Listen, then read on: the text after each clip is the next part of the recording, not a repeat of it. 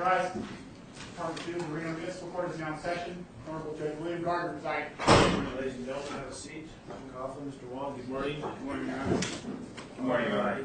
Your Honor, is this the microphone that causes a lot of squelching? Something is, we haven't had the problem here in the last 10 days though, so that's the good news. Do you want me to turn it on or leave it off? Turn it, Leave it off. We're picking up with the. we're picking it up. Okay, let's see here. For the record, Mr. Coughlin's present, Mr. Wong is present on behalf of the city attorney. This is the time and place for trial in 13 CR 03914, and in this, in 03914, we have an amended criminal complaint on file. I'm going to read you the record of that complaint. I, Brian Sudi, Deputy City Attorney, hereby complain that on or about January 17, 2013, at or near 9456 Delaware Boulevard, City of Reno, State of Nevada, the above named defendant, that would be Zachary Coughlin, did violate Nevada Revised Statute 33350, violation of a temporary or extended order for protection against harassment in the workplace, as incorporated to Reno Municipal Code 1.04.015 to wit. The Reno Justice Court issued an extended order for the protection against harassment in the workplace on January 4, 2013, with an expiration date of January 4, 2014. The defendant would serve this order on January 5, 2013. The order prohibited the defendant or an agent of the defendant from contacting the State Bar of Nevada by any means, including facsimile of facts. The complaint further alleges on January 17th, the Nevada State Bar received a 371-page fax for the cover page documented and coming from Zach Coughlin. To that charge, Mr. Coughlin has entered a plea not guilty. In case number 13 CR 03913,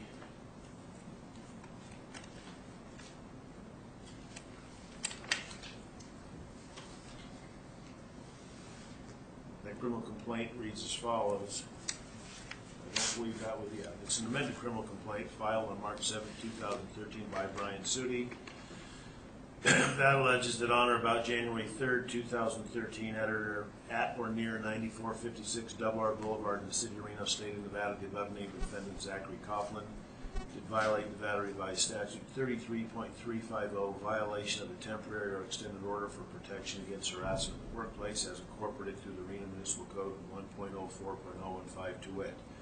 The Reno Justice Court issued a temporary order for the protection against harassment in the workplace on December 20, 2012, with an expiration date of January 4, 2013. The order prohibited the defendant or an agent of the defendant from contacting the Nevada State Bar. The defendant would serve this order on December 26, 2012. On January 3, 2013, defendant had a male individual contact the location attempting to file documents on behalf of the defendant. To that charge, Mr. Coughlin has entered a plea not guilty. Both matters are now set for trial. Last week on Tuesday, October 22nd, we spent a morning resolving all the pretrial issues, pretrial motions.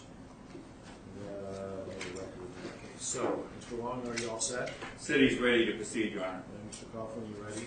Your Honor, if I may briefly review on that, I believe the court was just reading that for the purpose of addressing the fact that I haven't been arraigned on the amended charges. So at this point, I'd seek a continuance based on the prejudice inherent to that and the back conditions associated with not being You've been arraigned on both charges, Mr. Coughlin. You pled not guilty to both charges, so your motion is denied. I don't believe it's the amended charges. The motion is denied. Yes, sir. The record is met. Thank you. Go ahead, Mr. Wong. Your Honor, I have 4 witnesses that I'd ask to be sworn all at once. All right. Thereafter, I think it would be efficient if I had all the documents marked at once, and then we could. It's a good idea. All right, why don't we have everybody sworn, and we'll get you sworn in. Go ahead. The matter stated before this court, you swear your testimony to be the truth, the whole truth, and nothing but the truth. Thank you, Swan. Okay, what we're going to do, whether or not Mr. Coughlin invokes the rule of exclusion, I'm going to invoke it on behalf of the court to keep the record clean. For those of you, I know, for those of you in law enforcement who probably testified today, I'm going to order those non-testifying witnesses to remain outside in the hallway. Only the witness who will be testifying will be in the courtroom. You're instructed not to discuss any of the testimony in this case with anybody, including yourselves, with the exception of Mr. Wong and Mr. Coughlin. That's the rule of exclusion. Are we clear on that? Okay, so have a seat while until Mr. Wong calls his first witness. Your Honor, if I could quickly... Go ahead. ask this at the outset. If I could file something prior to the start of the trial, I'd ask Marshal Thompson if I could, prior to, I believe, going on the record, which is one document I'd hope to file, and that's it. Well, I entered an order. We've gone over this several times, Mr. Coughlin. Setting trial date and setting deadlines. This case has been pending now for about 6 months. All pretrial motions were to be filed in both cases no later than 5 p.m. on October 10, 2013. We discussed that at length. What motion now do you intend to file today? It's just a declaration, sir. I will go ahead and, did you make a copy for Mr. Wong? Yes. I go ahead and you make one for yourself. Okay, but just to clarify, so this is being filed prior to the start of the trial. It's not waiving my Fifth Amendment rights in any regard or anything like that, is my understanding. Otherwise, I might reconsider that. Let me see what we got here.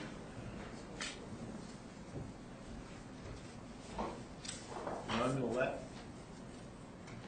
me go ahead. Did you get a copy, Mr. Wong? I have not received a copy. I'm just being handed it right now at 9. I'm not going to disallow the filing of it, but let's go ahead and file it, and I'll take a look at it before we get started. But all pretrial pleadings were to be filed some time ago, so it's where it needs to go. File stamp. Okay, you got a file stamp? Let's get that file stamped in. I would like my copy of file stamp. Let's get Mr. Wong's file stamped in as well.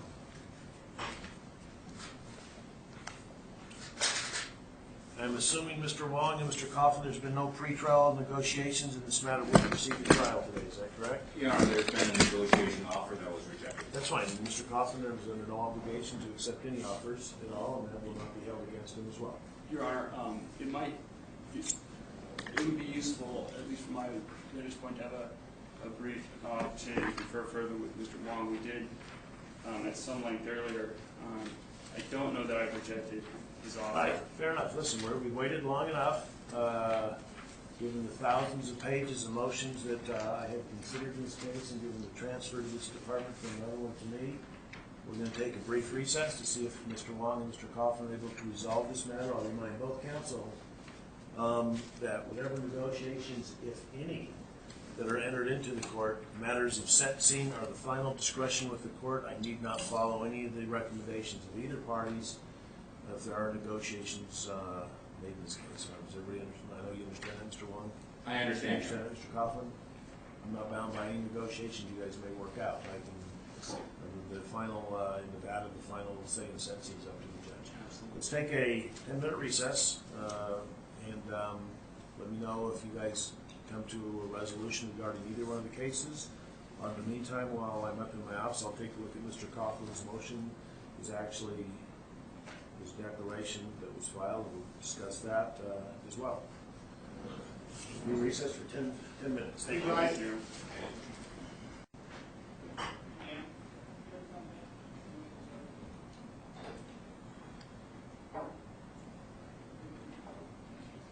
Yeah.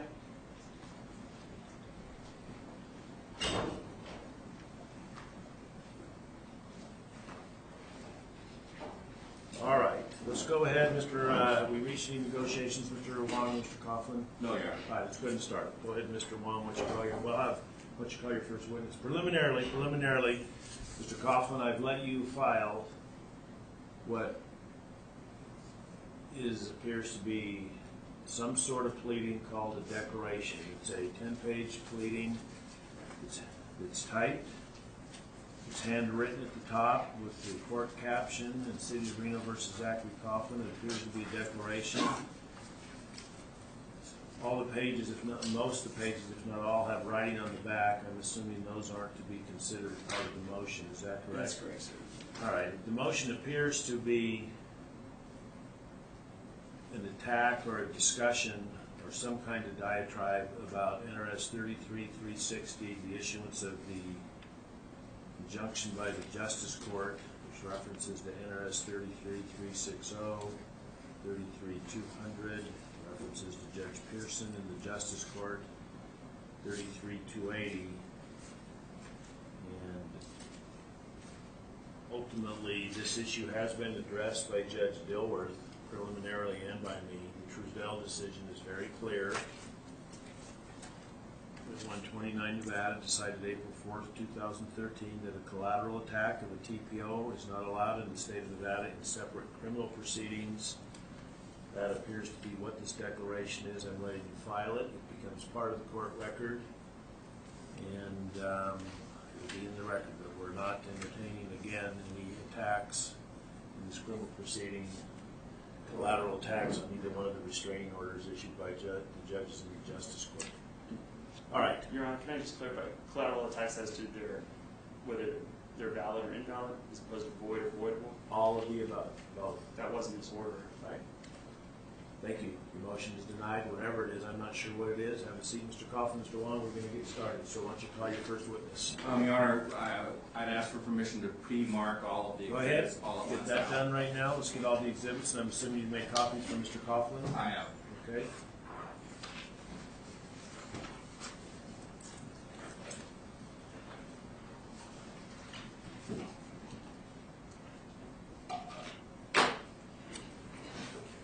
It'll take me just a few minutes. There are 1, 2, 3, 4, 5, 6 exhibits, and I'll pull the original certified copies, or the certified copies, and Mr. Coughlin's copies.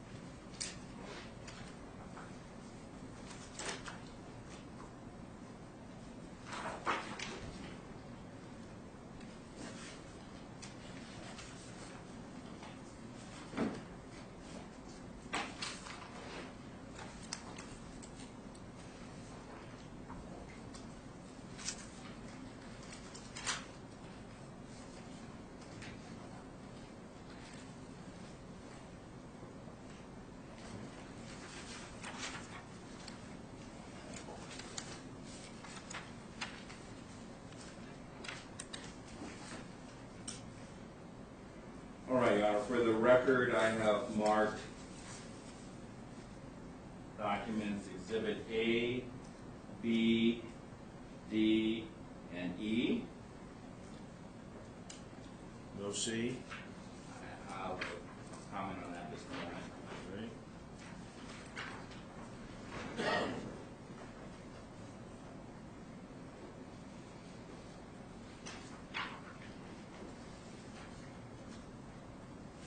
And the record should reflect that I am handing to Mr. Coughlin copies I'm of... sorry, I'm sorry, I don't mean to interrupt. The rule of exclusion was invoked, Your Honor. It would be appropriate at this time, I ask that That'll happen once we start the witnesses testifying. As soon as that happens, Mr. Coughlin will invoke that rule. Please.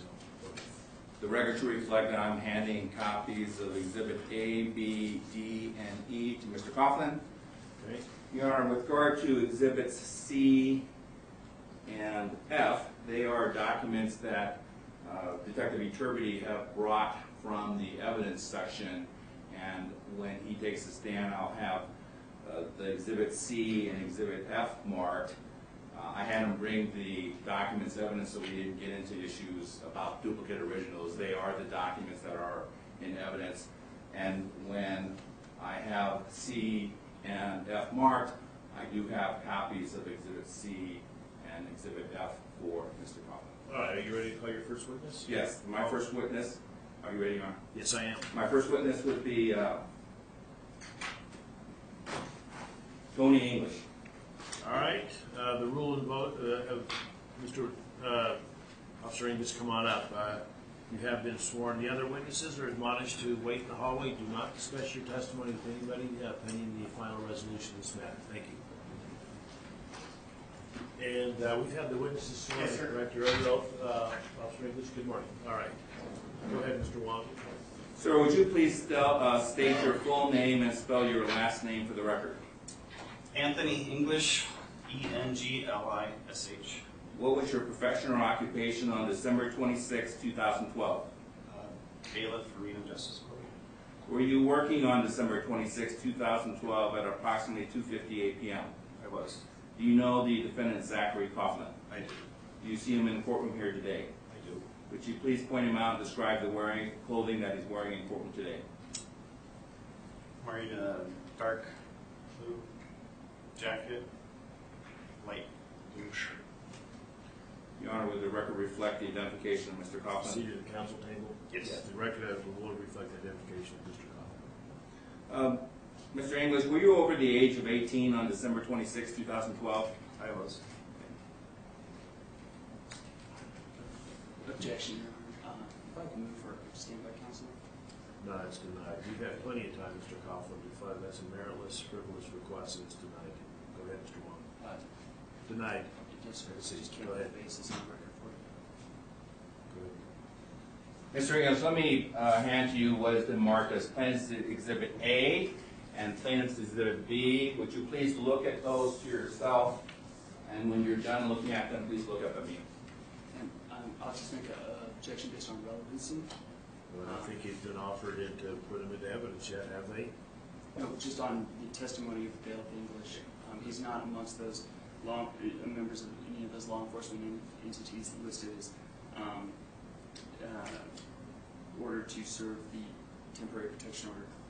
Denied. Go ahead, Mr. Wong.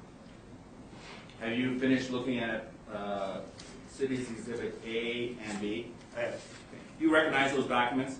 I do. Okay. Mr. English, on December 26, 2012, were you a party to the Reno Justice Court case that's identified in Exhibit A and B? No.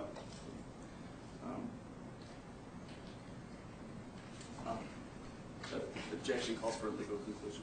Overruled. Go ahead, Mr. Wong. Directing your attention to Plaintiff's Exhibit A, what, if anything, did you do with a copy of that document with Mr. Coughlin on December 26, 2012? I served him this document. Would you please look at Exhibit B? And what is Exhibit B? It's a proof of service of the... I can't hear it. I'm sitting right here. Sorry, proof of service of the temporary protection order. On Mr. Coughlin? Yes.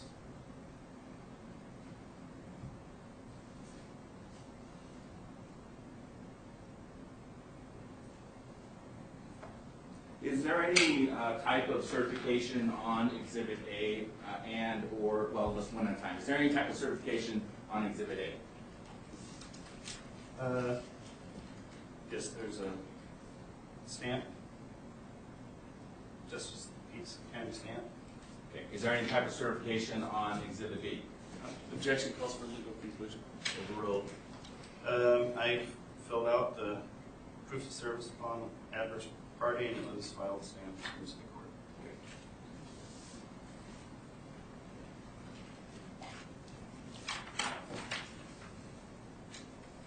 And directing your attention to the last page on the lower left-hand corner, what am I pointing at?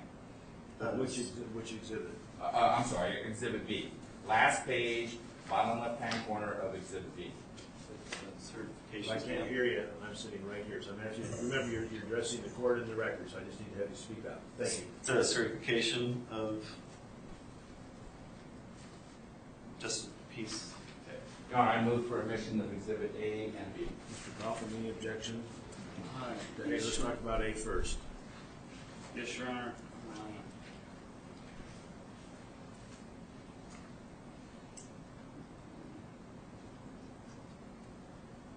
Jake?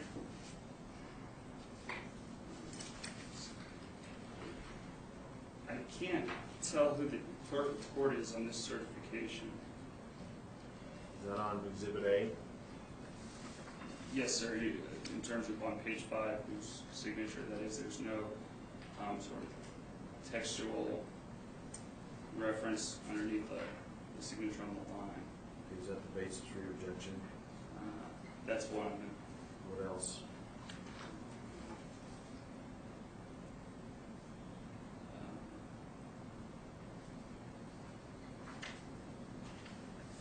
That it's an incomplete document in that it lacks a proof of service where the Reno Justice Court returns to me documents should I not include a proof of service. Mr. Wong, you want to respond to those objections? Well, as an officer of the court, I will tell you that Exhibit A is a certified copy of the order. And Which order? Of the temporary protection. And Exhibit B is the proof of service. And that's the order from the Reno Justice Court that's the basis for the criminal complaints in this case? Yes. Is the proof of service. It's a memorialization of Mr. English serving Exhibit A on the defendant. There is nothing in the statute. He complains about no evidence of a return. There is no requirement in the statute that there be a return. And I'm not exactly sure what he means by return, but there's no requirement of a return. There is, again, the proof of service is Exhibit B, is a certified copy of the court record, and it establishes that he was in fact served. Okay, Mr. Coughlin, you have any objection to Exhibit B? Yes, Your Honor. Similarly, Exhibit B on, I believe it's page 5 of 5 again, contains what Chief Wong purports to be a certified copy or some sort of certification. However, one must be authorized to make a certification in order to determine whether or not the person so signing this is authorized.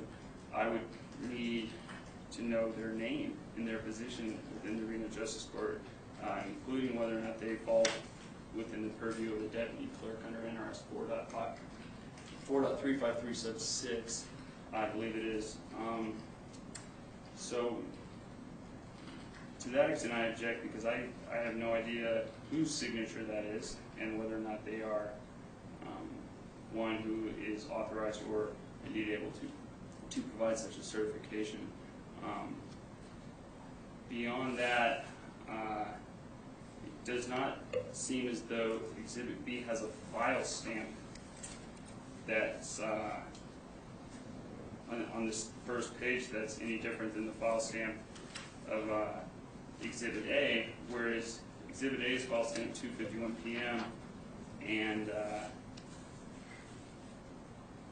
Bailiff English's proof of service lists 1458 hours as the time of service. Mr. Mr. Wallace, take a look at both A and B. Cities A and B.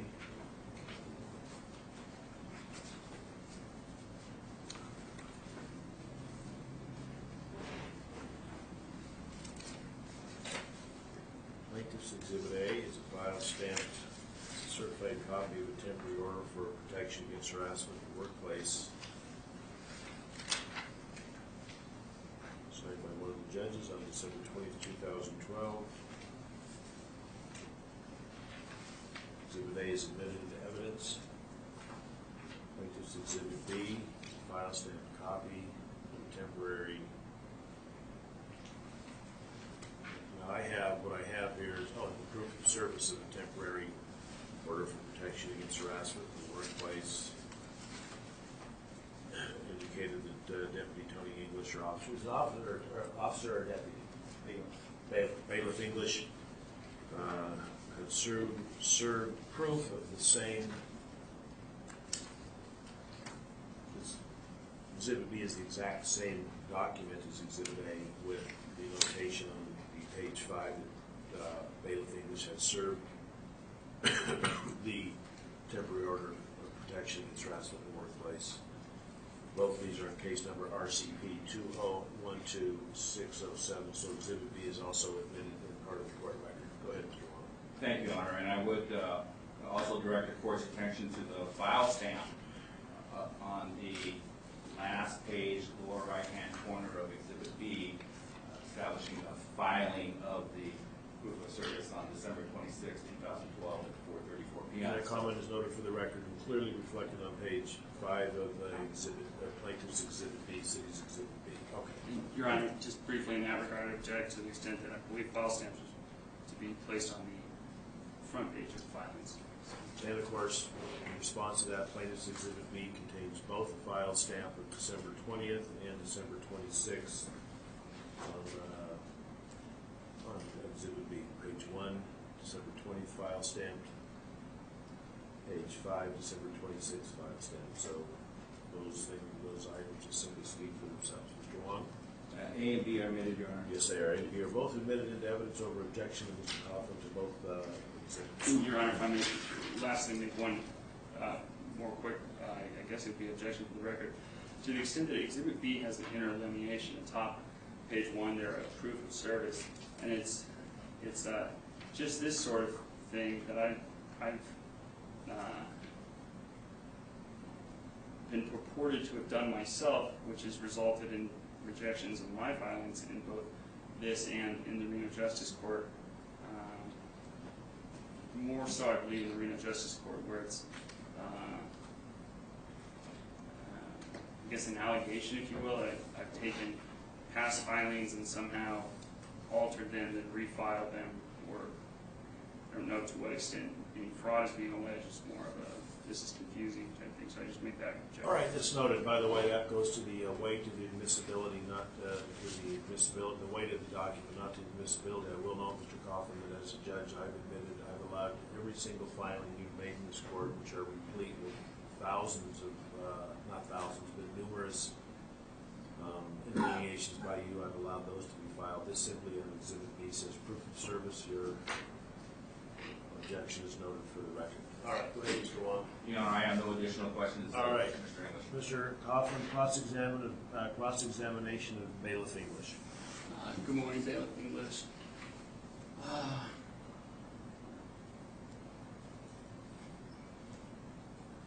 Were you elected to your position as bailiff? I was not. Were you appointed?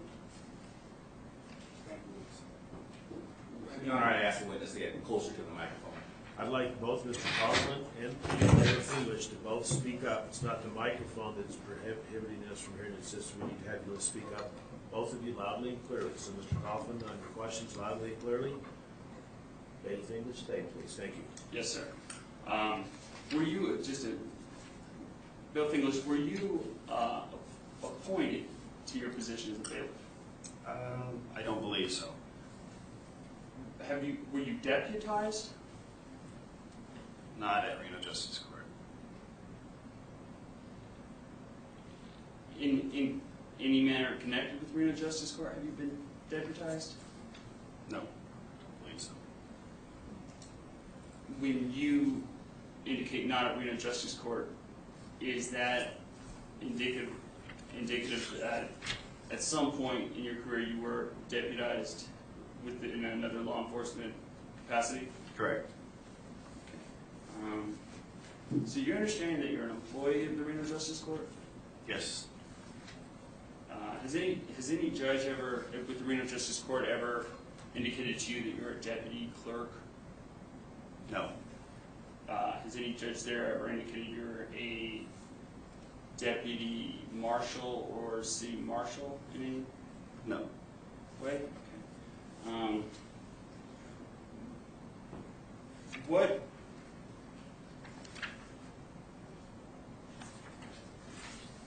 What brought about your purporting to serve this document in Exhibit B for a? Not really sure what brought it about. I knew you needed to be served some orders. Knew you had an appointment that day and were going to be at the Department of Alternative Sentencing office. How did you know these things? Personal knowledge, I don't remember exactly how. I knew. Personal knowledge gleaned from your capacity as an employee of the Reno Justice Court, or? Yes. Okay. Were you directed by anyone to serve, purportedly serve this document? My supervisor, And who would that be? Mike Sexton. And can you indicate as nearly as you recall what his directions to you were in any statements in connection therewith? I don't recall exact statements.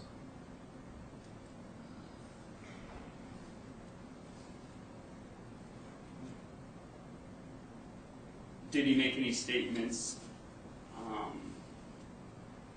to the effect that he was aware, and I'll probably refer to myself as the defendant or Mr. Coughlin, just so you don't get confused or think I'm too weird talking to the third person, but for the purposes of the record. Did he make any indication that he was aware of Mr. Coughlin?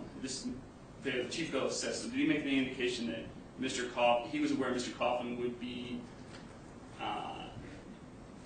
visiting the Department of Alternative Sentencing on that day? I believe it was a Wednesday. I don't recall if he had that information or if I knew that information.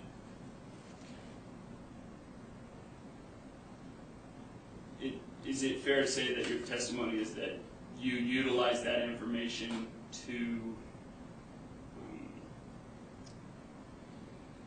plan for an opportunity to attempt service of this document on Mr. Coughlin? Yes.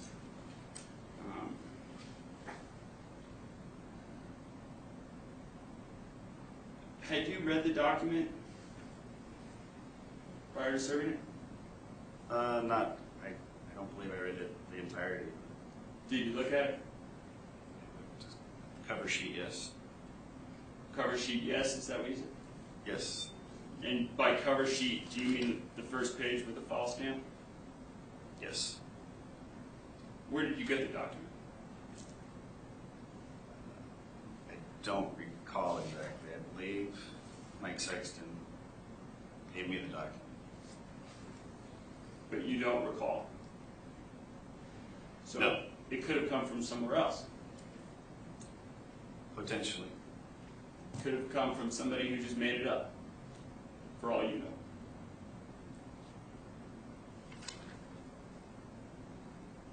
I don't know. You don't know who it came from, or you don't know whether it's possible that it came from somebody? I know it was certified by the court. How do you know that? The date stamp and the cert stamp. The cert stamp? So is it your testimony that at the time of your purported service of Exhibit A is this what you're referring to as the cert stamp on page 5? Yes. That was located thereon? I can't for sure on that cert stamp, no, actually. But the file stamp, yes. Okay.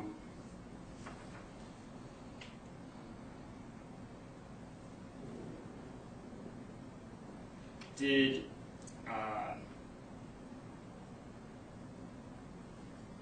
on your certificate of service, did you, on Exhibit B on page 5, there's what appears to be an interlineation in pen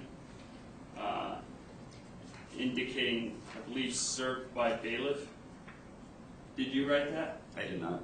Was that written before you signed this? No, I don't believe so. I don't recall. So, is it your testimony that you believe the interlineation served by bailiff was written after you had filled out and signed this proof of service upon the adverse party? I believe so.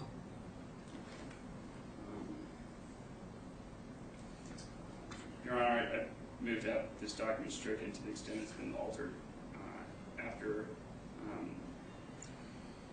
bailiff English has attested, signed his name. Well, I don't know if there's a declaration that attends to it.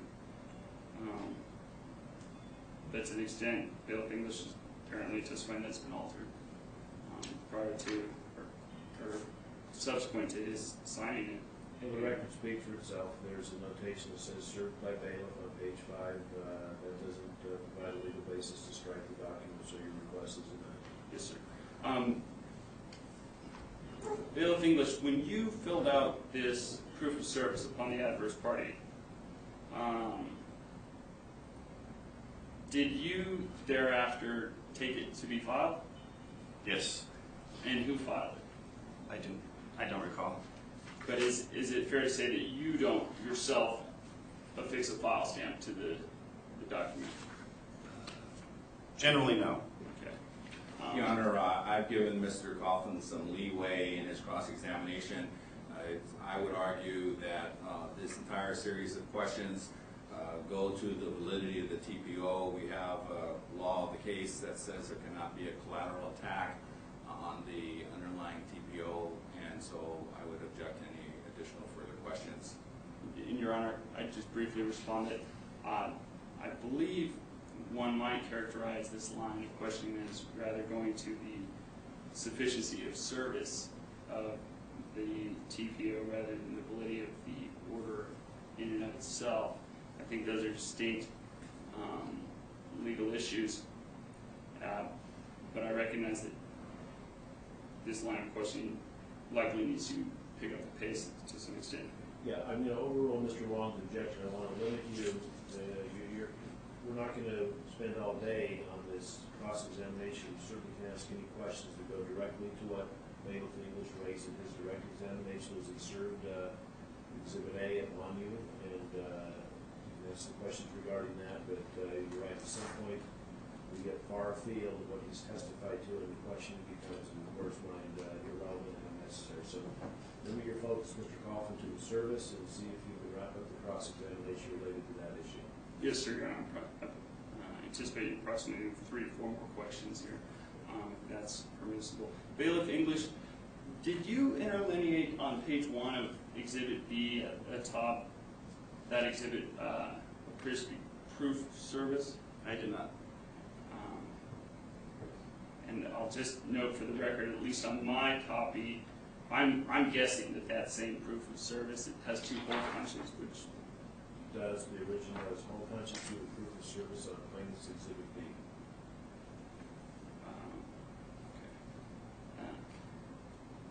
Bailiff English, at the time of your purported service of Exhibit A, can you describe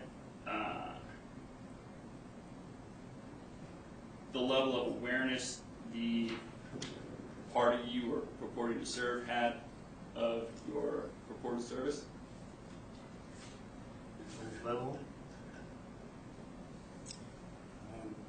When you came in, you saw me approaching you with paperwork. You said, "I'm not here to be served." Put your fingers in your ears and walk to the Department of Alternative Sentencing. And where was the defendant at that time? was he within the Arena Justice Court Department of Alternative Sentencing Horseshoe, I believe it's called? You were in the horseshoe, Okay. within the Office of Department of Alternative Sentencing. So the purported actual act of handing the Exhibit A to the defendant occurred within the Department of Alternative Sentencing's, I guess, room, you might call it? Correct. Okay. Was there any force applied to prevent the defendant from exiting the room in any manner? No. Was the defendant face-to-face with you? At times. Can you describe why you qualify that? Well, with your fingers in your ear, you were facing away from me, facing the wall. Okay. And so did you drop these documents you reference, or? In the first occasion while you were facing the wall with your fingers in your ear, I put the document in front of your face, explained to you that you'd been served. And then I put the documents on the counter and stood by the office, at which point, with your fingers still in your ear, you were just answering questions with the Department of Alternative Sentencing civilian worker, at which point I determined that since you were answering her questions with your fingers in your ear, you could now hear me. So once again, I held up the paperwork and said you have been served. And did the defendant say anything further at that time? I don't recall exactly what you said. Did the defendant say anything to the effect of, just 1 second, sir, please wait your turn, I'm almost done checking in? I don't recall what you said, actually. Okay. Has any justice of the peace with the Arena Justice Court ever directed you to serve documents? Counter objection. At this point, I'm going to sustain the objection. We're starting to get far afield with the issue of proof of service again. I want to limit your inquiry to that. But frankly, I'm not sure what else you can add to this line of questioning that you haven't already accomplished. Yes, sir. Thank you. Mr. Wong, any redirect? No redirect. All right, English, you can take a seat in the hallway, unless you wanted to return. Your Honor, he works at Reno Justice Court. I'd ask that be excused, go back to work, and if we need him, then we can. Play back. Let me remind you that notwithstanding the fact you're going back to work during the rule of exclusion, don't discuss this case with anybody over there, any of the witnesses who testified to this matter's resolved. That's very important that not happen. Yes. Thank you very much. Thank you. Your Honor, my next witness would be Clint Flair.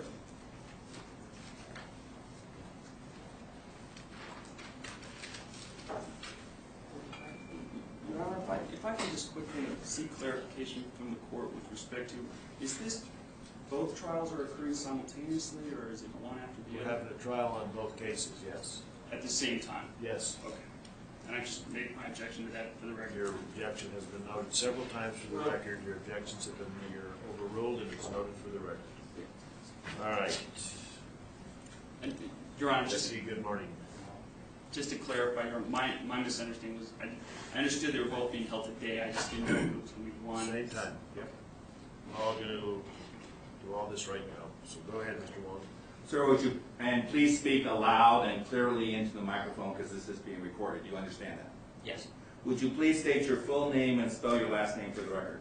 Clint Player, Player. Sir, what is your profession or occupation on January 5, 2013? Deputy Sheriff, Washington County Sheriff's Office, assigned to the Civil Division. Were you over the age of 18 on January 5, 2013? Yes. Let me hand you what has been marked as Plans Exhibit D and E. Would you please look at them entirely to yourself, and then when you're done, please look up.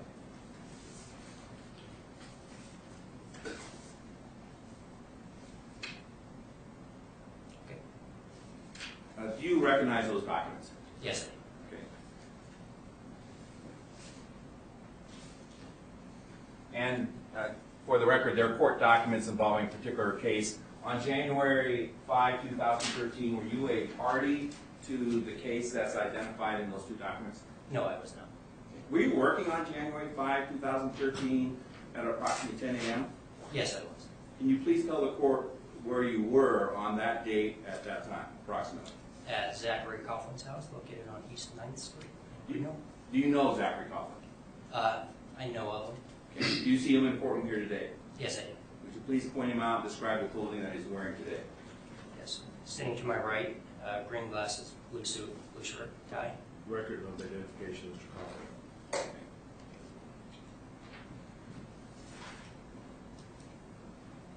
Directing your attention to City's Exhibit D, did you serve that document on Mr. Coughlin on January 5, 2013 at approximately 10 a.m.?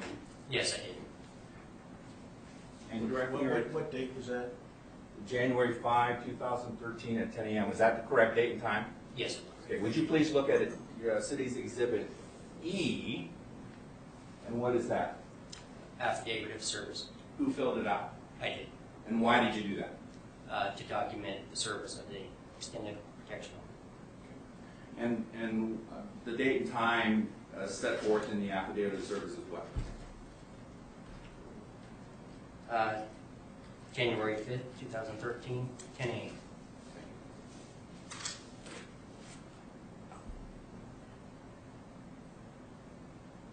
Your Honor, I move for admission Exhibit D and E. Any objection, Mr. Coughlin? Yes, Your Honor. Similar to the objections earlier with Exhibit Can I, before I let me interrupt, let me get the copies though, so we're making an objection. All right, thank you. All right, go ahead, Mr. Coughlin. Similar to the objection earlier with A and B, Your Honor, the purported certification on page 4 of D lacks a indication of whose signature that is, or whether such person is able to so provide such a certification.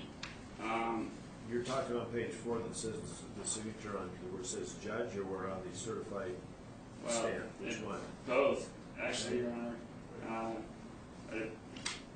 That's something further I'd like to object to the extent that there's no indication of which judge signed that other than what appears to be a signature. Likewise with the Exhibit E, similarly on page 101, there's no indication of which, who that is, or it says Steve Tuttle, Clerk, Reno Justice Court, but the signature does not look like Mr. Tuttle's. Are you talking about the file stamp part? No. There's numerous signatures on there. There's a notary public, there's a certification stamp, there's a sheriff's authorized agent, that, which appears to be Deputy Player, who's testified that is his signature, is badge number 2591, and there's a file stamp notation in the right corner. What are you talking about?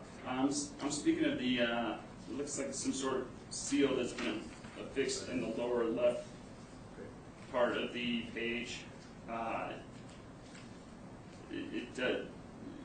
Along with that, what looks like a manual stamping, it says Steve Tuttle, Clerk, Reno Justice Court. However, there's by, a signature line, someone's signature who I do not recognize to be Mr. Tuttle's. My own. It says it's a deputy clerk under there with the court. Deputy clerk appears to be Marilyn Miller's signature. Well, I'd object to any extrajudicial knowledge of clerks' names or the look at their signature being. Well, there's no extrajudicial knowledge. I don't know who she is. It just simply says Marilyn Miller, deputy court clerk. That's what it says. I don't know that, and I think one would. Is that the basis? Testimony. Is that the basis for your objection of D and E? Is that some of the signatures you don't know who they are? I can't read them. They don't have a typed or even printed indication of whose signature that belongs to. So yes, sir. Exhibits D and E are both admitted. Exhibit D is a certified copy of an extended order for protection against harassment in the workplace. Case number RCP 2012-0007, signed by a judge of the court, certified by a deputy clerk of the court. Plaintiff's exhibit, Your Honor. E is a certified copy of a affidavit of service. Deputy Player has testified that not only did he serve you with exhibit D, that's his signature on plaintiff's, so both are admitted. Your Honor, may I make one last objection to that? to the extent that this affidavit of service, wherein in the middle of the page references the document served were, extended order of protection against harassment in the workplace, fails to indicate which case within such extended order issues from. So to that extent, I object based on relevancy, and that's it.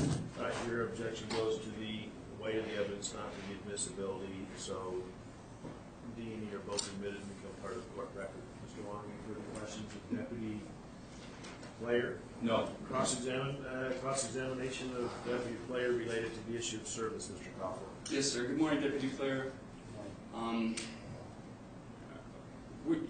Were you elected to your position as a Deputy Sheriff, I believe it?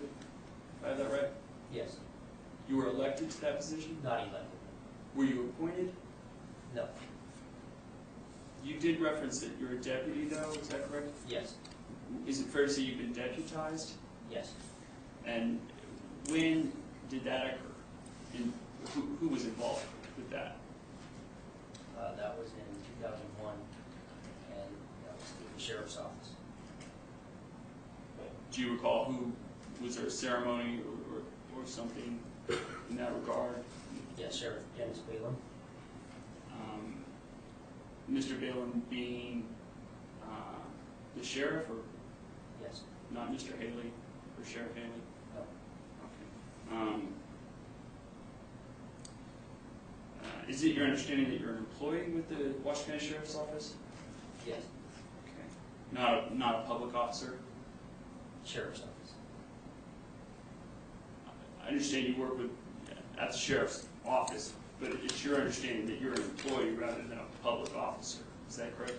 I am an employee. Okay.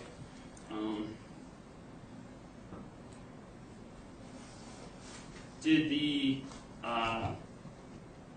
defendant here that you purport to have served Exhibit A indicate resist in any way you're so serving or purportedly attempting to serve? Yes. Can you describe that? Yes. I made contact with Mr. Zachary in front of his residence. You mean Mr. Coughlin? Officer Zachary Coughlin. Okay. And as I pulled out the paperwork, he immediately put his hands up to his ears and started repeating, "I cannot hear you, I cannot hear you."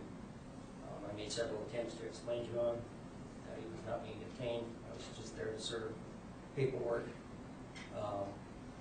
simple paperwork, to give him his copy of the extended protection order. Coughlin made the statement he would like to go to his residence and proceeded to walk towards his front door. I again tried to hand him the paperwork, and at which point he began to say, "I cannot hear you." I placed the paperwork on the tail section of his vehicle and said, "This is your paperwork, you have been served." As I was walking away, Mr. Coughlin said, "You have forgot your paperwork," and pointed to the paperwork. I informed him again that it was his paperwork and it was an extended protection order and asked if he had any questions. I returned to my vehicle along with Deputy Courtney, who was with me the entire time. We witnessed Coughlin grab the paperwork from his vehicle and began to look at it. I pulled up in my vehicle to Coughlin again and advised him that I was glad to see he had received his paperwork and that he was served. Okay. And was this on a Saturday? I do not recall it. I asked that the record reflect that January 5th is Saturday of 2013. Is a Saturday? I don't know whether that's a Saturday or not. I don't. If it's a Saturday, it's a Saturday. If it's not, it's not. Okay. You referenced placing some documents on the defendant's vehicle. Was the vehicle located on what you believe to be the defendant's property, or? Yes, it was in the driveway. So you stepped foot onto the property? Yes, I had spoken with another roommate who had access to the property, who allowed me on the property prior to that. And who was that? I do not recall his name at this time, but it is report I made. Okay. Do you have a copy of that report? I do in the hallway. Did you place your hands on the defendant at any point in I did not. this interaction? Did you reference one other member of the sheriff's office there? Deputy Courtney was with me. Did he? He did not. He had put his hand up as you were walking by and you ran into his hand. That's Deputy Courtney? Courtney. Yes. And you indicate the defendant ran into Deputy Courtney's hand? Yes. Where was Deputy Courtney's hand positioned? Was it in front of his body, off to the side, or Directly in front of him. directly in front of him? Yes. So is the defendant walking into Deputy Courtney, would you say? Yes. Did the defendant make any attempt to walk around Deputy Courtney? No, he walked directly towards him. Wouldn't that normally result in some sort of arrest for resisting a public officer or somehow? No. No?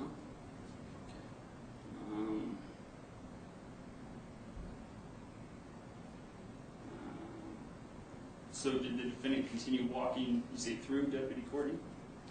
He then stepped to the side and walked past him. And did Deputy Courtney move his arm in any way to continue contacting the defendant? No.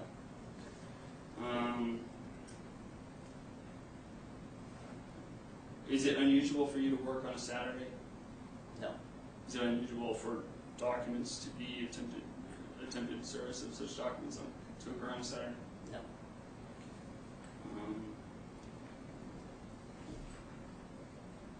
How did you come into possession of this document and Exhibit A? We have a stack of temporary protection orders that we have to serve. And in that stack, that order was in there. I don't recall exactly when I picked it up or whom I picked it up from. But you recall the day beforehand I had attempted to serve it at your residence with no result. The date prior, on January 4th, you had attempted to serve? Yes. Okay. And are these documents that are faxed from the Reno Justice Court to the Sheriff's Office to be served? Yes. So they're faxed? I do not know if it was faxed or Okay. Do you ever serve or carry out eviction orders? yes, I do. Do you post those on a door and wait 24 hours prior to effecting a lockout? We do not do the posting. We actually serve the eviction. And how is that conducted? There are objection relevance That's on not the relevant to what happened in this case, so move on to the different line of questioning, Mr. Coughlin, related to the service of E of Exhibit D on you. Yes. That's the focus of your inquiry. So that objection is sustained. Was there any consideration of charging the defendant here with resisting a public officer in connection with any of the interaction related to this purported service? objection relevance. It's irrelevant, sustained. I think that's all I have. Oh, just a couple more quick questions, Your Honor. Is there some policy or statute or rule that you're aware of with respect to how soon you must file a proof of service or your affidavit of service, such as in Exhibit E after having effected service? We usually try to file it within the same day or within 24 hours. And was that done in this case?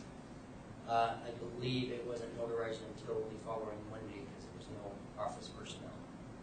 Okay, so where January 5th would have been a Saturday, the Monday would have been January 7th, Yes, sir.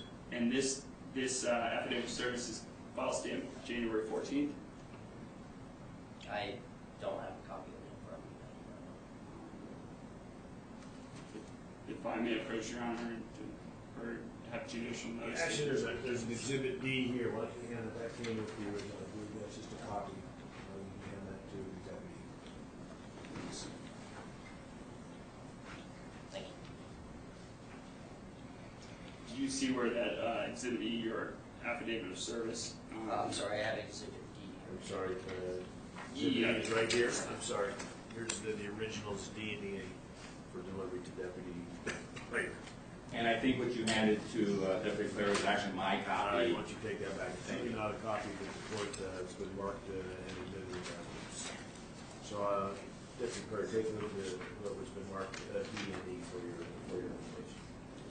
And it looks as if it was notarized on the 7th. Okay, and your testimony is that the purported service took place on January 5th. Yes, sir. And so thereafter it was filed. Do you see where the file stamp on Exhibit E in the upper right-hand corner indicates the date of January 14th? Yes, sir. Is it your understanding that your office is under an obligation to get such affidavits of service for protection orders such as the one in question here filed sooner than it's like 9 calendar days after? I do not know what the policy is on having it filed within the court system. Okay.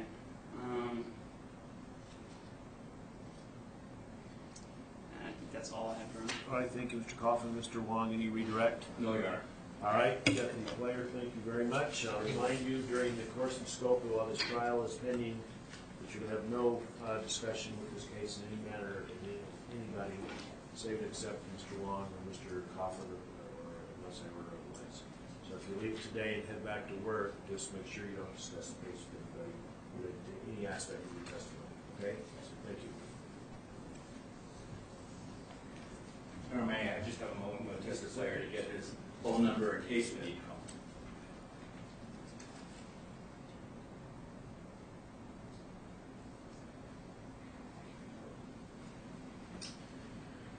Your Honor, my next witness is Tom Etervity. Okay.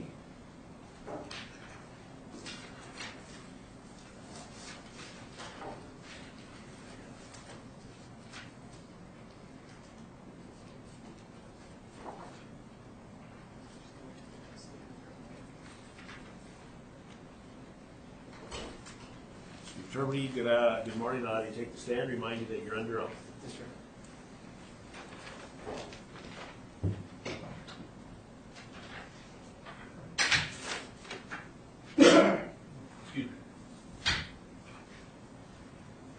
When you're ready, Mr. Wong. Sir, would you please state your full name and spell your last name for the record? Thomas Michael Etervity III. It's Y-T-U-R-V-I-D-E. What is your professional occupation? I'm a detective with the Reno Police Department. Were you assigned a case involving the defendant Zachary Coughlin? Yes, sir.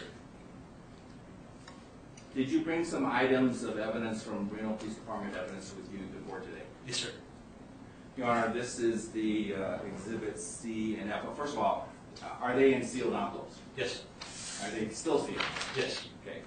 So, Your Honor, what I'd ask is that Mr. Etervity open them and then show them to me, and then I'm going to have to compare what I believe them to be with the evidence, and then if they are what I believe them to be, I do have copies of them for Mr. Coughlin. Okay, go ahead, Detective Etervity.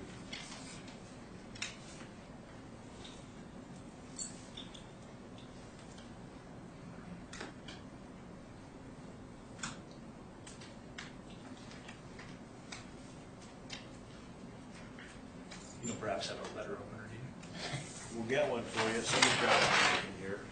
Here you go.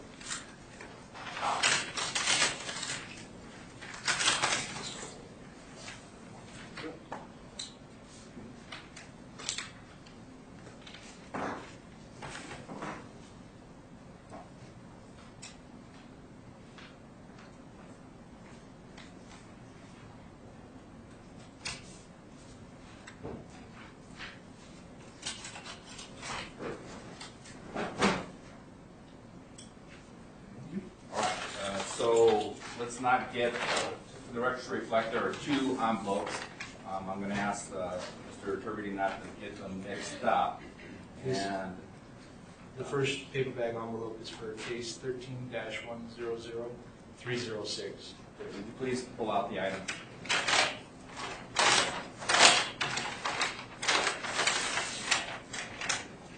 Your Honor, the item, I'm gonna mark it plaintiff's exhibits. Your Honor, if I can just invoke the rule of disclosure to the extent that I don't know if it's part of the order, but Bailiff Sexton. I don't believe Bailiff Sexton is going to be testifying, or is that correct, Bailiff Sexton? That's correct. So he's certainly free to be here in court. You don't know that he's the one. He won't be testifying if he's sitting in here in court. I can invoke the rule, so if he's, all witnesses who will be testifying are outside the courtroom. So Mr. Wong calls him, I'm not going to let him testify. Well, I might call Bailiff Sexton. From my understanding, he left the room, that everyone left the room.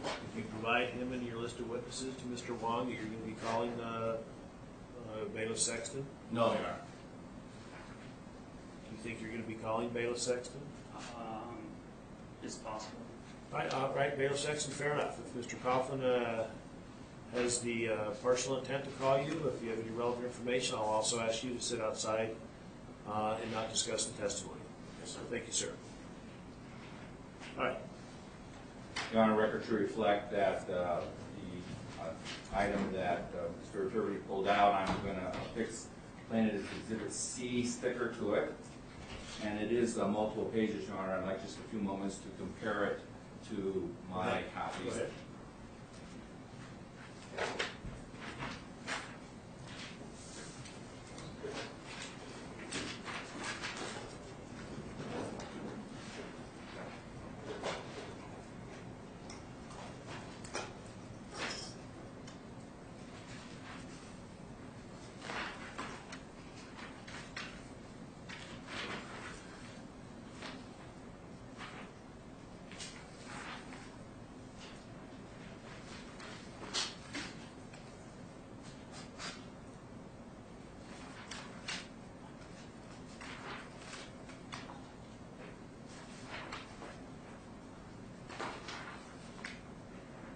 For the record, Your Honor, it appears to be 100 pages, so it'll take me just a few moments.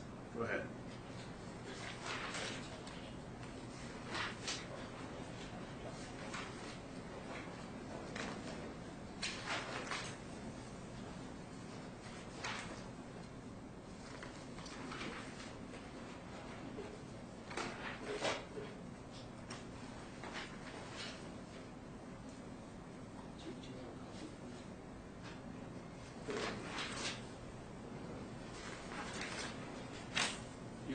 Your Honor, I'm not sure if Chief Wong has sought introduction at this point, but to the extent he has, I guess,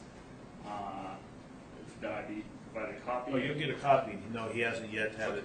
He's had it marked, and he's not asked it to be admitted, but you will get an opportunity to review that, of course. Thank you.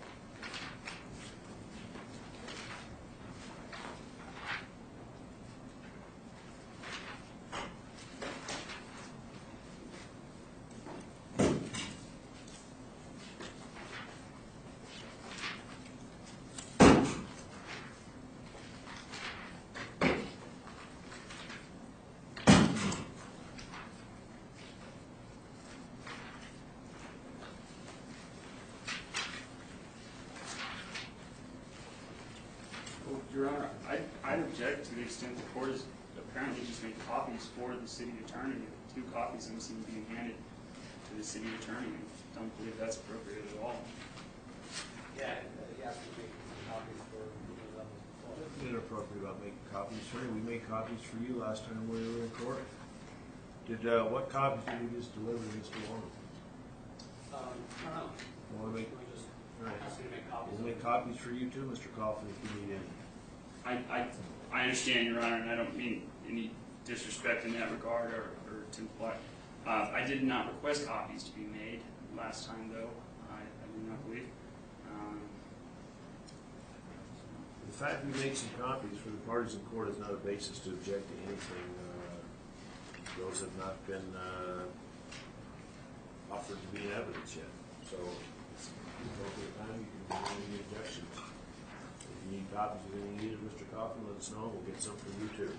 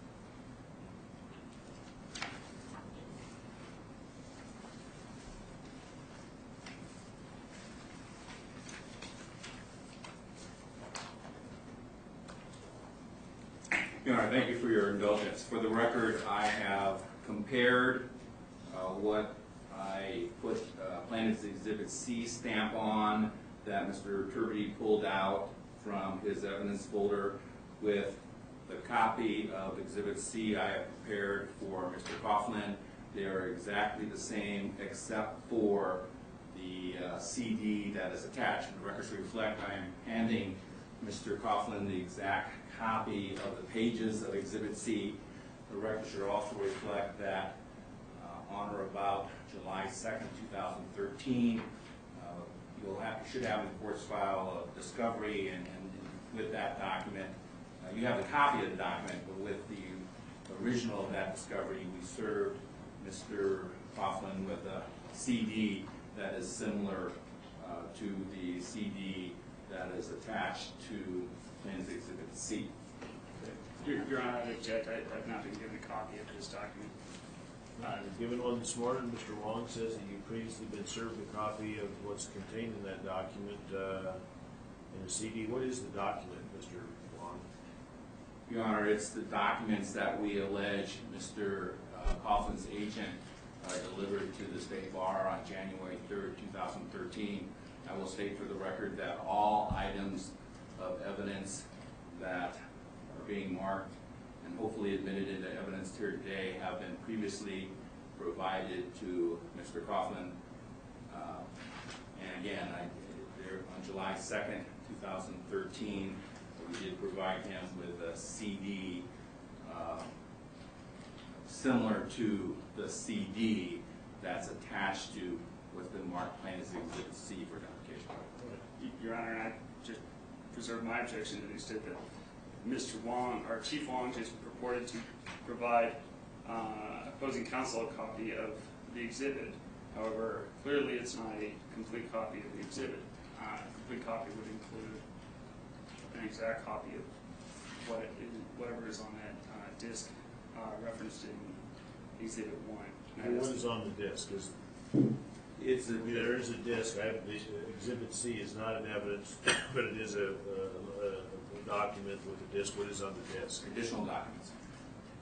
And that was provided to Mr. Coughlin previously to today's date. Via CD on July 2nd, 2013. Okay, thank you.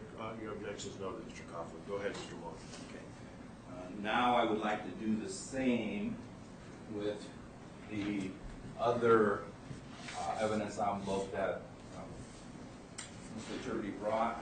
I will fix. This is from the manila envelope with case number 13-2445.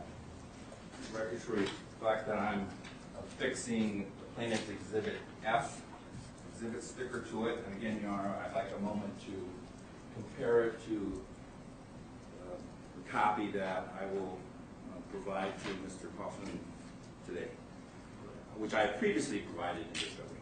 Okay.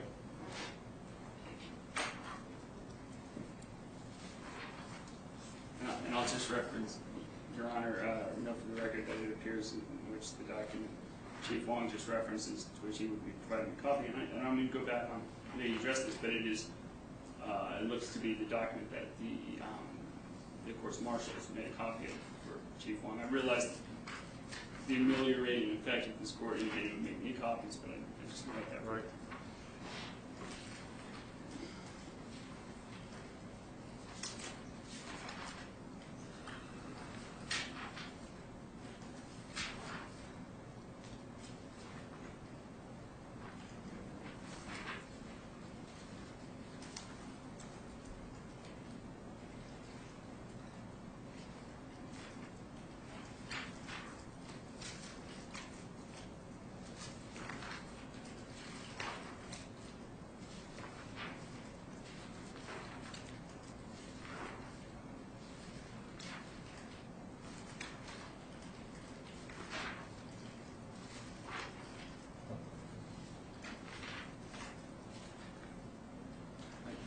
If it's possible at this time, if I may quickly just make a motion to be provided a copy of the audio of the last hearing in this trial, if possible, at the court's earliest convenience. Yeah, we'll give you a copy of the recording. Thank you, sir.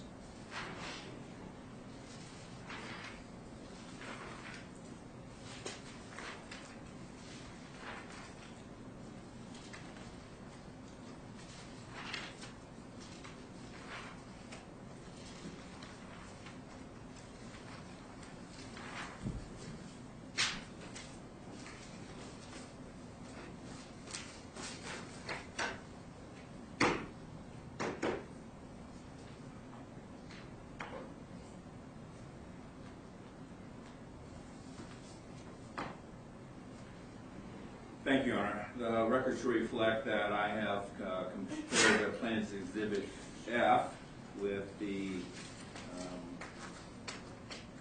copy of the document F, or a copy of F that I had prepared for Mr. Coughlin.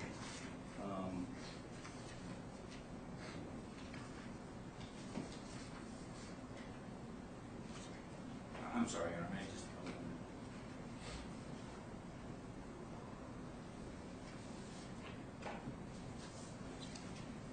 in? And Your Honor, I have found 3 pages in Plaintiff's Exhibit F that are not in the copy I made, and I believe he should receive a complete copy. I agree.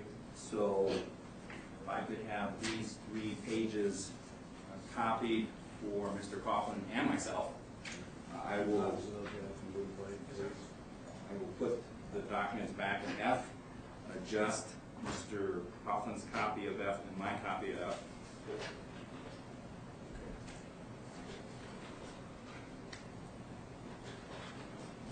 And the record should reflect that I only brought 1 copy of F with me today, and that's why I asked your bailiff to make a second copy so that Mr. Coughlin would have a copy and I would have a copy. Okay, that makes sense. Your Honor, and I just object to that. I've had this court indicate to me on numerous instances that I had so much time to get this or that done, and I would submit that the same argument applies to Chief Wong hearing. What you're objecting to essentially is that you're objecting to Mr. Wong giving you an incomplete copy of the exhibit he has for the court, and that doesn't make any sense at all. When you give you a complete copy, whatever exhibits he has that he plans to introduce in court, that only makes common sense. I don't know why you object to that. The objection is no rule.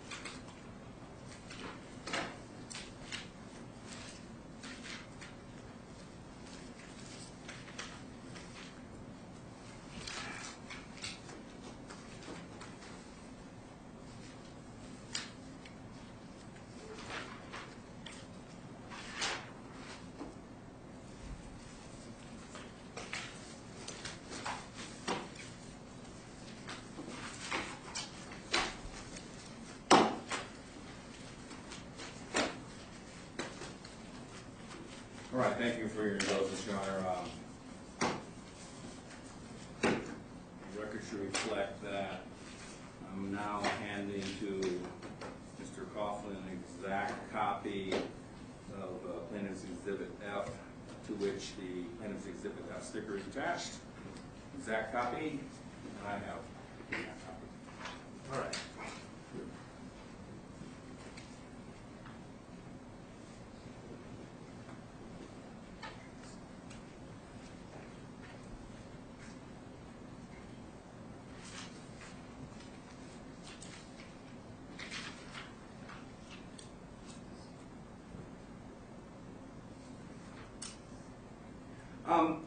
Officer Interby, with regard to the items that have been marked as Exhibit C and Exhibit F that you brought to court from evidence, Reno Police Department evidence today, where did you get the documents that were actually in those evidence envelopes?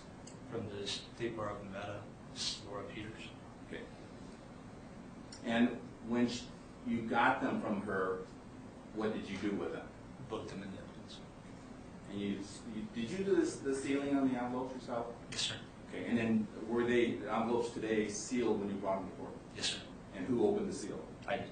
Today in court? Yes, sir. You know, no additional questions at this time. All right, Mr. Coughlin, cross-examination of Detective Uterby. Yes, sir. Good morning to Detective Uterby. You just referenced receiving, I believe it's Exhibit F from the State Bar of Nevada's Laura Peters. Yes, sir. What is your understanding of her position with the State Bar of Nevada? Objection, relevance. I'll overrule that. Go ahead and answer that question, Mr. Coughlin. That's a fair question. Go ahead. She works there. I don't know what her exact position is. Did she ever make any indication to you as to what her position was? I believe she told me a title, but I don't recall what it was.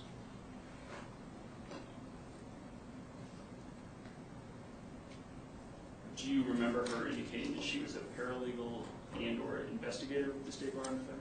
No, sir.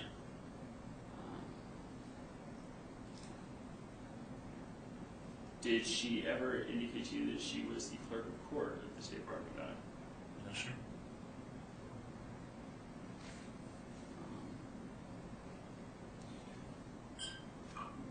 When you say the State Bar of Nevada's Laura Peters provided you Exhibit F, is that correct? I believe you already testified to that. Yes, sir. Did she make any indication as to what it was and why she was providing it to you? She said it was a fax that she'd received at the office, or the office had received. Is okay.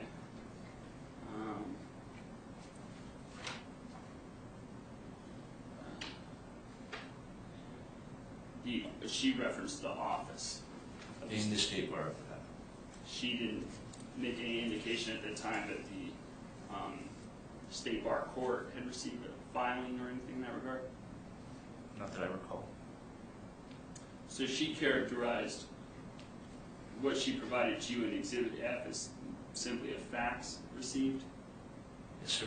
Did she indicate whom it was received from? The title on it states that copy. Did she indicate in any regard whom that person was and what connection he may have to the State Bar of Nevada, and or why that person may have allegedly faxed something, Exhibit F or something like it, to the State Bar and or Ms. Peters? They had handled proceedings with Coughlin.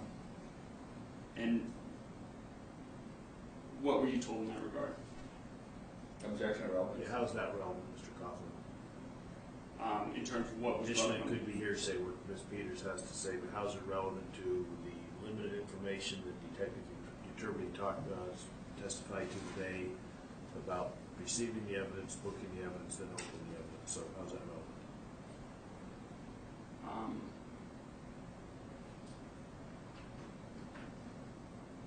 Just to clarify, in terms of how's it relevant Is to it relevant to this case? Correct. Is it relevant to what Officer Detective Uterby testified to under direct examination? Okay, so it's not just what was brought up on direct, but as to this case. Tell me how it's relevant to the direct examination. To the direct Your cross-examination is limited to what Detective Uterby testified to on direct. Okay. Well, it's related closely to the same subject matter with respect to Detective Uterby on direct reporting to identify a document in Exhibit F. Granted, it seems as though it was extremely limited what he testified to on direct. I think that would be a fair characterization that Detective Uterby's testifying was extremely limited. Just to make sure, Your Honor, all I really noticed was I just want you to tell me how, so I can make a ruling. Mr. Wong has objected as to relevancy. You tell me how it's relevant to what he's testified to on. Why don't you do this? I'm going to sustain the objection and re-ask you to re-ask the question. Go ahead and ask another question. okay. Rephrase your question. Okay. Detective Uterby, why did you book Why did you accept Exhibit F as evidence? It was received as a violation of a restraining order.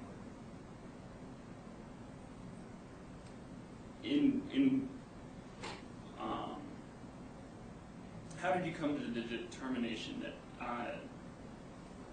the state bar's, as you referenced, receiving Exhibit F was a violation of such order? I reviewed the order that was told to me by Laura Peters that was in place, discovered that order had been filed and served, and noticed that there was supposed to be no facsimiles to the state bar by Zach Coughlin, hence being a violation of the restraining order. Your understanding of the order was that it barred any and all facsimiles? Yes. Do you recall, in reviewing the order, language therein that bars contacting the state bar? Not exactly.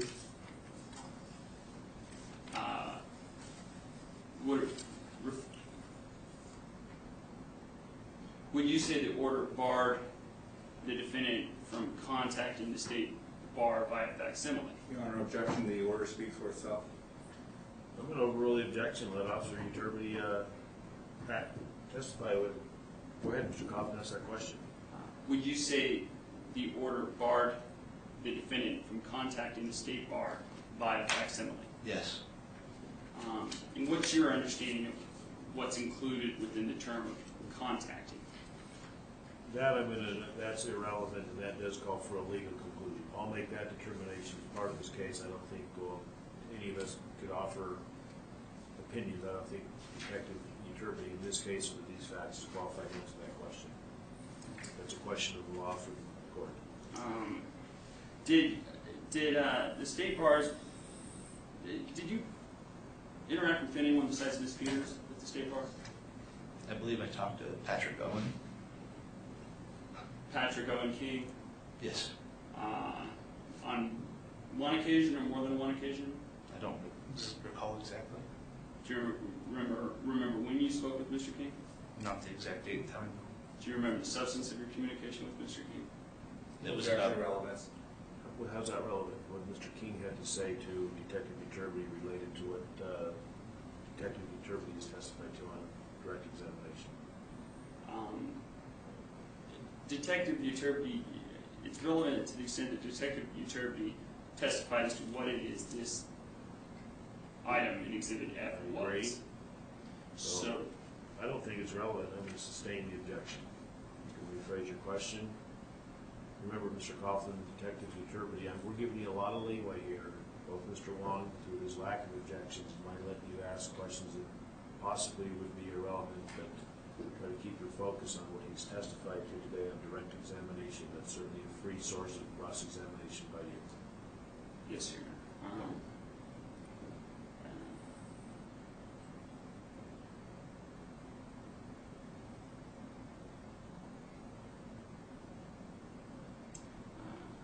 I understand it's probably my responsibility to remember, Your Honor, but to whatever extent the court can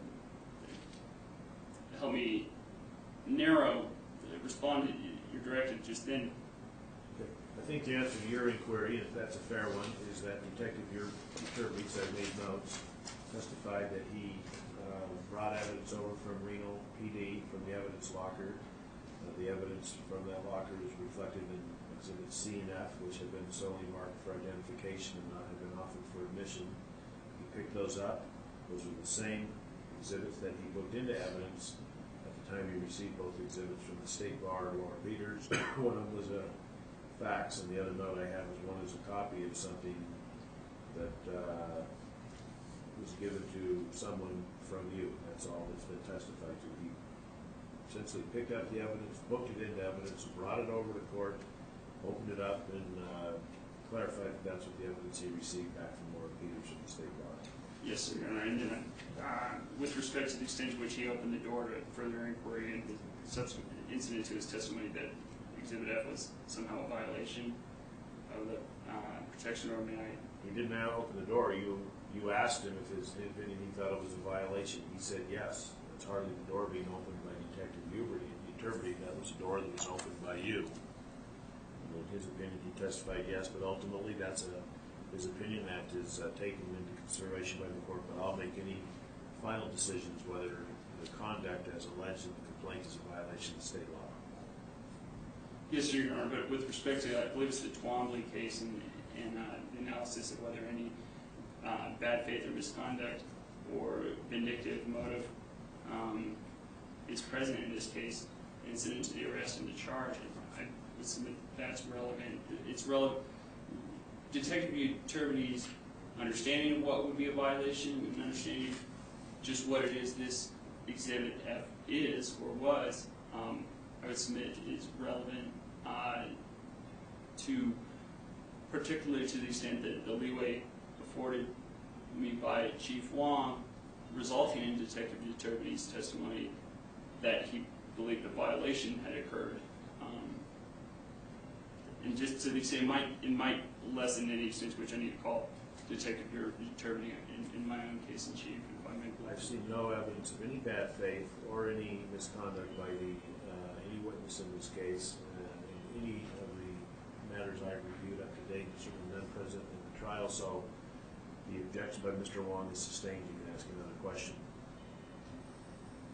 Okay, just to make sure I don't go back and ask the Mr. same Wong, just question. ask another question, and we'll deal with whether or not Mr. Wong feels your question's objectionable. He'll object, and we'll Yes, go sir. from there. So go ahead and ask another Because question. I just can't remember what he objected to. Which question? I don't want to ask it He again. objected to whether or not the question was whether or not Detective Turbidy had spoken with Patrick Owen King at the state bar. He said he had. He didn't recollect the date, and he wanted to go into the substance of those conversations. And I've sustained Mr. Wong's objection that that's irrelevant to and outside the scope of direct examination. So go ahead. Okay, Your Honor, just ask another question. We're not going to have a running diatribe for half an hour. I want you to ask him another question or cease questioning when you're done. One of the two. yes, sir.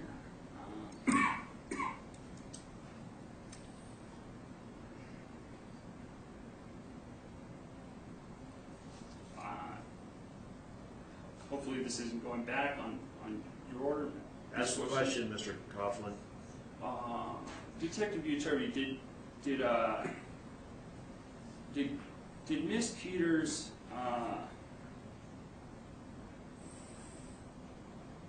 indicate what sort of, you referenced a proceeding earlier? Did she indicate what sort of proceeding the defendant had with the state bar? No, sir. What was your understanding of her use of the term proceeding, what she meant by that? Business with the state bar. Business, with the term proceeding being equivalent to business? That individual's dealings with the state bar, I don't know the exact specifics. Did you conduct any analysis of whether any such proceeding Ms. Peters referenced might involve some constitutionally protected right of the defendant to submit filings to a court within which he had a proceeding ongoing? No, sir. Is it your understanding that one would be barred from filing something in a court within which they had a proceeding? Should they be subject to this protection order? Yeah, that's not a question that's proper for Officer Detective Turbidy to answer. It's also outside the scope of direct examination. And I just submit that Bailiff English testified as to legal concepts with service. Their objection is sustained. Ask another question related to what Detective Turbidy has testified to.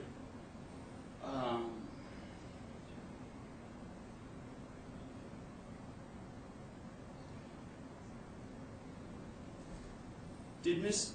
Peters or anyone with the State Bar make any indication to you as to how the defendant may have properly submitted this Exhibit A that the defendant is purported to have submitted? Objection. Calls for hearsay from Ms. Peters.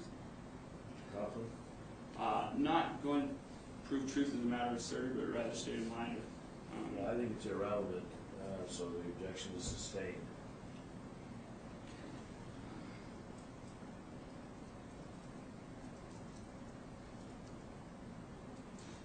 Would the defendant have been in violation of the order had he mailed an item such as Exhibit F through the U.S. mail to the State Bar? Objection, Your Honor. I think Mr. Coughlin is again asking Detective Iturbide for legal interpretation of the order. Your Honor has already indicated that you're going to make that determination. That's true, and I tell you, Mr. Coughlin, I'm not sure you want Detective Iturbide even answering that question. I'm not going to let him answer a question that goes to the ultimate question of law in this case, whether or not that document was allowed or not. So I'm going to sustain that objection. Yes, sir, Your Honor. He's not in a position, Detective Iturbide, notwithstanding his credentials, is not in a position to testify as to ultimate questions of law that will be determined by this court.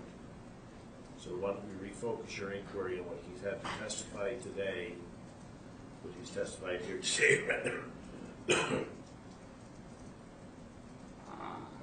Yes, sir, Your Honor.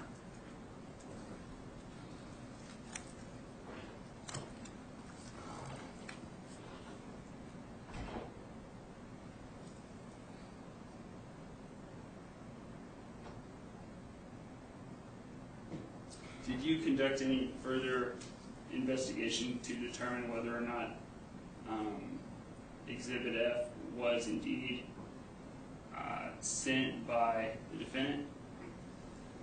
No, sir. Is it fair to say that the sole basis upon which you made that under assumption or determination was provided by what you referenced as the fax header, indicating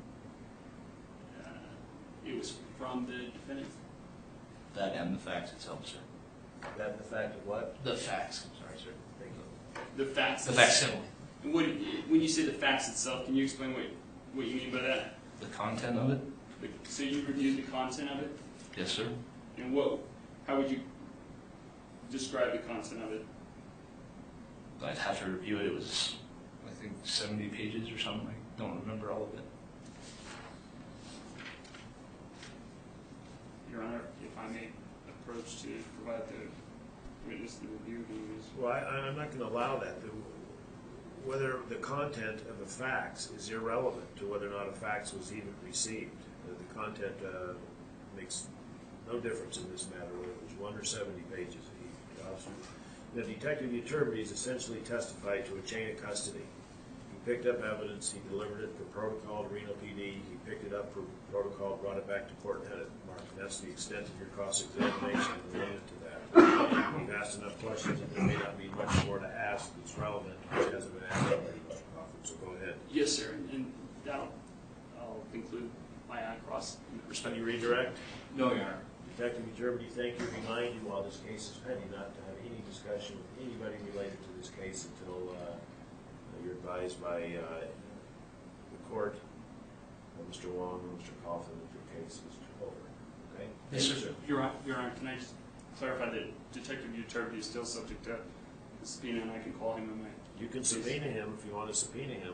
Well, I don't believe he's been released from his subpoena now. I'm not going to release him. He's able to leave the court today. He doesn't have to stick around until a later time. In that case, I would ask that I be permitted to continue my cross-examination. It's my understanding that where he's not released from the subpoena, I'm able to call him. You can call him back later in this case if you decide to call him back. He's done now. Thank you. Okay. Your Honor, I would ask not any kind of a redirect question, but I just want to know what the protocol is, Officer Iturbide, for the evidence envelopes. Do they need to go back to evidence? No, they're going to stay here. They're going to stay here as part of the evidence and part of the chain of custody. So those will be kept in custody of the court till further notice. Those aren't for me to see because those go to Mr. Wong.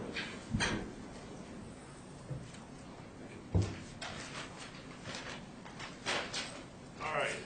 Your Honor, I call Laura Peters.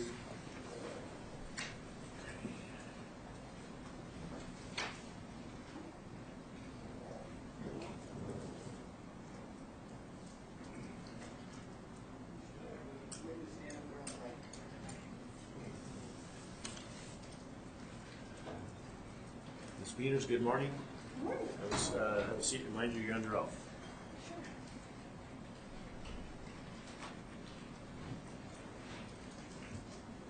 Whenever you're ready, Mr. Wong. Thank you, Your Honor. Ms. Peter, it's important that you speak aloud and directly into the microphone because this is being audio recorded. Do you understand that? Sure. Yeah. Would you please state your full name and spell your last name for the record? Laura Peters, Peters. What is your profession or occupation? I'm a paralegal with the State Bar of Nevada. How long have you had that occupation? 6.5 years. Were you in that occupation on December 26, 2012? Yes. How about January 3rd, 2013? Yes. How about January 17, 2013? Yes. Where is your office? At 9456 RR Boulevard in South Meadows in Reno. Is that the State Bar Nevada office in Reno? Yes. And is that location within the city of Reno? Yes. Did you work on January 3rd, 2013? Yes. Do you recall how long, when you ended your day that day? Around 10 after 5, maybe 5:15. Okay. Would you please tell the court very briefly what happened when you were ending work that day? Okay. Paula, a coworker, and I were getting ready to leave, and Mr. Coughlin had been showing up at the office. Sorry, objection, Your Honor, relevancy. Mr. Wong. Do you know the defendant, Zachary Coughlin? I didn't. How do you know? I'm sorry. Your Honor, did you say overrule? I couldn't. Yeah. Mr. Wong apparently has withdrawn the question. He's going to rephrase the question, so your objection, Mr. Coughlin, at this point was sustained. So, Mr. Wong, re-ask her. Go ahead and re-ask the Do question. you know the defendant, Zachary Coughlin? Yes. Do you see him in the courtroom here today? Yes. Would you please point him out and describe the clothing he's wearing today? Sitting over there in a suit and glasses with a green frame. Director, note the identification, Mr. Coughlin. Do you have personal knowledge as to whether or not the State Bar of Nevada had a disciplinary action with Mr. Coughlin in or about December 2012? Yes. Prior to January 3rd, 2013, did you have any contact with Mr. Coughlin? I did. Did you have any face-to-face contact with him? I did. Okay. So again, on January 3rd, 2013, at the end of your day, just very, very briefly, tell the court what you observed. As Paula and I were getting ready to lock up for the night, a gentleman came towards us and had a stack of paper in his hands. Was that gentleman Mr. Objection, Coughlin? Your Honor, relevancy. That's relevant, Mr. Coughlin. That's overruled. Was that gentleman Mr. Coughlin? No.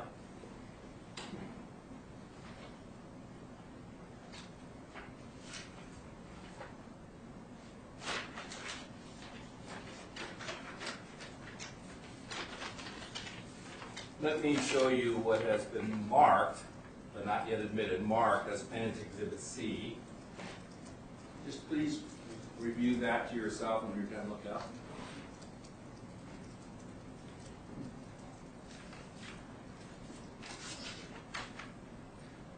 Ms. Peters, when the gentleman approached where exactly physically located were you? We were approaching the front door to leave. You were still inside at that point in time? Yes. Okay. What did you observe? A man was walking towards us through the parking lot, and he was carrying what appeared to be this stack of paper, and I kind of identified it as being Zach's because of the CD on the back. Okay. Now, did you go outside of the State Bar office? Eventually, yeah, Okay. to go to my car. What did you observe this gentleman to do?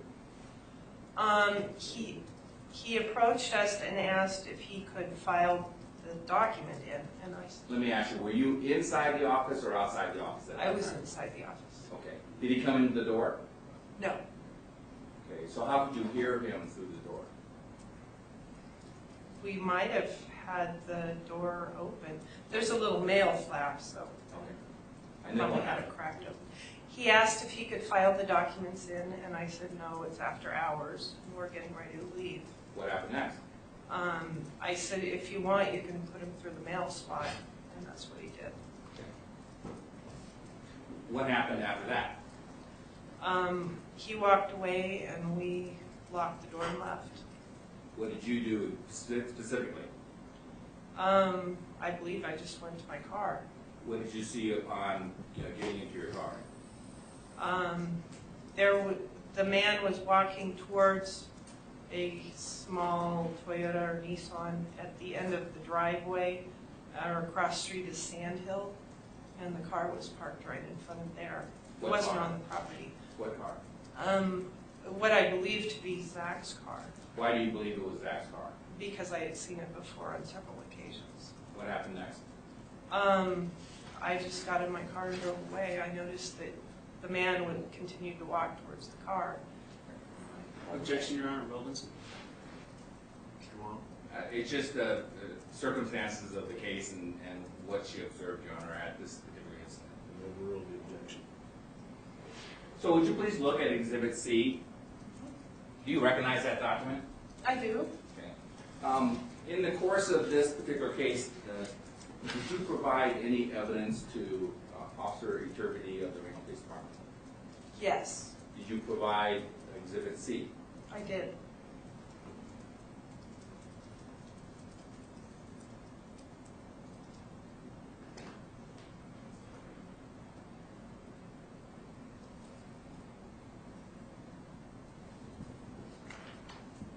Were you working on January 17, 2013?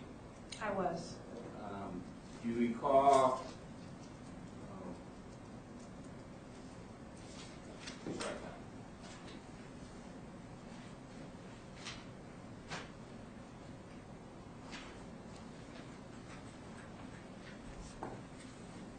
Let's Exhibit C aside. Let me show you what's been marked and not yet admitted as Plaintiff's Exhibit F.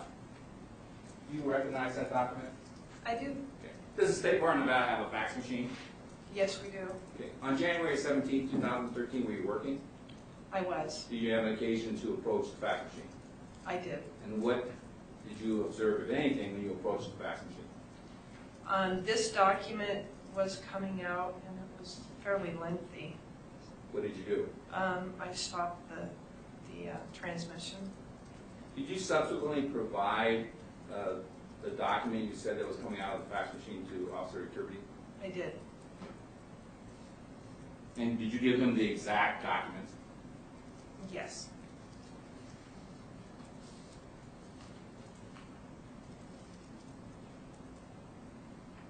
Did you have a belief as to who those documents came from?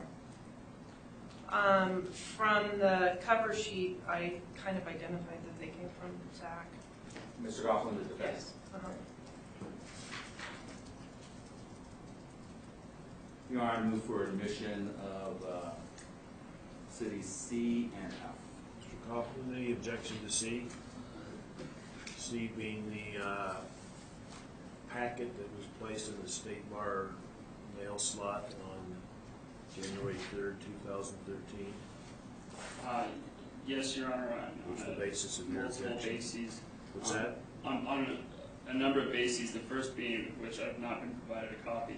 I'm at the sorry. time he seeks to introduce Exhibit C, and that the disc is missing from the back thereof. Oh, yeah, I did give him a copy of Exhibit C. That was the 100-page document that I spent time reviewing from Exhibit C from Officer Iturbide's evidence envelope, and I spent that time reviewing to make sure what I gave him. So a copy was provided to Mr. Coughlin today.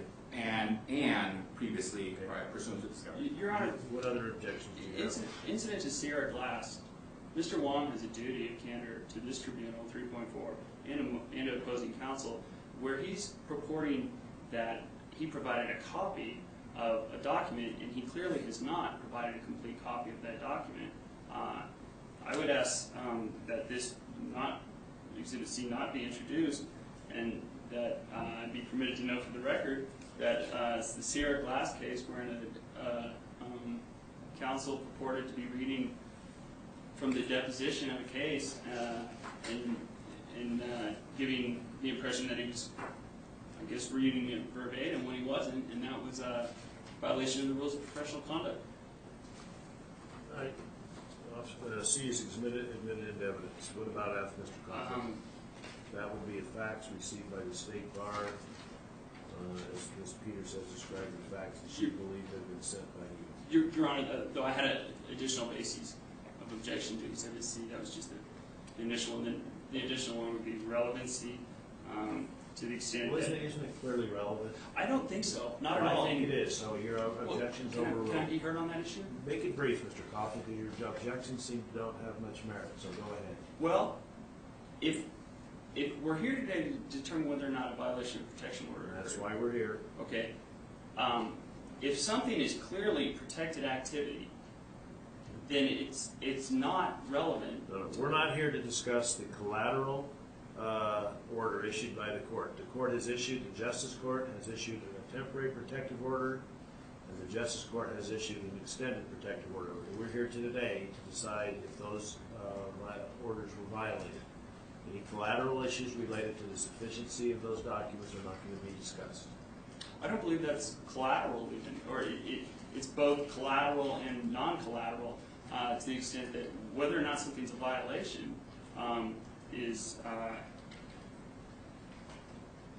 entails a determination of what the document was. And How can I determine what that document was if it's not in evidence? well, I would submit that in order to be submitted into evidence, it needs to be material and relevant. And if it is clearly neither, to the extent that it appears to be a pleading on pleading paper with a caption in the State Bar Court of Nevada with case numbers and the State Bar of Nevada listed as a party therein, that under no circumstances would such be tantamount to a violation of the order, and in that respect it would not be relevant. I think it's both material and relevant. Exhibit C is admitted. Would it give an objection to F? If I could basically copy and paste those objections to F as well, Your Honor, just... For a note for the record, Exhibit F is also admitted into evidence. So can I get copies of those?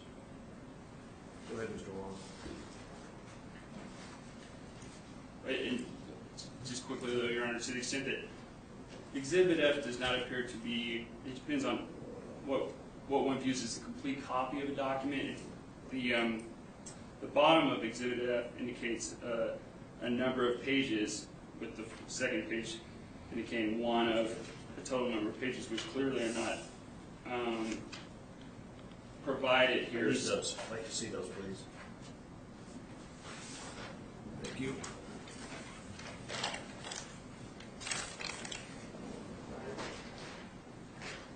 Go ahead, Mr. Coughlin.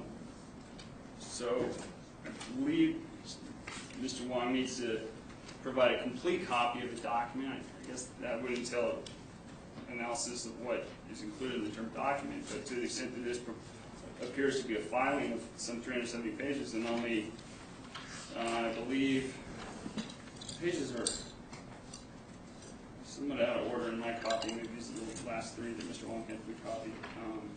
What is your objection, Mr. Coughlin? You're kind of rambling right now. It makes it kind of hard for the court to follow when you're, quite frankly, just up rambling. What is... Not a complete copy of the document. Mr. Wong, you want to respond to that? Your Honor, again, I believe that the copy of F that I gave Mr. Coughlin is the exact copy of City's Exhibit F. As you recall, I attached the Plaintiff's Exhibit F sticker to the document that... What you're saying is you've attached, that's the exhibit that you received. It may not be a complete copy, but that's what you was put in evidence, correct? Yes, and I made copies, so I believe what I did just give him and previously provided is an exact copy of Exhibit F. I believe. F is admitted. Those objections go to the weight, not the admissibility of the exhibits, Mr. Coughlin. All right, Mr. Wong, go ahead. Your Honor, I just want to show Ms. Peters' Exhibit C and F. All right, there's C and there's F. So, Ms. Peters, with regard to Exhibit C, the first page, in general, what is it? It appears to be a motion for a new Objection, Your Honor, calls for disciplinary conclusion. hearing. Are you, just wait, there's an objection by Mr. Coughlin, appears to be a legal conclusion. You asked what that document is. Are you reading from the document in terms of what it says? Yes. It's not a legal conclusion, she's just reading from what the document says. Go ahead. Well, first of all, it appears to Objection, be, Your Honor, relevancy. Overruled. it appears to be a document in what case? Can you give us the case name? The State Bar versus Zachary Coughlin. Okay. Could you please read into the record the title of the document? Motion for new trial, motion to alter or amend Chair Echeverria's order of 12-14-12, motion for reconsideration.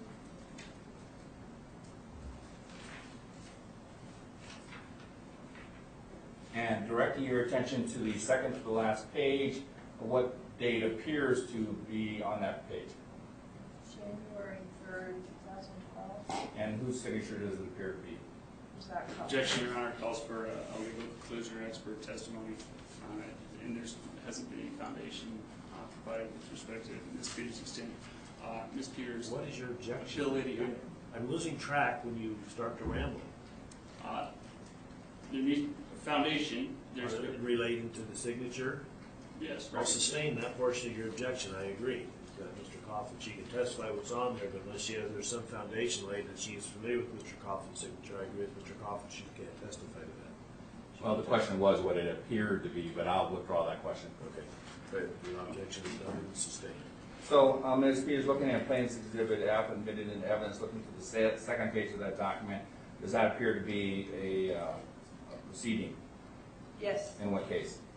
in the State Bar versus Zachary Coughlin. Please read into I'm the sorry record. to interject, but Your Honor, if I may just make a continuing objection to limit any my interruptions to the extent that Mr. Wong continues to appear to ask for a legal conclusion, wherein he's asking the witness to characterize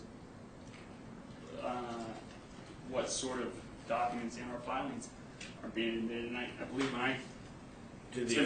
I will sustain your objection. Mr. Wong can ask the witness to read what's contained in the exhibits, but I agree the witness can't offer any legal conclusion. So again, I sustain your objection, Mr. Coughlin. Yeah, they're admitted in evidence. I have no further questions of Ms. Peters. All right, can I get those from Ms. Peters? All right, Ms. Peters, Mr. Coughlin, cross-examine Ms. Peters. Yes, sir.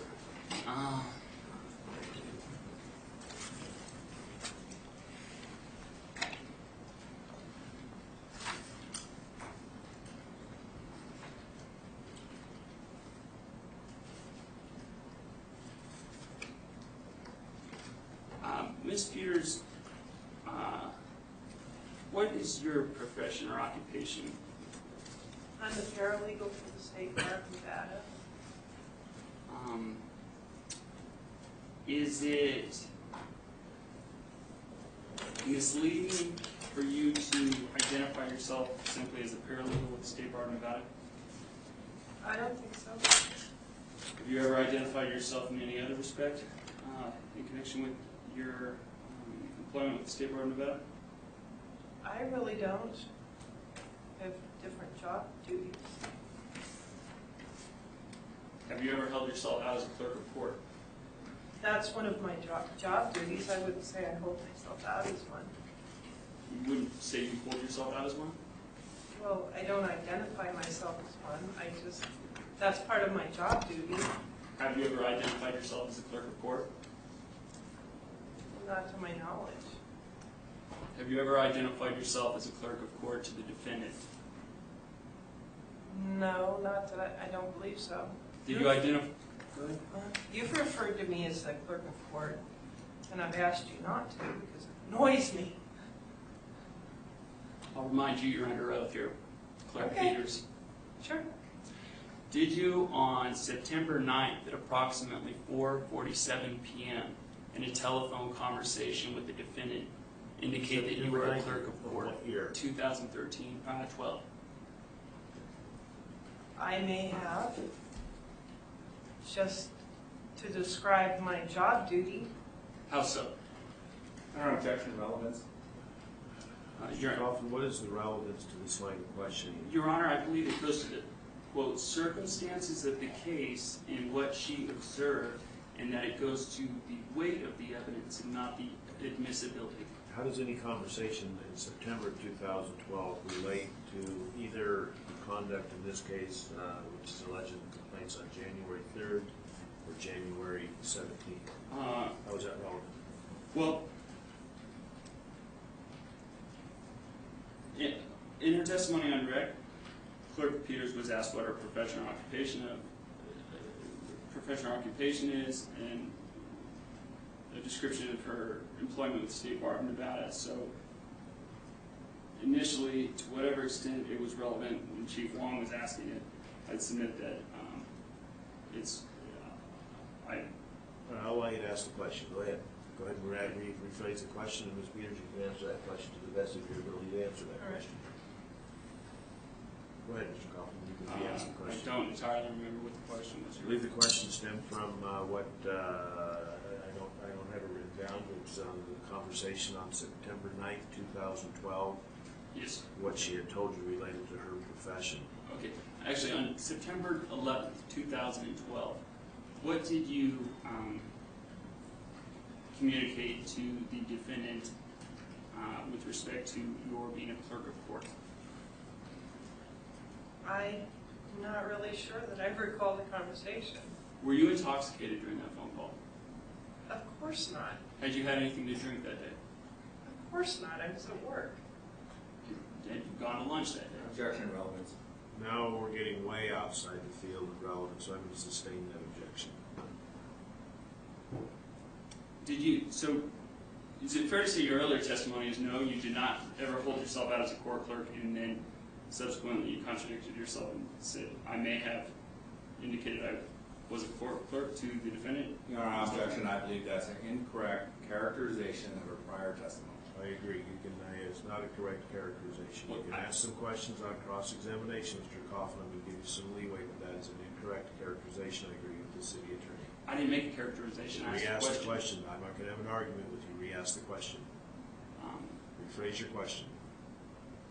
Was your testimony inconsistent today with respect to your earlier indications as to whether or not you both have ever held yourself out as a court clerk or the clerk of court of the State Bar of Nevada, and your subsequent testimony as to what you may have told the defendant? Your Honor, objection. It's a confusing question. It's very long. It's a compound question. You can ask questions, leading questions or direct questions, but it's a compound question. I don't understand it. I'm going to sustain the objection. Okay. Did you earlier today testify that you have not held yourself out as a court clerk or the clerk of court of the State Bar of Nevada in the past? That's a question you can answer if you can, Ms. Peters. Court clerk is one of my job descriptions, one of my job duties, but I don't identify myself as that, no.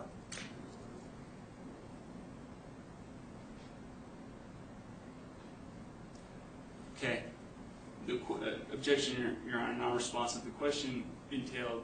Now, that was a responsive question. You may not like the answer you got, but you asked the question, she responded to it. Now, ask your next question. Well, Your Honor, the question was whether she held herself out, and she testified as to what she identifies herself as. Another question, Mr. Coughlin. What do you mean by the term identify? Is that... Are you using that term with respect to what you communicate to others, or how you feel about yourself? When I show up for work every day, I'm a paralegal for the State Bar of Nevada. One of my job duties is to be the clerk of the court for the State Bar of Nevada. It's not something I perform 8 hours a day. I may not even do it on certain days. Objection, Your Honor, non-responsive. I asked her... No, I'm not going to have an argument with you. You asked the question, you got a response. You can ask questions on leading questions if you want, Mr. Coughlin, on cross, which certainly you have the right and probably the obligation to do. But you asked a question, I think it was a responsive question to exactly what you asked. So your objection is overruled. Okay. What do you mean by identify?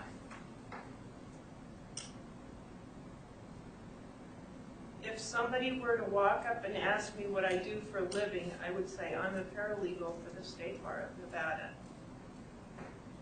That's my identification.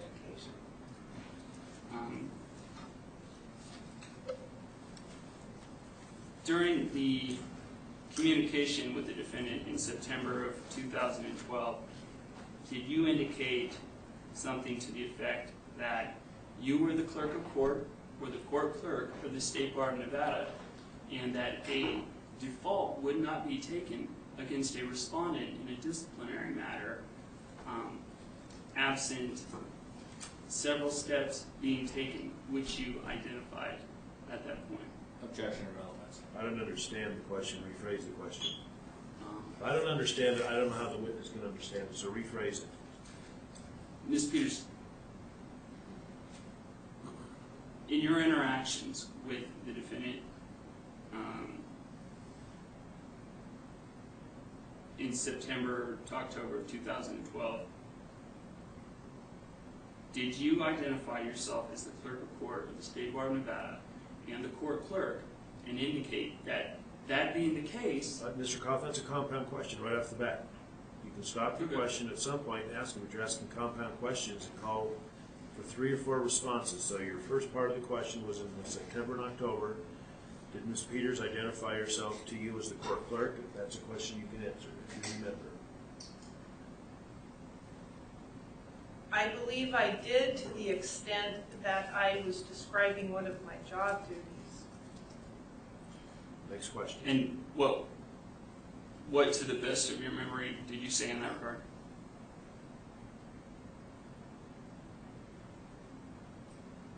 I probably said I act as the clerk of the court for the State Bar and I file in documents. But I can't be sure because I don't recall the conversation exactly.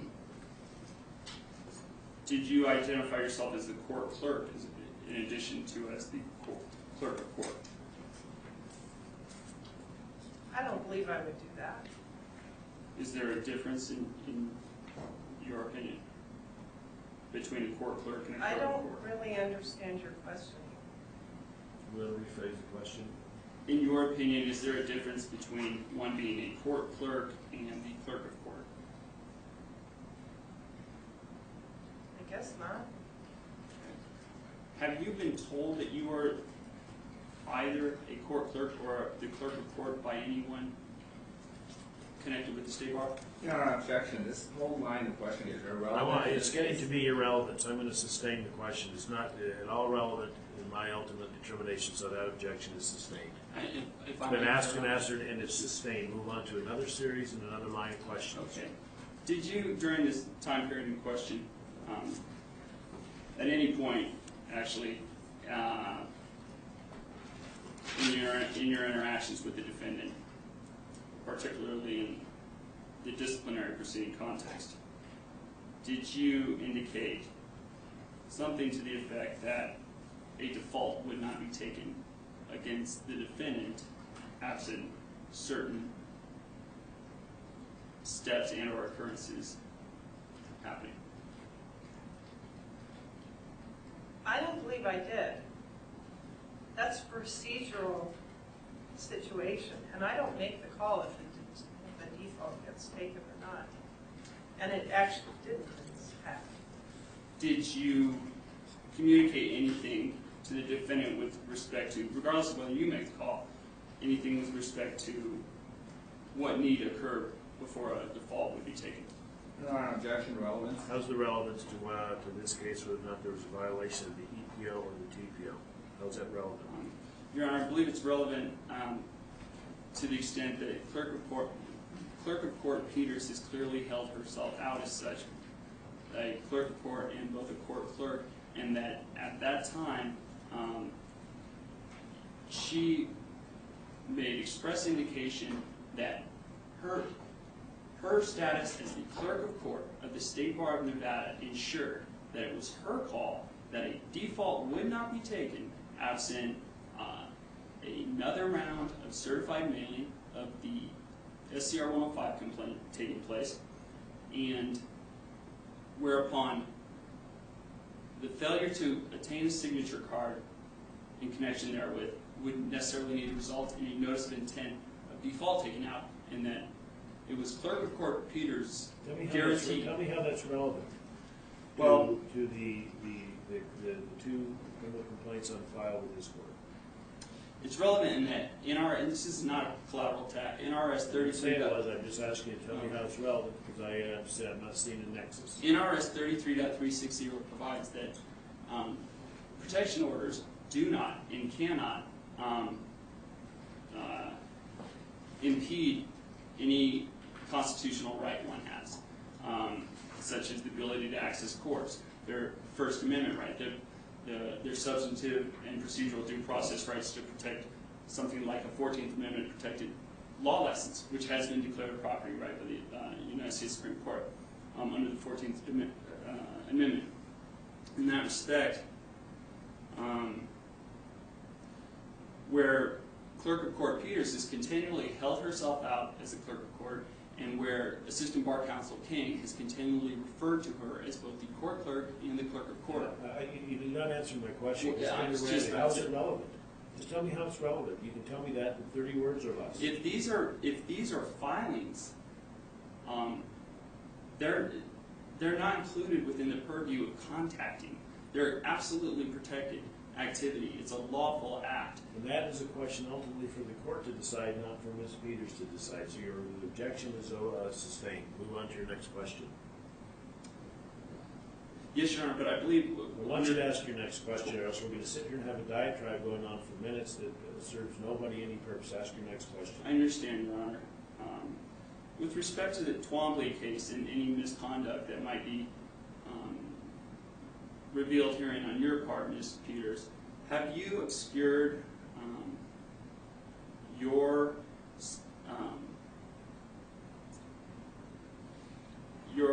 functioning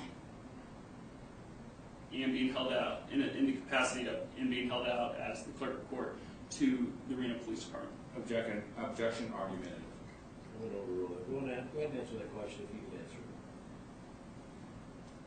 Okay. Well, I have never represented one way or the other what my job is with the Reno Police Department, for one thing. And I don't really understand your reference to Twombly. I don't get that. So then you can't answer the question because you don't understand that, correct? Correct. Did you ever tell the Reno Police Department that you were the paralegal or investigator or both the State Bar of Nevada? I don't believe I did. Is it possible that you did? I suppose it's possible. Why do you use the term believe? Is that meant to indicate some lack of certainty?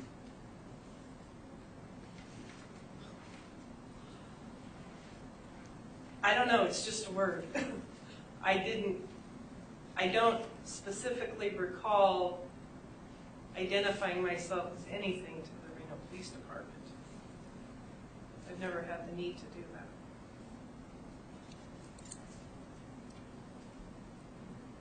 Did you feel it would be relevant to indicate to the Reno Police Department that you were the Clerk of Court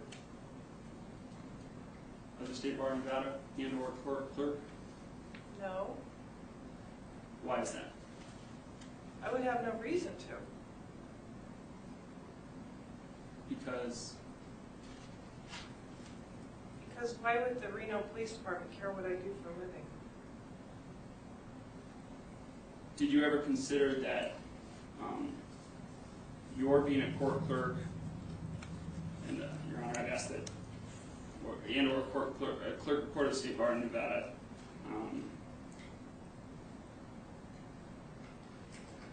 and you're receiving filings and or other documents therein may involve a respondent engaging in a... I mean, listen, that question already is a compound question, and you begin to ramble on your questions. If you want to ask Ms. Peters questions, you can ask her a question, but you begin to engage in a rambling narrative that is not a question. It's very difficult for the court to follow, and you're here to ask her some questions, so rephrase your question. Yes, sir. Is it your understanding that it would be a violation of the protection order, the temporary protection order in this case, for the defendant to have mailed you Exhibit F, or C rather? That's a question this witness can't answer. I believe Mr. Wong is being very generous. I'm not objecting, but I can tell you that calls for the same legal conclusion you tried to elicit from Detective Uterby. Ms. Peters is not in a position to testify as to whether or not, in her opinion, certain documents received by the bar are in violation of the restraining order that's been issued against you. So that you're not allowed to ask those type of questions. I don't know. She's not to answer that question. She's not in a position to do that.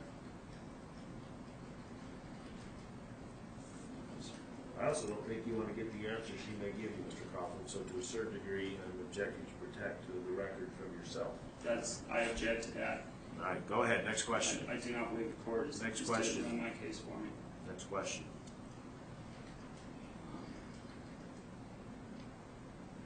And just to state for the record that I believe that goes to the circumstances of the case and what she observed and the way. Next question, Mr. Coughlin. I've overruled it now. Yes, sir. You indicate you're not going to go down that road. Ask the next question.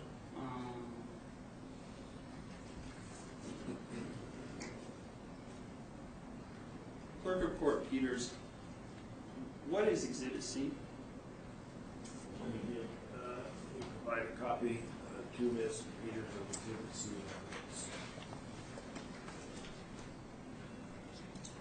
It's the stack of paperwork that a gentleman was attempting to deliver to our office on January 3rd at about 10 after 5.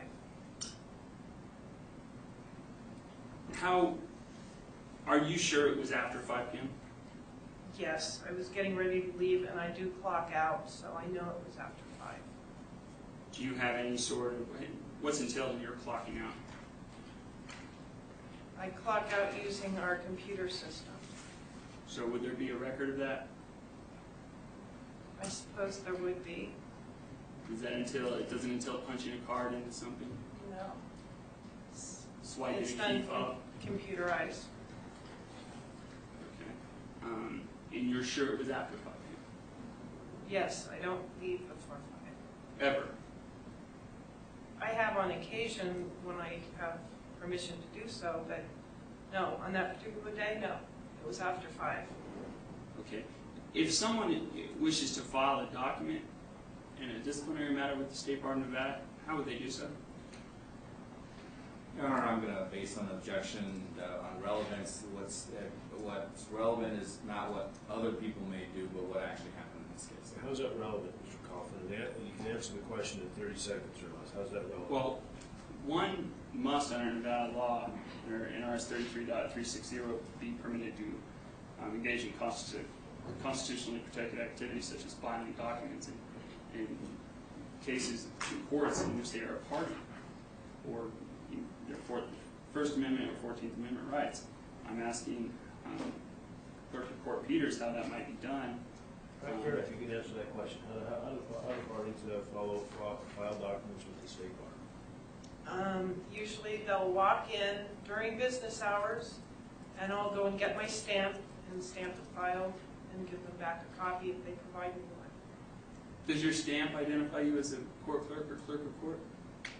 Not me personally, no. I sign my name on the line underneath the file stamp. And why do you sign your name? I don't know, because there's a line there to sign it. And that's what other court clerks do. And do you do that because you're a court clerk? That is one of my job responsibilities, yes. Okay. On September 25th, when the defendant came to September 25th of what year? I'm sorry, 2012. Thank you. When the defendant came to the State Bar's offices for a hearing, did Assistant Bar Counsel King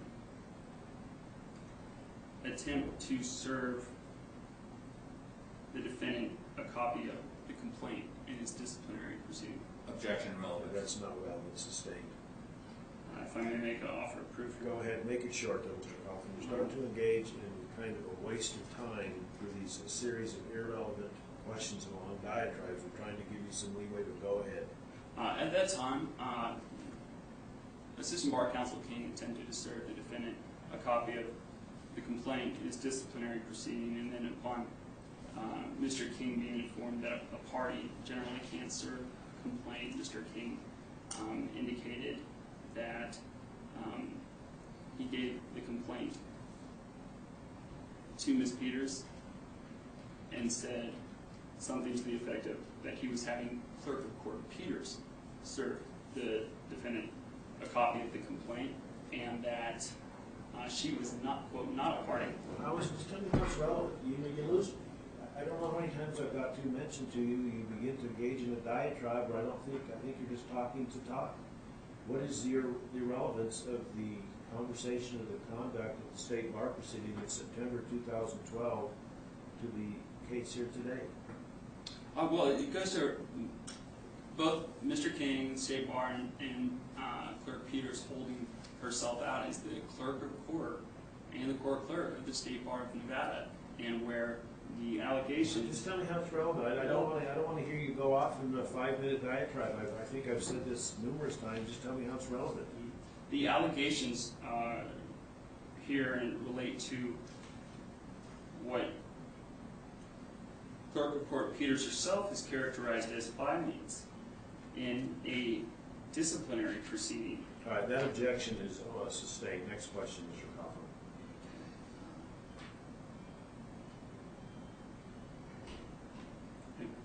Was there an objection? I don't even think there was an objection. There was an objection that was irrelevant. We're asking you to move on to your next question. Go ahead. What Ms. Peters essentially has testified to is she received some documents. She's testified about what she does at the bar office. I think you beat that to death. We understand she's a clerk of the court or a court clerk. She received some paperwork in conjunction with her job at the court. Your Honor, my question didn't go to whether or not she identifies as a Why clerk don't you of ask court. your next question? I want you to ask your next question. That's your ask Well, your question. I wish to ask a question that the court won. I don't know what questions you're going to ask. Ask your next question, and if Mr. Long objects, he I understand, objects. Your Honor, but I spent 8 days in jail because judges in this court have said I didn't respond to their objections. Ask the next question. I understand. Ask Your the Honor. next question, please. Well, I'm unsure of whether I can or not. Well, then don't ask any questions. Now I feel Ask a I'm question. frightened, and I feel an abuse of the contempt power is coercing me out of asking No, questions. you're, as usual, Mr. Coughlin, your arguments are meritless. Ask your next question. You're not in any danger of anything. I'm just asking you to ask I object to questions. that characterization. Ask your next question. And I move for a mistrial incident to Your mistrial is denied. Ask for your the next presiding question. judge making characterizations of my credibility. Ask your next question. Yes, Your Honor. Did Pat King refer to you as the clerk of court and or the court clerk in front of the defendant, Mr. Coughlin? Objection relevant. Sustained. It's irrelevant as to what, I will tell you that, Mr. Coughlin, it's irrelevant to the court whether or not whatever conversations that were mentioned to you by any parties related to Ms. Peters' job. She's already testified numerous times that she's the clerk. One of her functions is she's the clerk of the court or the court clerk of the state bar. And Your Honor, my Let's question. move on to some new questions related to her direct examination. My question, Your Honor, didn't go to what she identified herself as, what she held herself out to others. That's your next question, please.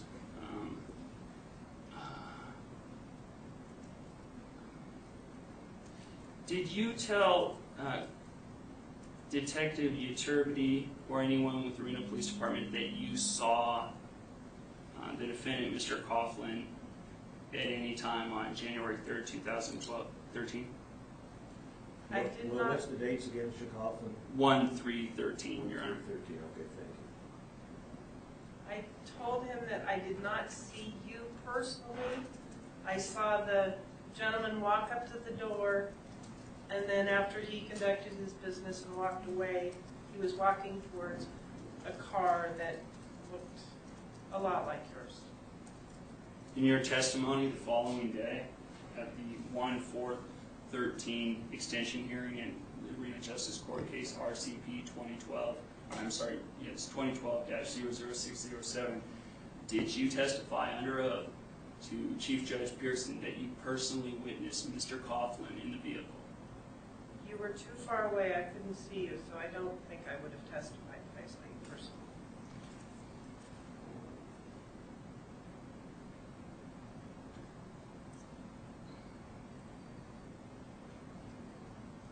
Did Mr. King ask you during that January 4th, 2013 extension hearing, in the case I'll refer to as 607, whether or not you personally witnessed Mr. Coughlin in the car or anywhere near the state bar at that time? Mr. King wasn't questioning me at that hearing. Did you testify at that hearing? I think I did, but Okay, Not I think you Mr. did. King. That's asked and answered. Next question. You think you did? Were you there? yes, of course I was there. Did you take an oath? Yes, I took an oath. Judge Pearson swore us in, and I believe we testified at our little table. Did you testify in response to questions posed to you by Mr. King? Mr. King wasn't asking me questions. Was anybody? Honestly, I don't recall the exact situation. Had you had anything to drink or any drugs that morning? Of course not. It was 8 in the morning. So is it your testimony that you're not sure if you testified, but you might have? Judge Pearson questioned us, both Pat and I, at the hearing for the extended order. As far as I recall, that was a year ago almost. Is it your testimony that Mr. King did not ask you any questions at that I'm hearing? going to say, and listen, you've asked and answered that 3 times. She testified that Mr. King did not ask her a question. I'm not sure if you heard that, but the answer is that he did not ask any questions. So that's been asked and answered. Yes, sir.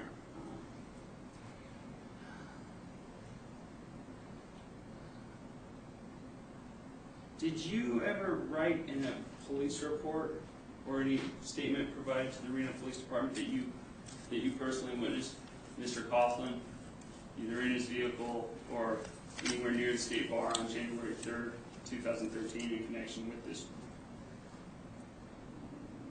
situation you testified to with this unidentified man submitting a file?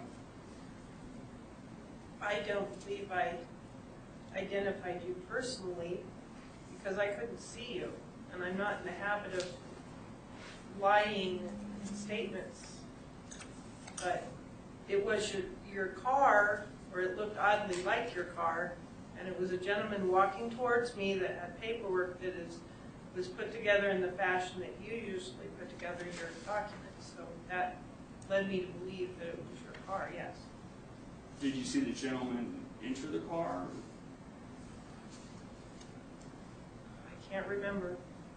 Did you tell anyone He you was did? walking towards it. Huh? Did you tell anyone that you saw the gentleman get into the vehicle? That you reference as one you believe belonged to Mr. Coughlin? I'm not sure. He was walking towards it. No question right now. Thank you. Let me respond to Mr. Coughlin's questions. Thank you.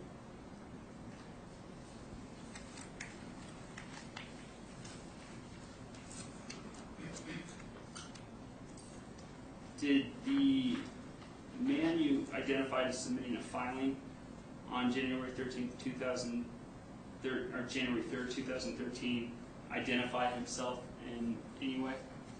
I don't believe so. Did he identify whether he was an agent of someone, a courier, or an employee, or something in that regard? I don't believe so.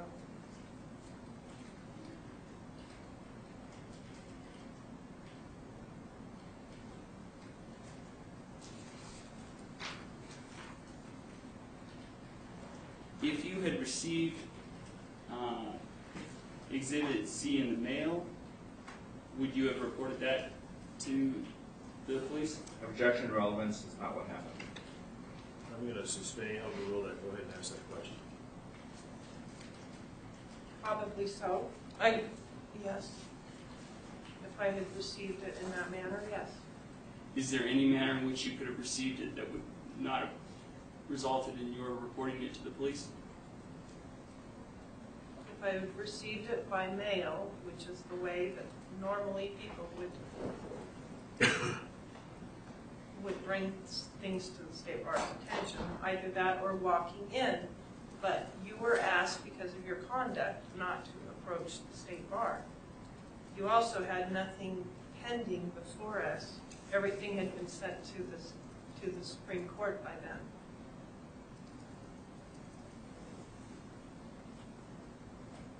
Did you just testify that you would have reported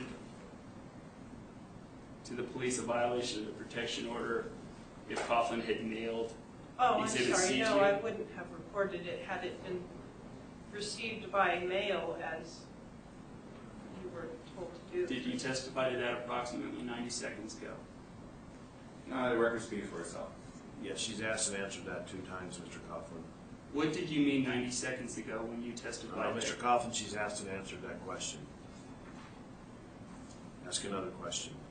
As to what she meant when she testified? I'm not going to tell you what questions. That question's been asked and answered. Ask another question.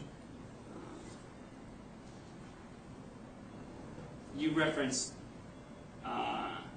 the defendant as having been asked not to file documents in what you earlier testified to as being a normal manner, i.e. walking in and having your stamp. Yes. We had asked that you not appear at the state bar office, 1, because you're difficult to deal with, 2, because you show up after hours. And that makes it uncomfortable for people that are left in the building, including myself. Why is that?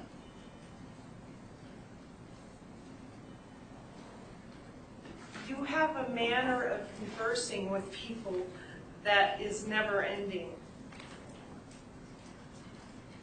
Do you converse with individuals outside of business hours? I'm going to object to that. That's irrelevant. Ask some relevant questions. just Ask some relevant questions, please. That's irrelevant. She just testified to me. It's sustained. Ask another Well, question. then I'd ask that it be stricken from the record. Ask another question.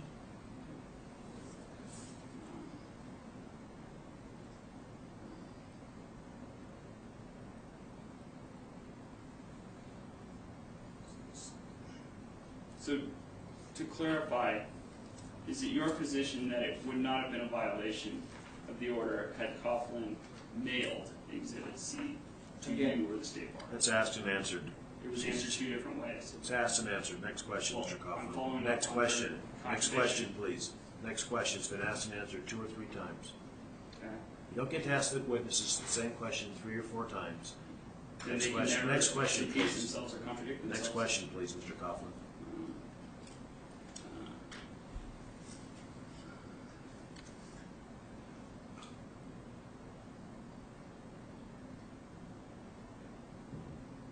Did you consider it a violation of the temporary protection order for the unidentified man you referred to earlier having, as you said, dropped a filing in the mail slot? That's a question that calls for a legal conclusion that the court will determine this witness is not in a position to make that determination. And I'm not asking it for the purpose of the legal conclusion, but rather Oh, the circumstances of Move the on to case your next question. and what she observed me. I believe it's relevant to the extent that it goes Next to question, the Mr. analysis Coughlin. for bad faith conduct. Next question. Yes, sir.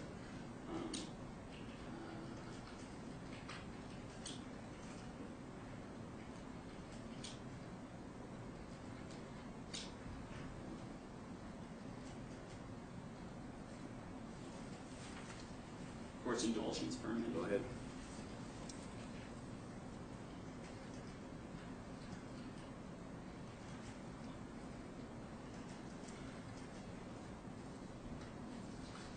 Mr. Coughlin, as we get to the noon hour, how much more time do you anticipate to be spending on cross-examination?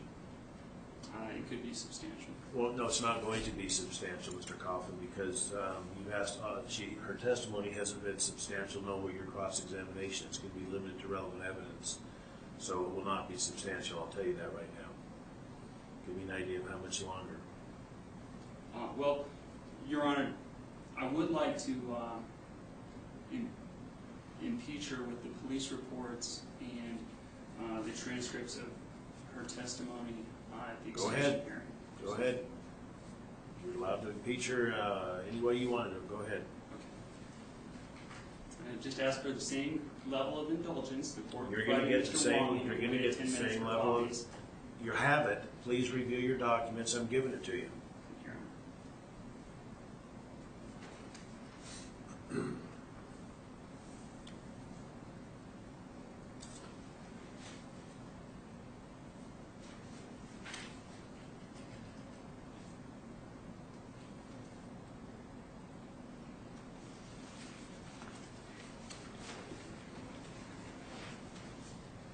In fact, this would be a good time to take our noon break, and then we'll resume cross-examination. That gives you time over the noon hour to review whatever documents you need to review.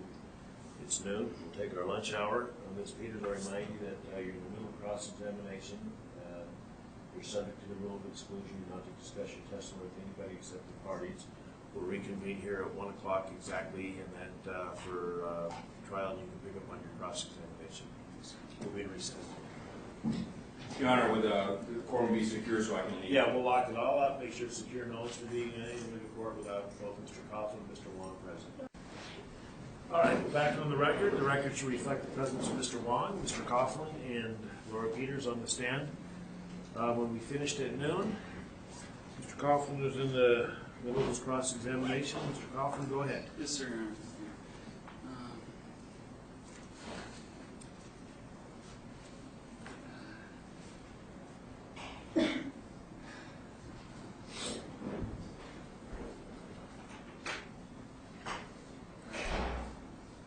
Clerk Peters,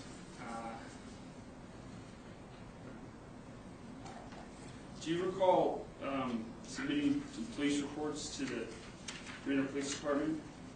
Yes, Do you recall what you wrote in those reports? not verbatim, no. Or just generally? I reported each of the incidents, pretty much as we discussed earlier. The delivery of Exhibit C, and then in a separate report, the delivery of the fax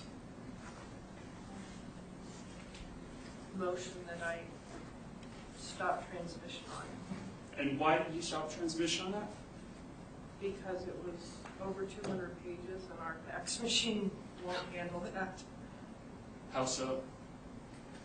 Well, it malfunctions at a certain point.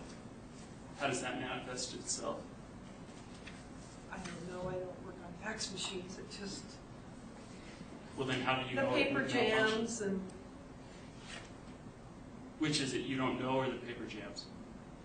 the paper jams, I don't know why it jams. Okay. It's a fax machine. Is it maybe a case where once a certain amount of paper stacks up, that paper needs to be removed? No, Make room for new paper? That's not why? it misspeaks. It misspeeds? What model of fax machine do you have? I don't know. How many fax machines do you have? We have one. Can you describe it? We just purchased a new one. The old one I couldn't really tell you. We don't work on them. Okay, could you describe the one that the State Bar hadn't used during the relevant time in question? What date would that be, Mr. Coughlin? Yes, sir. I believe the fax at issue in Exhibit F would be on January 17th, 2013. Okay, there's a question that calls for a simple answer. You can answer it or you can't. It was an HP all-in-one fax machine. That's all I know. Okay. How big was it? That's irrelevant, Mr. Coughlin. I mean, look, I tell you, we're going to get right back to where we were. Ms. Peters has come in here and testified on a very limited amount of questions from Mr. Wong that she received certain items delivered to the office and faxed. And your cross-examination needs to be limited to that. We've given you a lot of leeway, but you start going out on tangents that are irrelevant, and we're not going to spend the afternoon on irrelevant tangents like how big is the fax machine. It's irrelevant to this case. Next question. Your Honor, if I may just be heard on that briefly? Well, go ahead, but I don't want to sit here and have an argument with my rulings. We'll spend all day, and then you go on for 2 or 3 or 4 or 5 minutes. No, sir, I don't want to argue with you. then ask the next question. If I could just Well, don't seek make some it quick and clarification. make it clear. Initially, You have a real problem as you sit here outlining anything you want to say. And so everybody gets frustrated, and so do you. If you have something to say, make it short, make it to the point, and make it relevant. And then it makes this your cross-examination meaningful instead of convoluted and hard to follow. But what do you want to say? Yes, sir.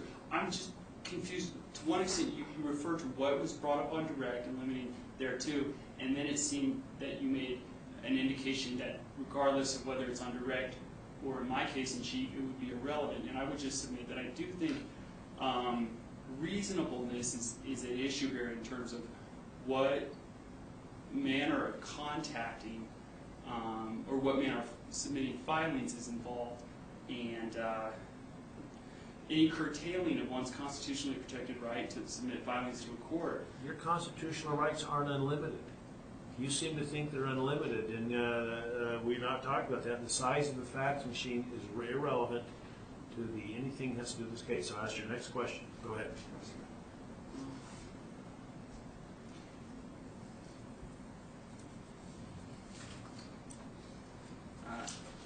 With respect to the January 3rd, 2013 incident, what did you write in your police report? Roughly, I described the incident, but I can't tell you verbatim what I wrote. Okay, I wrote that a man approached the door as we were getting ready to leave. I told him I wouldn't file in anything, but he was welcome to drop through the mail drop. He did so and he left, and so did we. So you did indicate to him that he was welcome to drop the filing in through the mail drop? Yes. And that was, you indicated earlier that you recognized the materials in the man's hands to be filings from the defendant, Coughlin, given some unique characteristics of such filings? True, yes. So it was after that recognition that you indicated an assent to the man filing such items by dropping them through the mail slot? That was the only way they were going to get delivered. I wasn't going to fax them or file them in. Did you after indicate? hours. So after making that assent to receiving a filing from defendant Coughlin via a means which I believe you testified to earlier as being violative of the protection order, although I don't want to get into your... Look, the question now gets to be narrative. You start to talk and it starts to get to be rambling. Just ask a simple question for Ms. Peters and you do fine when you do that. Yes, sir.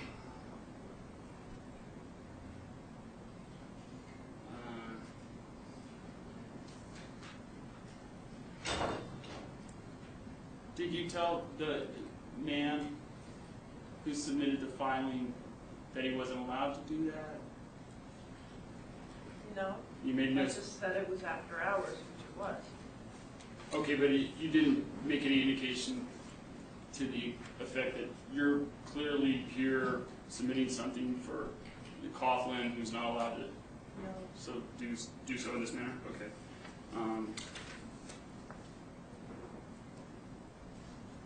Then why did you make a police report about the incident?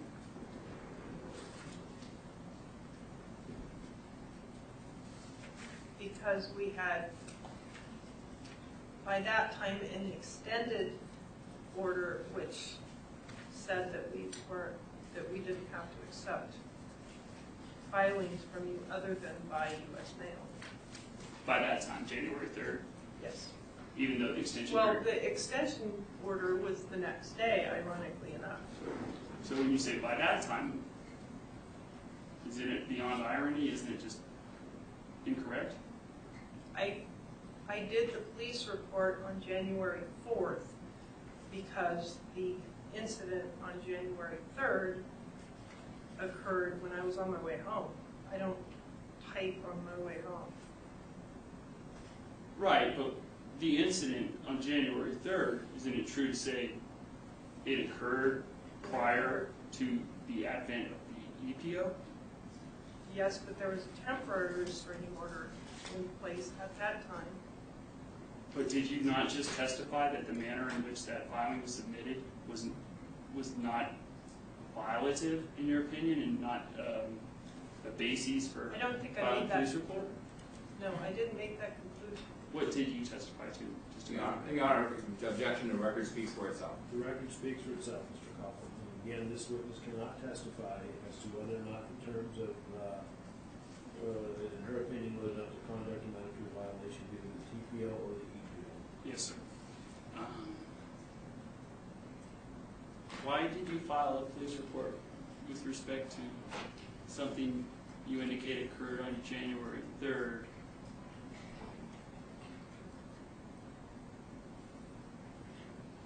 The papers were delivered as I was leaving the office. The next opportunity I had to file a report was the next day I was at work. Objection, non-responsive, Your Honor. Overruled. Next question. Beyond the availability of time to file one, why did you file one?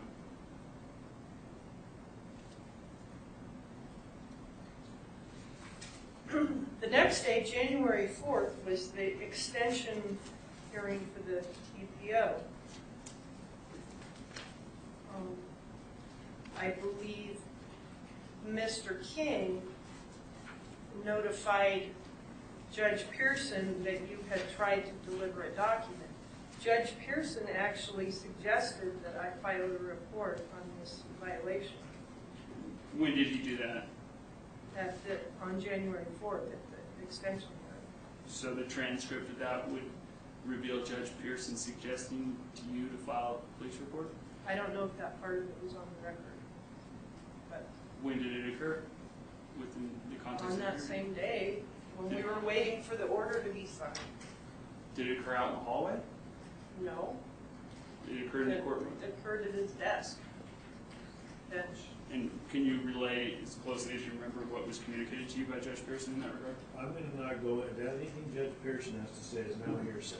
We're not going to let either party, the city or you, Mr. Coughlin, or Mr. Wong, have hearsay evidence coming to court. So we're not going to have discussions about what Judge Pearson may or may not say. That's clearly hearsay.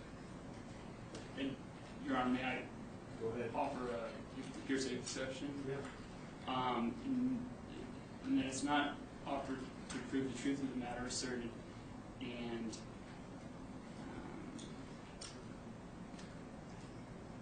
perhaps a business records exception in that audio jabs recordings are made of such hearings. I'm not going to allow anything Judge Pearson said. Not only is it, in my opinion, hearsay, even if it weren't in your being subject, it's irrelevant. So we must not go on anything that Judge Pearson had to say. Yes, sir. In terms of his orders, speak for themselves. Okay, and then may I have stricken her comment in that regard? Okay, any comments that were made by Judge Pearson will be, whether or not stricken for the record, I will not consider those items in any way, in any manner related to this case. And to me, you're wrong as well. Yes, sir.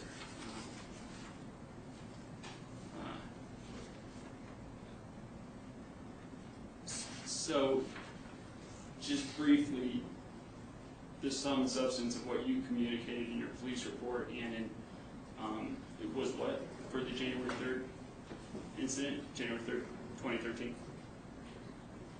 Yes. Is that a question? That's not a question. I'm asking. You're testifying, so why don't you ask her a question? I'm asking Ms. Peters to briefly relate what it was you reported in your police report as to the 1/3/13 incident. That's been asked and asked. She's indicated that twice now. I have my notes are clear. Twice she's asked that question. Yes, sir. Twice. So I'm not going to go down that road a third time. Yes, sir, Your Honor. I just felt she was somewhat non-responsive in that regard. Well, no, very responsive. My notes are very clear. She's answered those questions several times. Yes, too.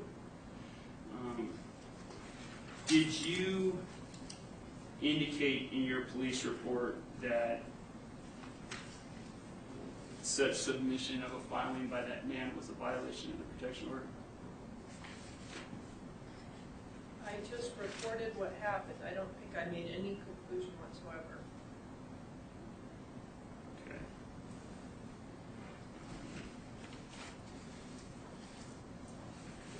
And what, okay, what about with respect to the January 17th reporting? Or reporting connected to the January 17th, 2013 vaccine in Exhibit F?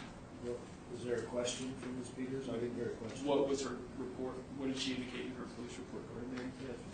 I described the receiving the fax and discontinuing the transmission at 25 pages or whatever it was. Because I I think believe we've that's gone been over asked and that. answered at least 2 or 3 times based on the issues with the fax machine. We're not going to have that answered a 3rd time. Yes, sir. That's what she's had to say. had you indicated to the defendant that he was permitted to serve and or file documents in his disciplinary proceeding with the state bar by a facsimile? I don't believe so. Did you make any commentary in that regard or have any communications relative to that subject matter on or about September 11th, 2012, between any time on that day? Or thereabouts? I That don't approximate time. recall. You don't recall? I don't recall. Did you ever receive any faxes from the respondent, Coughlin, in that disciplinary proceeding now on appeal for the Nevada Supreme Court in 62337? No, You never received any faxes in that not to my knowledge. through the state bar? We have an office down in Las Vegas as well. I think they received some. You never once received any faxes from Zachary Coughlin? At what time frame? Let's limit the time frame, Mr. Coughlin, to a window which we can understand where Ms. Peters can answer that question. Between March 2012 and January, or let's say February 2013.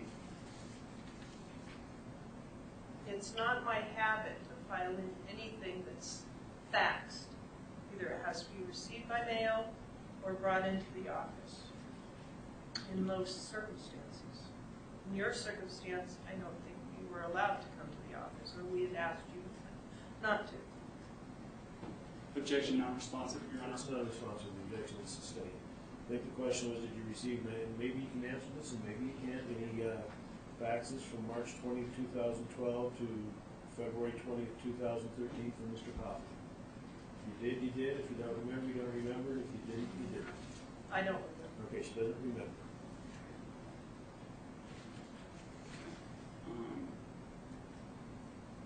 Just to clarify, did the state bar receive any such faxes, particularly the northern office? She just answered that question, and I'm not going to answer it again. I wrote down that she wasn't sure that the state bar in Las Vegas may have got a couple, so you just answered that. There's nothing to clarify. Okay, I'm It's sorry. very clear. I thought she was answering just with respect to herself, not with respect to anybody at the state bar. Okay, next question.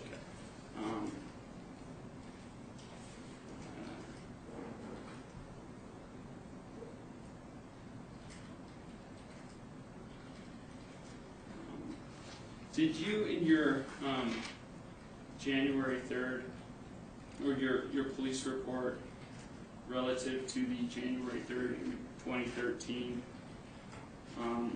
incident, write that, quote,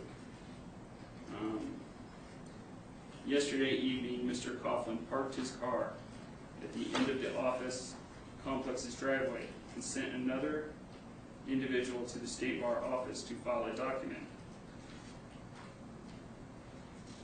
Did you write that? Yes. Did you earlier testify that you did not see Mr. Coughlin there that day? I didn't see you personally. It was quite a distance. But given the subject matter, I could pretty much conclude it was from you. Did you make any indication in your written police report that you were merely concluding or assuming that, rather than indicating that you saw as much? I honestly don't remember what was in the report, detail by detail. Did you indicate to the man, is it true to say you indicated to the man that he could submit for filing the document he proffered at that time via putting it through the mail slot? I don't know that I had that much of a conversation with him. I just said, there's the mail slot. That's fine. Did you give him indication that the item would then be filed? No. Did you give him any indication with respect to what would be done with the item?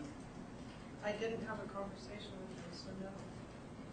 Have you not testified to having some conversation with him today? I spoke a couple of words, but I wouldn't say that we had a conversation. What were the words? She's asked and answered that now 3 times. I've written this down. You're asking the same question over and over. I'm not going to allow her to answer that because she's answered it 3 or 4 times, so that's the next question.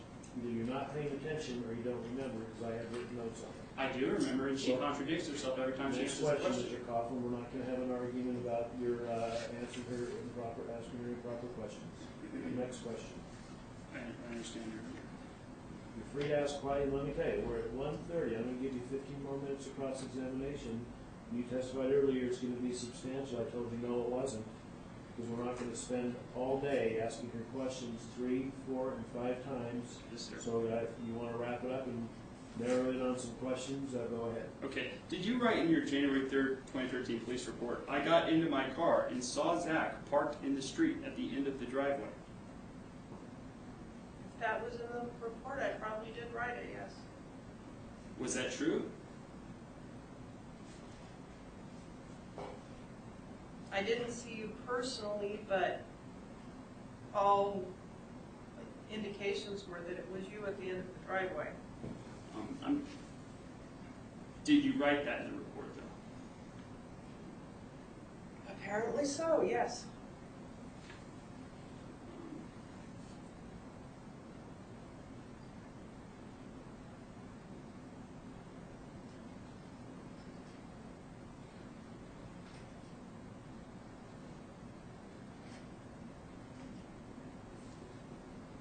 Why did you phrase it that way? That seemed like a reasonable statement.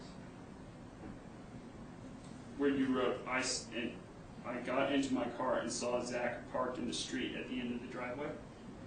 I suppose I could have said Zach's car. Why didn't you? I don't know.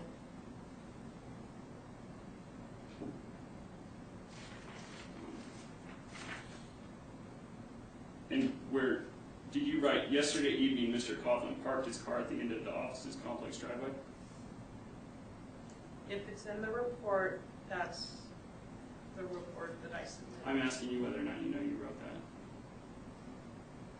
As I'm sitting here today, I couldn't swear that those were the exact words, but if you're reading them off a piece of paper, I'll take your word for it. Your Honor, I'd ask to be able to refresh the witness's recollection in that regard and impeach her testimony.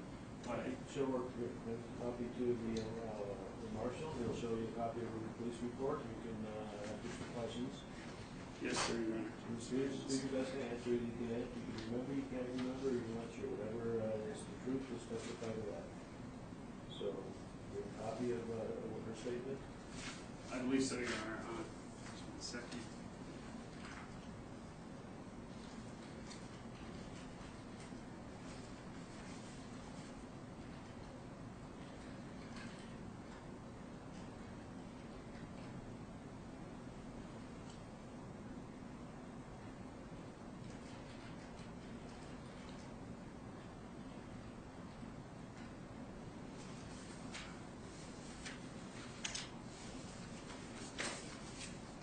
I don't have a copy of it when I was up in the courtroom. Well, I don't have a copy of any police reports. I don't look at police reports. I look at the criminal complaint. I have no recollection of the police report. Well, I mean, I have a copy. I need a copy to provide. Go ahead and show it if you there's a copy of the witness statement. Go ahead and show it. But I'd like to have it marked as an exhibit as So well. marked as Mr. Coughlin's personal one for identification.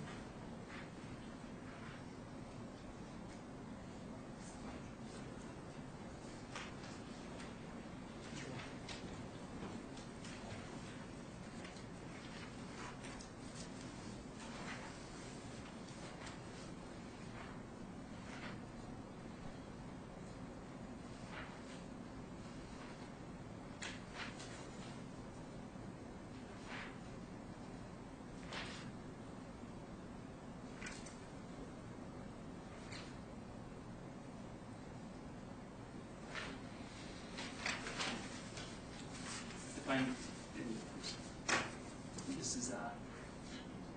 this is actually part of it too, and I believe this is also, That's your written statement. this is the entire police report. No, we're not gonna show the entire police report. You're gonna do, she can look at your statement. Well, I'd like to have these marked as exhibits. So mark all you want, sure. And if I can have copies provided to City Attorney Wong and That's number one, let me see that. a copy for the witness to. Number one.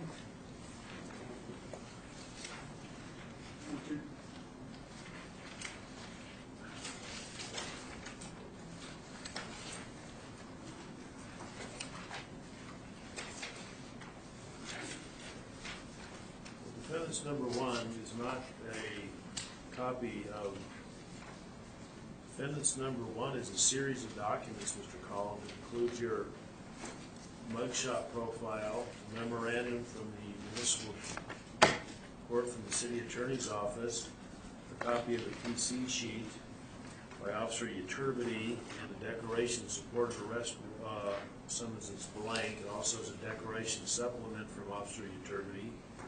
The police report, page 1 of 4 from Officer Uturbity. The next page is a temporary order for protection. That one page contains 2 pages, like they all do. So then it goes on. There's no defendant one. It's been marked as you have a right to have it marked as it has nothing to. No statement from Ms. Peters. Is the court making a statement that that's not the police report? It's a series of documents, and some of it is not the police report. No, that's correct. I just read it to the record what it is. I submit that it's no different than Exhibit F in that. Exhibit number 2 is a. Let me finish, Mr. Coughlin, please. Exhibit number 2, and each one of these pages contains 2 pages shrunk down.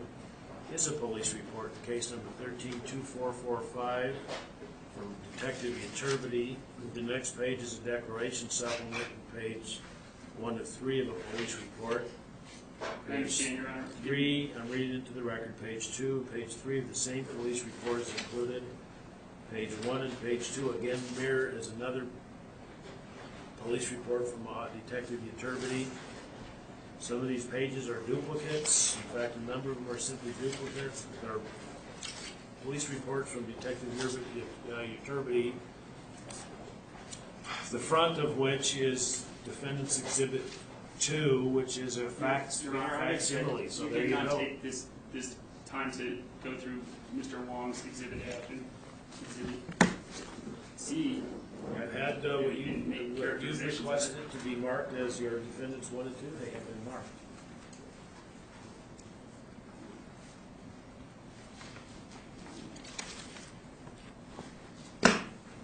And these aren't in. Mr. Coughlin, these are not in evidence. They're simply marked. And let's go ahead. And Do you want all these documents attached to Exhibit 1 as part of Exhibit 1? Is that what you're asking the court to do? If you want them, I will. I would like the police reports relative to the TPO to be one exhibit and relative to the EPO, unless this court prefers. No, you tell me. I'm not going to tell you Well, which I think exhibits it might- mark. You tell me which exhibits you'd like marked for the court to consider. I'd like the one that is relative to the EPO to be Exhibit 2 and the one for the TPO to be Exhibit 1. And I have not seen what documents you have. You put You together. just read them into the record and characterized them as not a police report.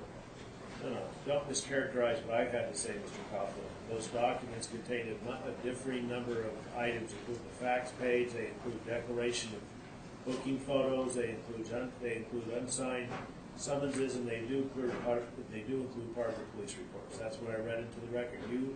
Need to have those stapled together, and you can deliver to me any documents you'd like the court to consider. They're your documents, they're your exhibits, not mine or Mr. Wong's. May I have the stapler that Mr. Wong is permitted to use in that? I'd ask, may I approach and provide these to the witness to engage? I want you to simply put together whatever exhibit you want to put together, so they're attached as one exhibit. So do it in any fashion you deem to be appropriate, staple together whatever you would like to be considered.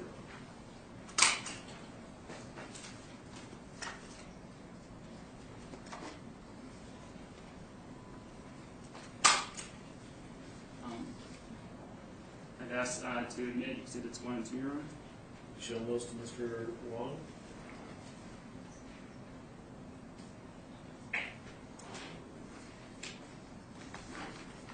You got both copies of 2.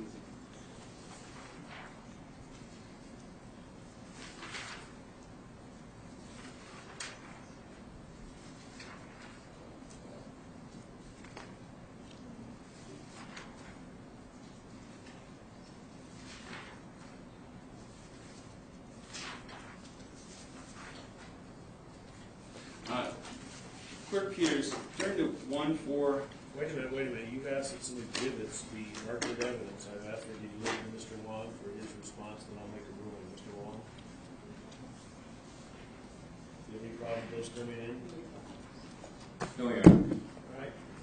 Coughlin, your exhibits number 1 and 2 are both admitted into evidence. I need exhibit number 1. Yeah. Make copies for you. Okay, 1 and 2 are now in evidence. Thank you, Your Honor. They're admitted. They're admitted into That's what that evidence. means. Over no objection, yes. Okay.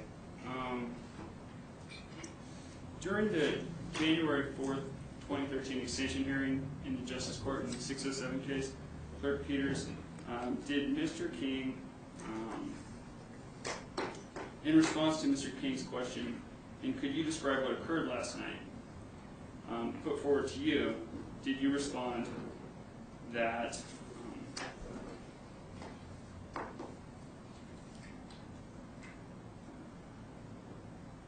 I'm sorry. In response to Mr. King's question, with respect to whether Mr. Coughlin was in the car at the time, is that correct? Did you respond yes? I don't remember. I don't remember him asking me that. Okay. In response to Mr. King's question, can you describe what occurred last night? Did you respond, last night at a little bit after 5, another employee and I were leaving the building, and a man came up, walking up to the door just as we were about to lock it.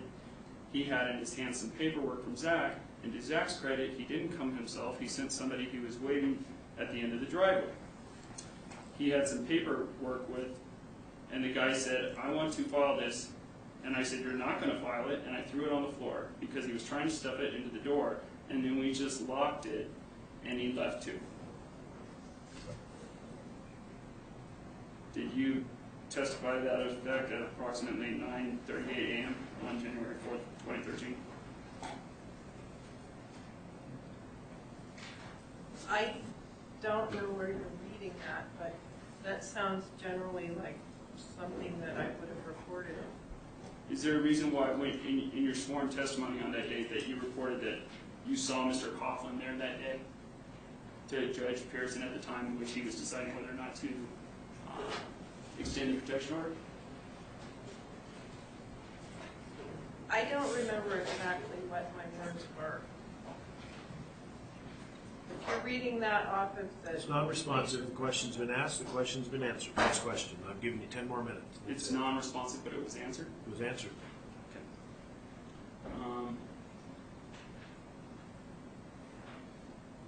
Did you fill out, and Your Honor, if I may have marked and copies provided of this transcript of the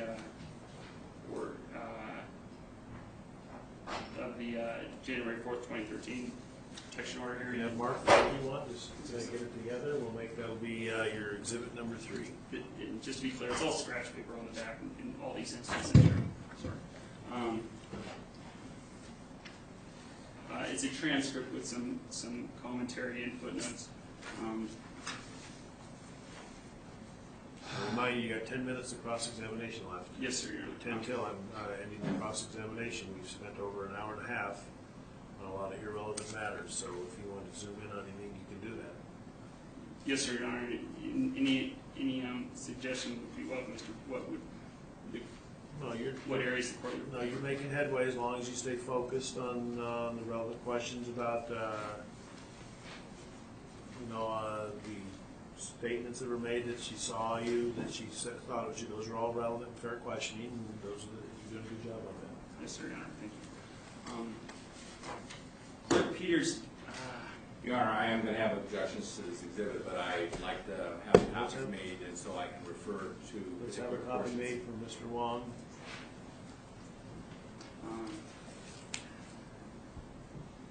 If you want to continue to ask any questions, you can go ahead. Yes, sir. Clerk Peters, when you say you stopped the facts of January 17th, did it occur to you that part of your duties as a clerk of court might be to retain copies of any submissions or filings submitted to State Bar yourself as clerk of court of it? No. Do you have any such duties as far as you're aware? Under normal circumstances, I would accept documents for filing either by hand delivery or through the mail. Objection, non-responsive. Well, you ask a question, she gives an answer, then you object. You're stuck to the answer. Even if it's non-responsive? Okay, yes, Your Honor. I don't think it's non-responsive. I think she answered your question. So as far as I'm concerned, it was responsive, so your objection is overruled. Yes, sir.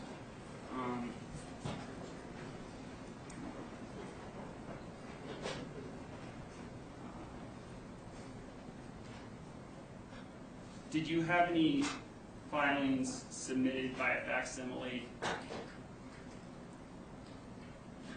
by the defendant Coughlin during the pendency of the TPO? No. Did you receive any facsimiles from the defendant Coughlin during the period between December 20th, 2012 and January 4th, 2013? Or the State Bar? Just the one that I reported on. And that was on January 17th? Right. Objection, non-responsive. So that's outside your scope. Listen, there's no question. The question you asked was responsive. You may not like the answer she got, but she answered the question. I understand. Your Honor, I'd ask to have Exhibit 3 admitted into evidence, just to comply with my duty of candor and the Sierra Class professional conduct proviso. It's not, perhaps, it is a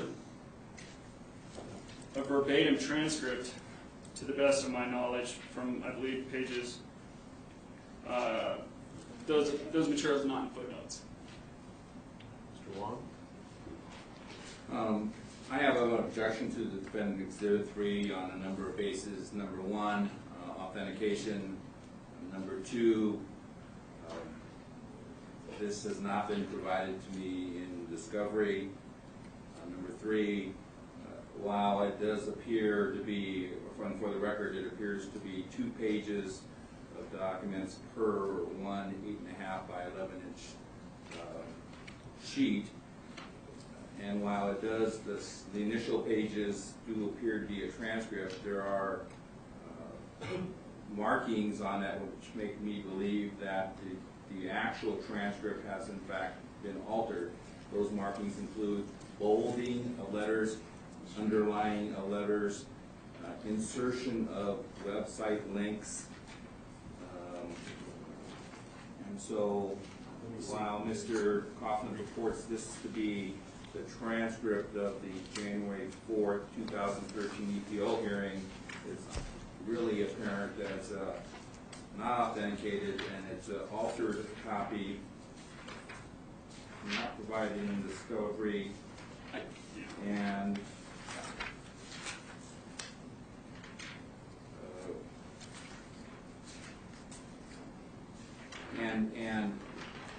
the end of the transcript includes, well, from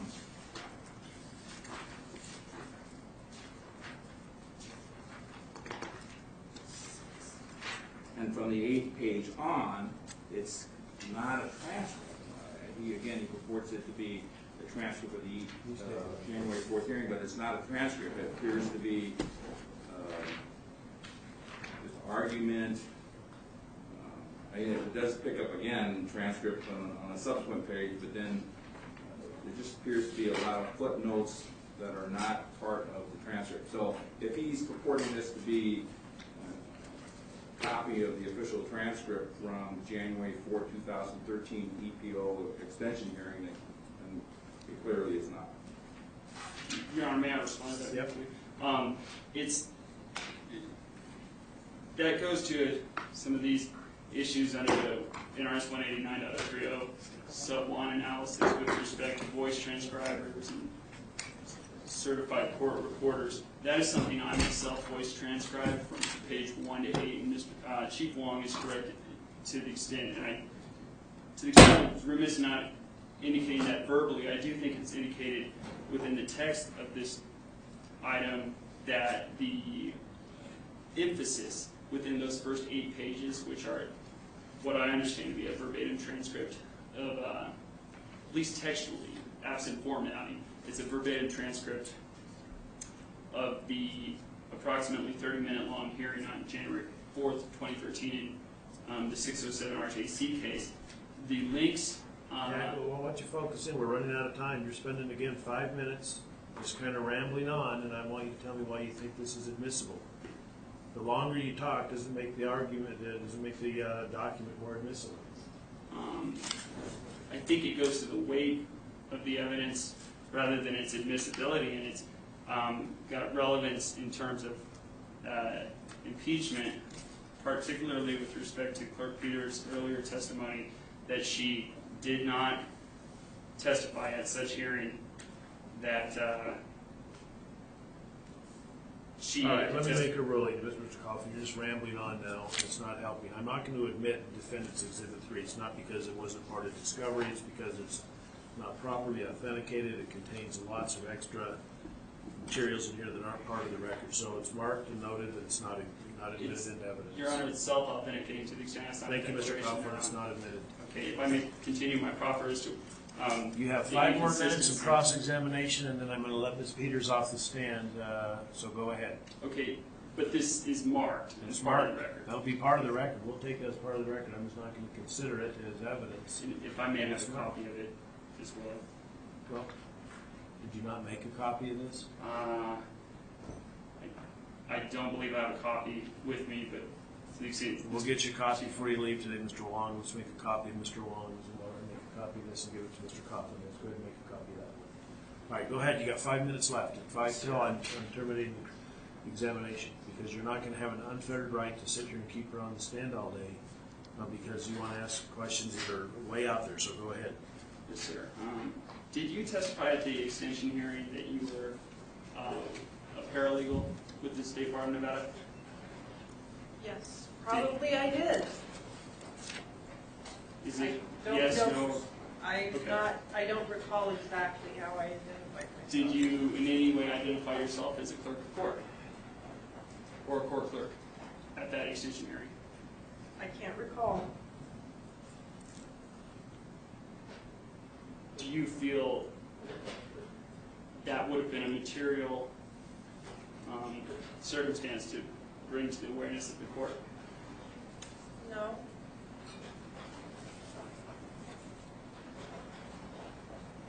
You say earlier you testified as to there was no matter pending, I believe, during the times in question, January 3rd, January 17th, 2013, with respect to the respondent Coughlin here. Is that correct? Yes. Are you aware of any extent to which Supreme Court Rule 105 requires a respondent and or his attorney to confer with the State Bar in several respects, including as to matters related to the record and or appendix? That's irrelevant. You don't need to answer that question. That's irrelevant. Your Honor, if I'm going to make a proffer, You're down to 4 minutes, so go ahead. she's testified. She found it was You need relevant. to when she argue with me. testified. If I was you, I'd be asking her questions. I wouldn't be spending the time arguing with the court. Okay. It doesn't seem to go anywhere. Why did you testify earlier as to your belief that there was no matters pending at that time? Because at that time, January 3rd and January 17th, the record was in the hands of the Supreme Court. We don't, once we're done with the disciplinary process and release the record, we don't have any jurisdiction anymore as far as I understand. Did the respondent in this matter file any tolling motions? Not to my knowledge, Are you aware of what a tolling motion is? yes. What's your understanding of what a tolling motion is? Well, essentially, it kind of buys you time. It stops the clock until the next incident. And we don't, I can't think of a circumstance when that would even apply here. But no, I don't remember you filing anything to toll any. Relative to the December 14th, 2012 findings of fact and conclusion of law, and ostensibly the recommendation of panel chair, the panel and or the chair, did the respondent file anything or submit anything that you chose not to file or that Assistant Bar Counsel King ordered you not to file that was responsive or in any way connected to that findings of fact of December 14th, 2012? Objection, compound question. It's a total compound question. We're down to 3 minutes, Mr. Coughlin. We'll wrap it up with a series of 3 or 4 more questions. Did the respondent file anything subsequent to the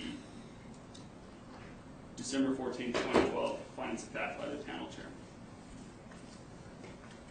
If you know, you I can don't answer that. recall. If you don't, you can. Okay. Did you not just testify that the respondent did not file any tolling motions? As far as I know, you didn't, no. Wrap it up, Mr. Coughlin. A couple more questions. Was the record on appeal that you filed with the Nevada Supreme Court on December 24th, 2012 stricken by Chief Justice? That's irrelevant. That's an irrelevant question. Next question. That's irrelevant. Your Honor, I've made my ruling. It's irrelevant. okay. You know, we're not going to have arguments about my rulings all day. They're irrelevant. I understand, Your Honor. I think some of the time, I'm not aware to what extent I need to put exceptions into the record. Or We have something. 2 more minutes of questioning, Mr. Coughlin. Any questions we'll have from Ms. Peters related to what she testified to today earlier that you have not already asked her numerous times?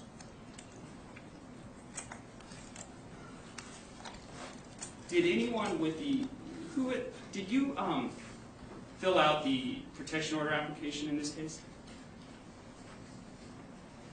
I believe I did, yes. Is it your handwriting on that TPO application? I think so. Was that TPO application filed in part to protect yourself? All the people in the office, including myself, yes. Would that include Assistant Bar Counsel King? I suppose it would, yes. Did you white out your name from that TPO application where originally you had signed it? I don't know. Your Honor, if I may have marked Exhibit C, which is a portion The of Exhibit 4. Then it's Exhibit 4. Yes, sir.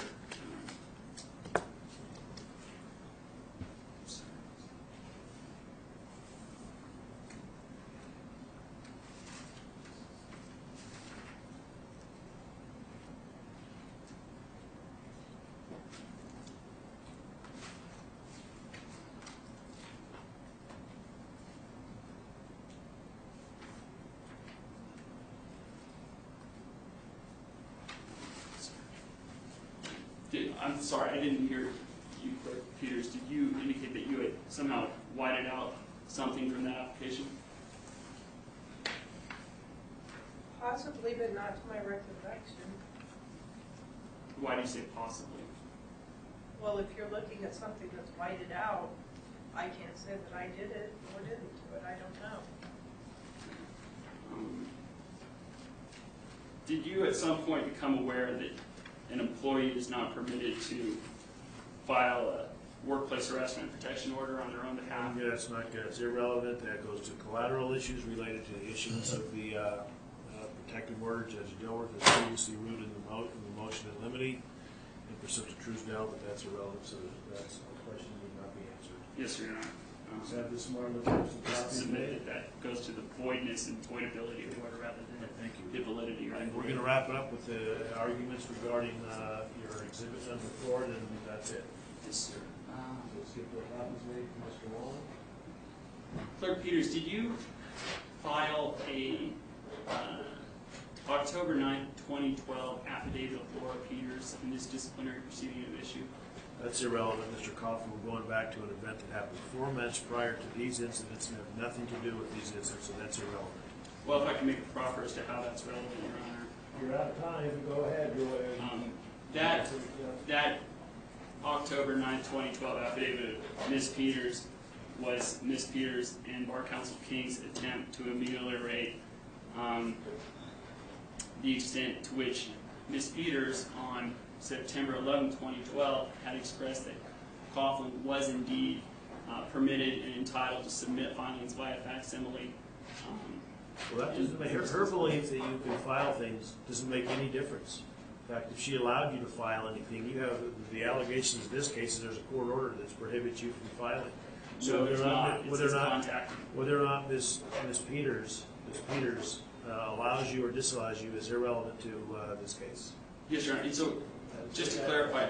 We don't need to clarify anything, Mr. Coughlin. Well, it affects Go all ahead my and ramble on if you'd like to. Well, it affects all my questioning from here on out. If you're If you indicating. need no more questioning, we're finished with cross-examination.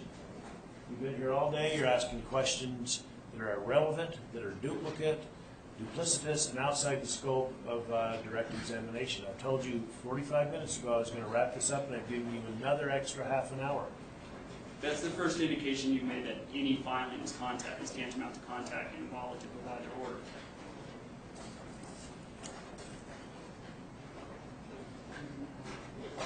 Which would, as I understand it, preclude filing by mail as well. I haven't considered, I haven't heard all the evidence. I don't know what's against the law, what is prohibited or not. I haven't made my determination. I'm looking at Defendant's Exhibit 4, which again is a series of 4 documents per page that appears to be the application for the temporary order for protection of violence on one page. On another page throughout this document, there's a letter from the State Bar to you from Patrick King. There's an order from John Echeverria, the hearing officer. There's a certification of service from Laura Peters. There's findings of facts, conclusions of law that are four to a page that appear to be, though I'm not sure, from the Northern Nevada Disciplinary Bar Panel from John Echeverria. And there's a certificate of service. There's some, as we get into the document, there's some miscellaneous emails and more irrelevant items that don't make any sense, along with a copy of at least a signature of Judge Pearson and a broadcast report, and then there's finally something from Patrick King. So you want to, Mr. Wong, you need response to Mr. Coughlin's offer to have Defendant's Exhibit 4 put into evidence? Your Honor, when Mr. Coughlin offered this, he indicated that it was the application for temporary order for protection against harassment in the workplace. This copy does appear to be a file stamp, however, it's not authenticated. It's not a certified copy. Well, it's also a copy of like 7 or 8 or 9 different things contained in here. Which I think were the exhibits to the application, but we don't know for sure, because we don't have a certification that these are true, fair, and accurate. So I would object based on authentication. Clerk Peters. No. The exhibit number 4 is not admitted, and we're done with cross-examination, Mr. Coughlin. Can you redirect examination, Mr. Wong? No, Your Honor. Thank you, Ms. Peters. You can have a seat or remind you to discuss the testimony. Your Honor, that would be the city's case in both cases, 13 CR 03913 and 13 CR 03914. All right. The city is rested. Mr. Coughlin? Your Honor, will I be afforded a basis to proffer why Exhibit 4?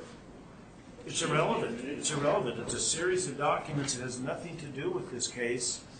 It's, I've made a finding that's irrelevant to the case. It's the TPO application at issue in this case. It's irrelevant. Okay, but What's that's not relevant why is you whether or not an order, used it earlier. no, I've said it's irrelevant. You It's said an it wasn't application. certified. No, I know, Mr. Coughlin, I did not say it wasn't certified. If that was not what I said it was not relevant. And it's a series of documents in there that make no sense to the court, but it's not relevant. So that's why it's not admitted. I'm not going to have an argument with you, it's not admitted. It's part of the record, it's going to be part of the court record, it's in the record, but we're not going to sit here and argue about it. So that is not, it's admitted, but not, it's marked, but not admitted. And where is number 4? Can I get the other exhibit over there? So we've got 1, 2, 3. Where is number 4? Mr. Coughlin, do you have number 4? Do you want that part of the court record? Yes, I do. All right. I got it right here. All right. All right. Your time for your case and sheet, Mr. Coughlin. Did the city rested? The city has rested. Yes. Okay. Your Honor, if I can just indicate to the court with respect to Exhibit 4, I believe the last 2 pages thereof are they're essentially 1 page per page reproductions of previous pages included in what is not a series of, I mean, it's not as though I put these documents together. This is the State Bar's TPO application. I had nothing to do with what they chose to put in it. But those last 2 pages, I believe, are essentially not part of that. Do you want me to take the last 2 pages off this Exhibit 4 for consideration, or do you want me to leave them in? It's up to you. Well, it's not admitted anywhere. Well, it's part of the record. I'll either take these 2 off, or I'll leave them on. If we That's your can call. take them off and then, well, just leave them in if I won't be permitted to make them Exhibit 5. It's just kind of a blown up copy of the whited out page. All right. All right. Page Exhibit 4 is now part of the court record. where the check marking on page 606 Mr. Coughlin, do you intend to call any witnesses? was in blue ink rather than black. Yes, I do. Okay, who do you want to call as your first witness? I can call.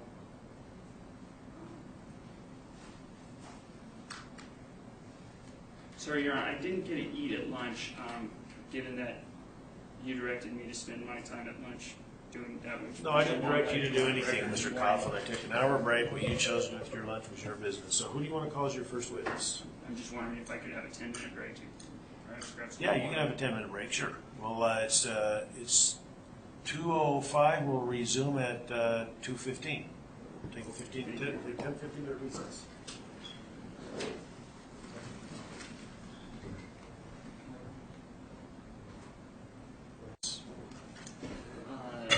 Yes, sir, Your Honor. If I could call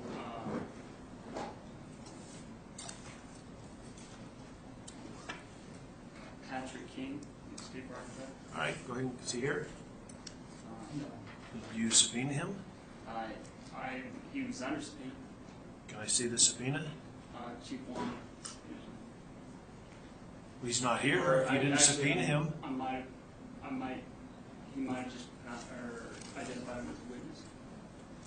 If you didn't subpoena him, Mr. Coughlin, you can't expect Mr. Long to have him here. And I might be wrong in that respect. I thought he was subpoenaed by Mr. Long. Well, Patrick King is here. You can call him. If he's not here, there's no one to call I to think testify. Laura, well, if I can go out in the hallway and see. Go check and see if Mr. King's present.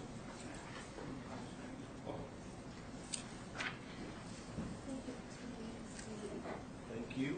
Can you get 2 hold?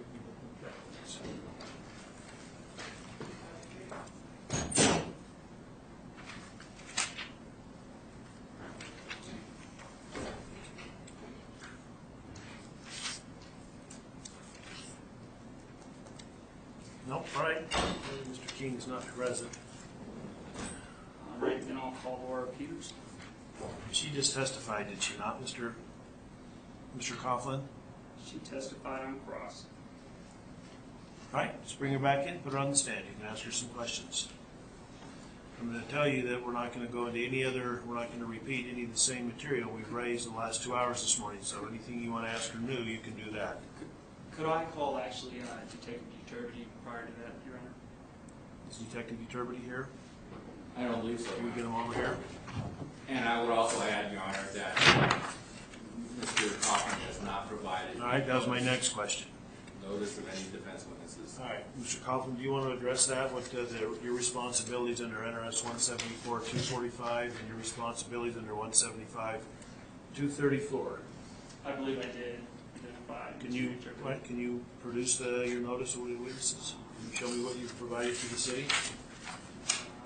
I don't believe I have that readily available.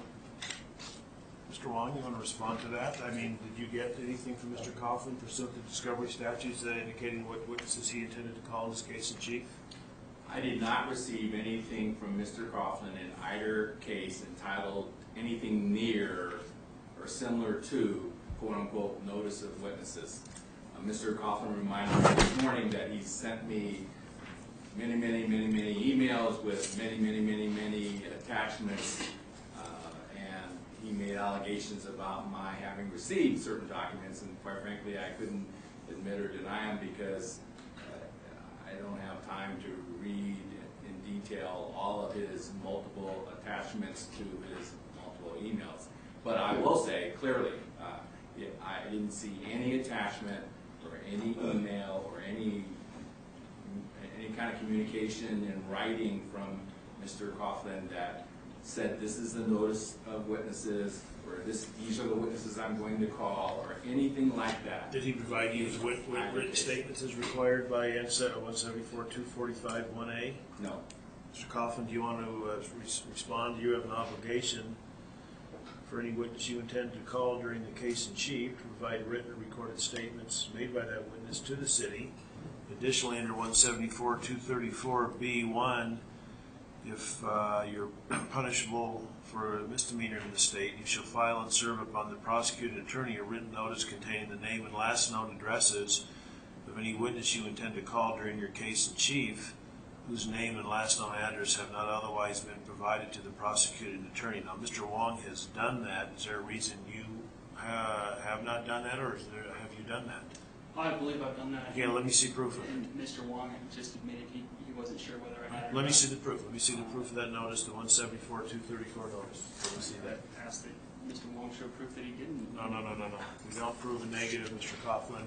You have an obligation, just like the city does, to provide the names and addresses of witnesses that you intend to call in your case in chief. You have an obligation under 175-245, same as Mr. Wong has the reciprocal obligation to provide written or recorded statements made by any witness you intend to call during the case in chief. And I'm asking you to show me proof that you did that. Yes, sir, Your Honor. I said one basis for that is the court to take judicial notice of the filings of 5-1, 5-2, 5-13. This is all 2013. 5-13 and 8-14, I believe, 2013. Additionally, Mr. Wong, I don't believe I have a duty to file notice or proof or even produce such to the court. I understand it's. Well, the statute mandates it, both statutes, 174-245, and looking at them with 174-234, they make it mandatory. That it may be filed, or that Let me read it. Let me read it for the third time today. I ask you to listen this time. 174-245, entitled "Disclosure by the Defendant of Evidence Related to the Defense and Limitations." Subsection 1 says, except as otherwise provided in 174-233 to 174-295, inclusive, the defendant shall permit the prosecuting attorney to inspect and copy and photograph any written or recorded statement made by the witness the defendant intends to call during the case in chief of the defendant, or copies thereof, within the possession, custody, or control of the defendant, the exercise of which is known, or by the exercise of due diligence may become known to the defendant. NRS 174-234, 1B, provides that if the defendant will be not tried for offenses that are punishable as a gross misdemeanor or felony, and in this case you're being charged with a misdemeanor, the defendant shall file and serve upon the prosecuting attorney a written notice containing the name and last known address of any witness the defendant intends to call during the case in chief of the defendant, whose name and last known address have not otherwise been provided to the prosecuting attorney pursuant to the previously mentioned 174-245. Mr. Wong is in compliance with both 174-245 and 174-234, and I'm asking you if you're in compliance, and if you're not in compliance, why should you be relieved of the same obligations of every defendant to provide that information? Yes, sir, Your Honor. As I understood what you read, 245 or 234 of 1B is only necessary if such has not been provided within the context of 174.245, which does not require filing. Regardless, I believe I have done it both in and outside the context of something filed, on file. Well, why don't you point that out to me so I can see it? I'm asking you to point it out. I'm not asking to root through these records. You show me where you provided notice to Mr. Wong of the witnesses you intended to call during your case in chief, the reciprocal obligation you have. To provide a notice. I don't have an obligation to prove to the court. Show me whatever you provided. Let him know who you're going to call as your witnesses in your case in chief. And I believe. I mean, why? I also provided. Go ahead. I provided Chief Wong the very materials that he provided to me, and further, which would satisfy that obligation. Further, specifically, but not limited to such, I'm referencing the police reports that were provided, including Detective Utilities for both the 3913 case and the 3914 case. Under 178.598 of facsimile is Mr. Coughlin, it looks like you didn't provide that information. Is that correct? Either you did or you didn't. No, I believe I did. Well, I want to see it. I'm not going to. You show me where you provided proof. In the meantime, where's Officer Uturbity now, Mr. Wong, Detective Uturbity? I don't know, Your Honor. I believe he's back working. All right, Mr. Coughlin, tell me where you showed proof of Then that. I'd move for continuance to the extent he's not here. He was clearly told he was still under subpoena. Let's get him back over here then. Let's get him back over. Call the police department, get him back. You know, Mr. Coughlin, you're total non-compliance with the rules. You did not comply with 174-245. You did not comply with 174-234. In terms of what I've referenced now for the fourth time, providing a list of witnesses you intend to call during your case in chief of Mr. Wong, along with their names and addresses. I don't know why you think the rules don't apply to you. that's not the case. Then why didn't you comply with The that rules statute? don't say I need to be able to, on command, come to the trial and provide proof of that. And in fact, they don't even say I need to file it. The defendant shall file and serve And that's in upon the prosecuting attorney. Did Where- you do that? where 174.245 is not in play. Well, 174-245 is in play. Did you provide written or recorded statements made by the witness the defendant intends to call during the case in chief? Did you provide that? If you intended to call Detective Uturbity, did you provide copies to Mr. Wong? Yes. You did. When did you do that? Well, on a number of occasions. Okay, listen, I'm going to let you do this. I'm making a finding you're in total noncompliance with the discovery statutes. Notwithstanding your noncompliance, we're going to get Officer Uturbity over here and put him up on the stand. But we're not going to rehash all the information that we went over this morning on direct and cross-examination. If there's new information you'd like to elicit all out, but we're not going to go into any of the other items over and over. So we essentially start not making use of the, we can start wasting judicial time because you're not, because you want to sit here and ramble on. Yes, Your Honor, and I'll do my best not to do that. Well, we're not going to let you do that, so let's get him over here. Well, I'm confused at this point because previously when I was questioning these witnesses, a lot of the curtailing of such inquiry was relative to what was raised on direct, and now it seems as though the court is telling me just in general, regardless of whether it's direct or in your case in chief. We're not going to let you go off on a diatribe on irrelevant evidence. I'm going to let you know that right now. The evidence in this case is going to be directly related to the individual witness's role in the investigation of this case. or I'll go outside and call. Who's here now? Is anybody here now? There was no one in the halls. Right.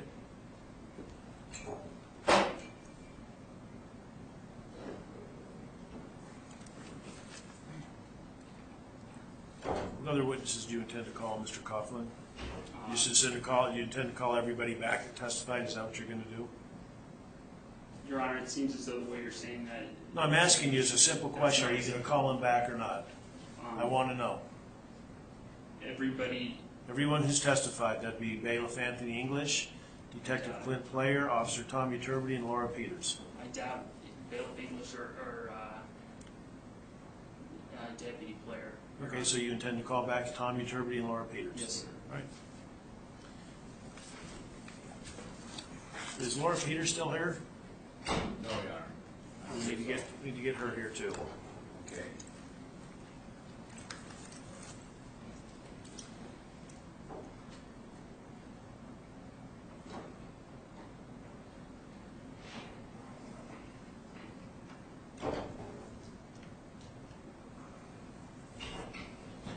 Show up, let me know.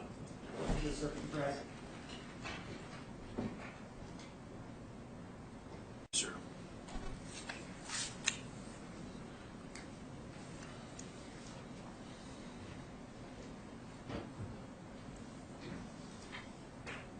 Go ahead, Mr. Coughlin. Good afternoon, Detective Turbity. Thank you for returning this afternoon.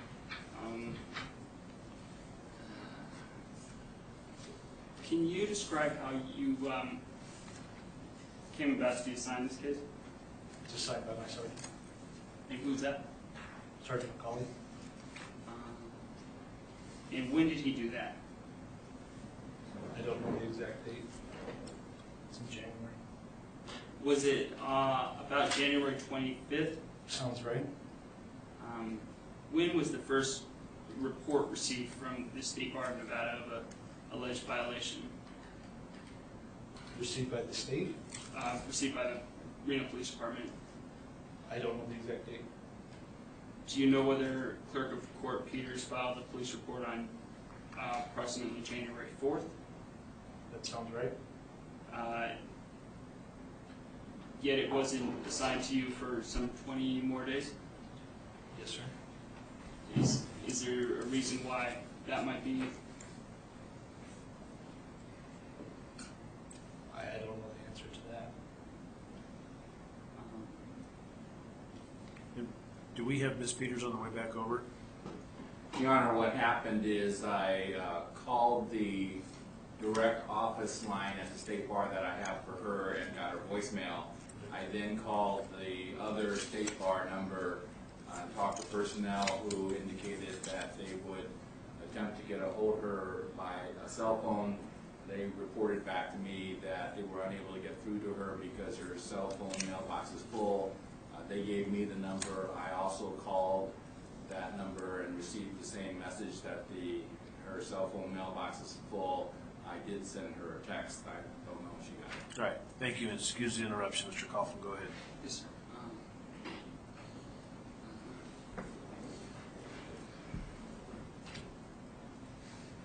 Detective Turbity, is your normal position with the Reno Police Department investigating misdemeanors? I'm assigned to the Family Crimes Division. I can't hear you. I'm sitting right here. Sorry. I'm assigned to the Family Crimes Division. So regardless of whether it's a misdemeanor or a gross or a felony? Whatever's assigned to me. Okay. Is there something in your police report that indicates anything with respect to just being assigned to misdemeanors or maybe being not assigned to misdemeanors, but rather typically only a gross and felony?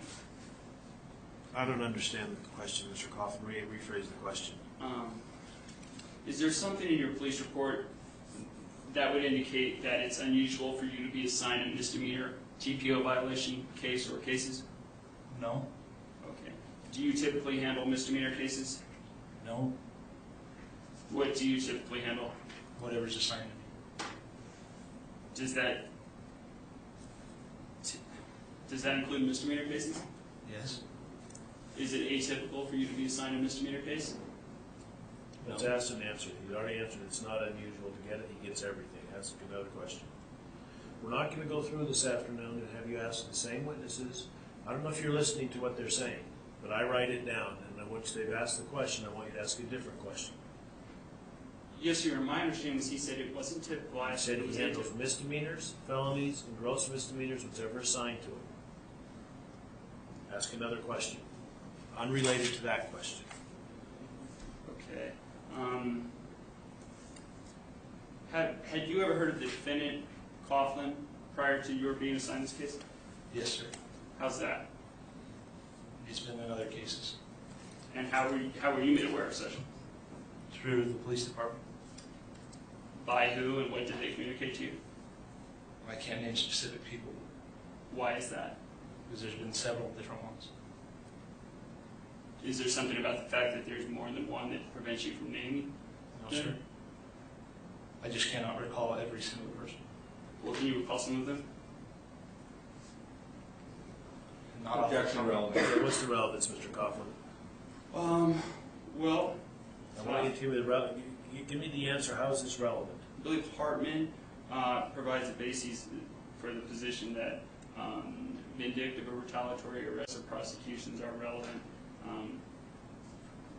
to the issue of guilt. Okay, the objection by Mr. Wong is overruled. Go ahead and ask some questions. But again, Mr. Coughlin, I don't want to limit your cross-examination, but we're not going to be here for hours as you kind of just randomly ask questions. I want you to ask specific questions. There comes a beginning and an end to cross-examination. It's not going to ramble on here all afternoon.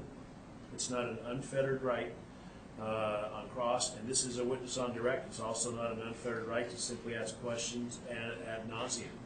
So go ahead. Yes, sir. I'm going to limit the questions if I feel they're not relevant, whether or not there's an objection by the city or not. So can you answer that question, Detective Richard? What was the question? Specifically, whom at the Reno Police Department had you conferred with regarding defendant Coughlin prior to your being assigned this case, and what was the substance of those communications? I have not conferred with anyone. It's information that was passed. Okay. By whom and what was that information? Information with previous dealings with Mr. Coughlin. I do not know the specifics of each case because I was not involved in them. Well, just any specifics that you remember. I can't remember anything off the top of my head, sir. You say you can't remember everything? Anything off the top of my head involving you? Not anything. No, sir. Yet you remember you didn't confer with, but you were informed Yes, sir. by individuals employed by the Reno Police Department. Yes, sir. Why? Why what? I don't understand. Why was he informed of materials that he can't remember relative to defendant Coughlin prior to his even being assigned this You case? can answer that, Detective Derby. If you can, you can. It's just information passed to the police department. With objection not responsible. Overruled. Go ahead. What information? I don't know the specifics. It's information with previous dealings. I was not involved in those dealings. Members of the police department were. You can't recall any. No, I was not involved. Okay. And I'm sorry, Your Honor, if I missed it, but has the witness been sworn? This has been sworn. I reminded he was under oath and took the stand this afternoon. Yes, sir. Thank you, Your Honor. Do you know an officer, Nicholas Duraldi, I think is how it's pronounced? Yes, sir. How do you know him? We've worked with the Reno Police Department together. When you were a detective, or? We've never worked specifically on the same team. I just knew we were employed by the same employer. And approximately how many officers are employed by that employer? I have no idea. How familiar are you with Officer Duraldi? No, I'm in passing. Do you know his wife? Objection as to relevance. Mr. Coughlin, go. Make your questions relevant, please. How do we know it's not relevant? I'm ruling it's irrelevant. Then move on to your next question. May I offer why I believe it's relevant? Go ahead. Officer Uturbity's wife is an e-com dispatcher. I've been I prosecuted. don't know that to be a fact or not. Well, I need to have an opportunity to establish that. I want you to establish how whether or not he knows this other officer's wife is relevant. Well, I think under Twombly and Hartman, vindictive and retaliatory prosecutions and arrests are relevant to the determination of guilt. When you start laying the foundation, there's possibly a vindictive retaliation. I may allow that question until that is established. The objection is that it's irrelevant and you're not going to make any inquiry regarding that. Next question. Okay, and so I talk about laying a foundation. Next question, Mr. Coughlin. I'm not here to give you legal Is advice. your wife a e-com dispatcher? Objection is to relevance. It's not relevance. I'm not going to go into any of those type of questioning. That's not going to happen, Mr. Coughlin. Next question. And I'm not sure what you mean by that type of We're not going to any questions about the officers' wives related to Detective Uturbity's receipt of evidence from the State Bar. Your focus should be limited, and not only it gets to be so irrelevant that it's problematic to the court. Even if Durrell's wife's a dispatcher too, and Durrell's Ask your next question. I'm not going to have an argument with you. Ask your next question. Okay. What did you charge the defendant with here? I believe it was a violation of a TPO and a violation of an EPO for the workplace. What statute? I don't know the specific numbers. Do you know generally the charge? I can the filing document speaks for itself in this case, Mr. Coughlin. It's amended criminal complaint. The charges were levied by the city attorneys for NRS 33.350 in both cases. I didn't ask what the complaint was. I asked what his charge was on his declaration. I'm answering the question. That's the statute that you were charged with. You're Ask asking another question I question. didn't ask. Ask another question, Mr. Okay, I'm Coughlin. going to ask the question that I asked. Don't argue with me. Ask another question. Yes, sir.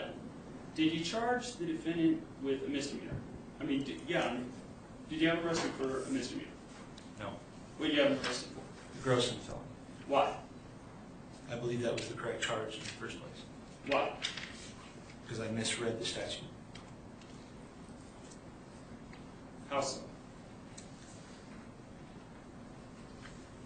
As to the type of restraining order. In what way? Sorry, I don't understand what you mean what way. Well, as to the type of restraining order, in what way did you misread it? I read this as a stalking harassment order. And you're employed as a detective? Yes, sir. Is it your job to investigate? Yes, sir. And does that investigation include familiarizing yourself with potential charges and statutes involved in determining if there was a violation to support such charges? Yes, sir. Okay. And what did you do with regard to this case to make your determination? After conferring with the district attorney, the charges were amended. Okay, but prior to conferring with the district attorney, did you do anything to make sure you charged the right thing and didn't put somebody through a felony and gross charge, necessitating $5,000 of bail? Objection. Listen, that's a ram. Mr. Coughlin, stop it.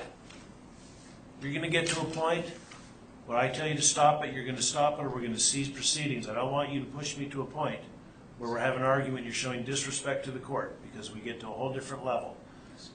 You ask him a question. That question was a series of rambling and narrative compound questions. You can ask him a single question, and then that's it. Yes. Go ahead. Yes, sir. Did you conduct any investigation or inquiry prior to making the two charges listed on your PC sheet? Yes, sir. And what did that consist of? Documented in our report. Objection, not responsive. You ask him a question, he responds to it in a responsive manner, and then you object. It's overruled. His answer was responsive. What do you mean by documented in my report? The specific details of my investigation were detailed out in my report. Okay, well, I'm asking you to testify to those today. I cannot read you the specifics of my report. I do not recall every word I wrote. Right. Okay, can you just recall what you remember? Or can you indicate what you remember? After speaking with Laura Peters, I determined that there had been two violations, one for a temporary restraining order violation and one for an extended protection order violation. And how did you come to that determination? Evidence, documentation, talking to witnesses, Such as? such as what, sir? Such as evidence, documentation, and talking to witnesses. What specifically in those three respects did your investigation consist of? Talking with Ms. Peters, the evidence provided earlier by myself, and the restraining order violations, or the restraining orders themselves. Objection not responsive. Overruled. What specifically, with respect to talking to Ms. Peters, did you glean from your investigation to support a felony and gross violation of a harassment protection order under NRS 199 rather than? All right, Mr. Coughlin, once again, you're starting to ramble and ask compound narrative questions. I don't know why you don't listen to what I'm saying. Why don't you ask a question and he'll give you an answer? What specifically did you learn from interacting with Ms. Peters in your investigation to support the charge that you listed on your PC sheet? That Mr. Coughlin had violated a temporary protection order and an extended protection order. You learned that from your investigation incident to conferring with Ms. Peters? And reviewing the documented evidence that she provided, and also the restraining orders that were filed by courts. Okay. So part of that review would have included looking at what is marked as Exhibit D for the EPO and Exhibit A for the TPO? I'd have to review those exhibits to make sure, but I believe so.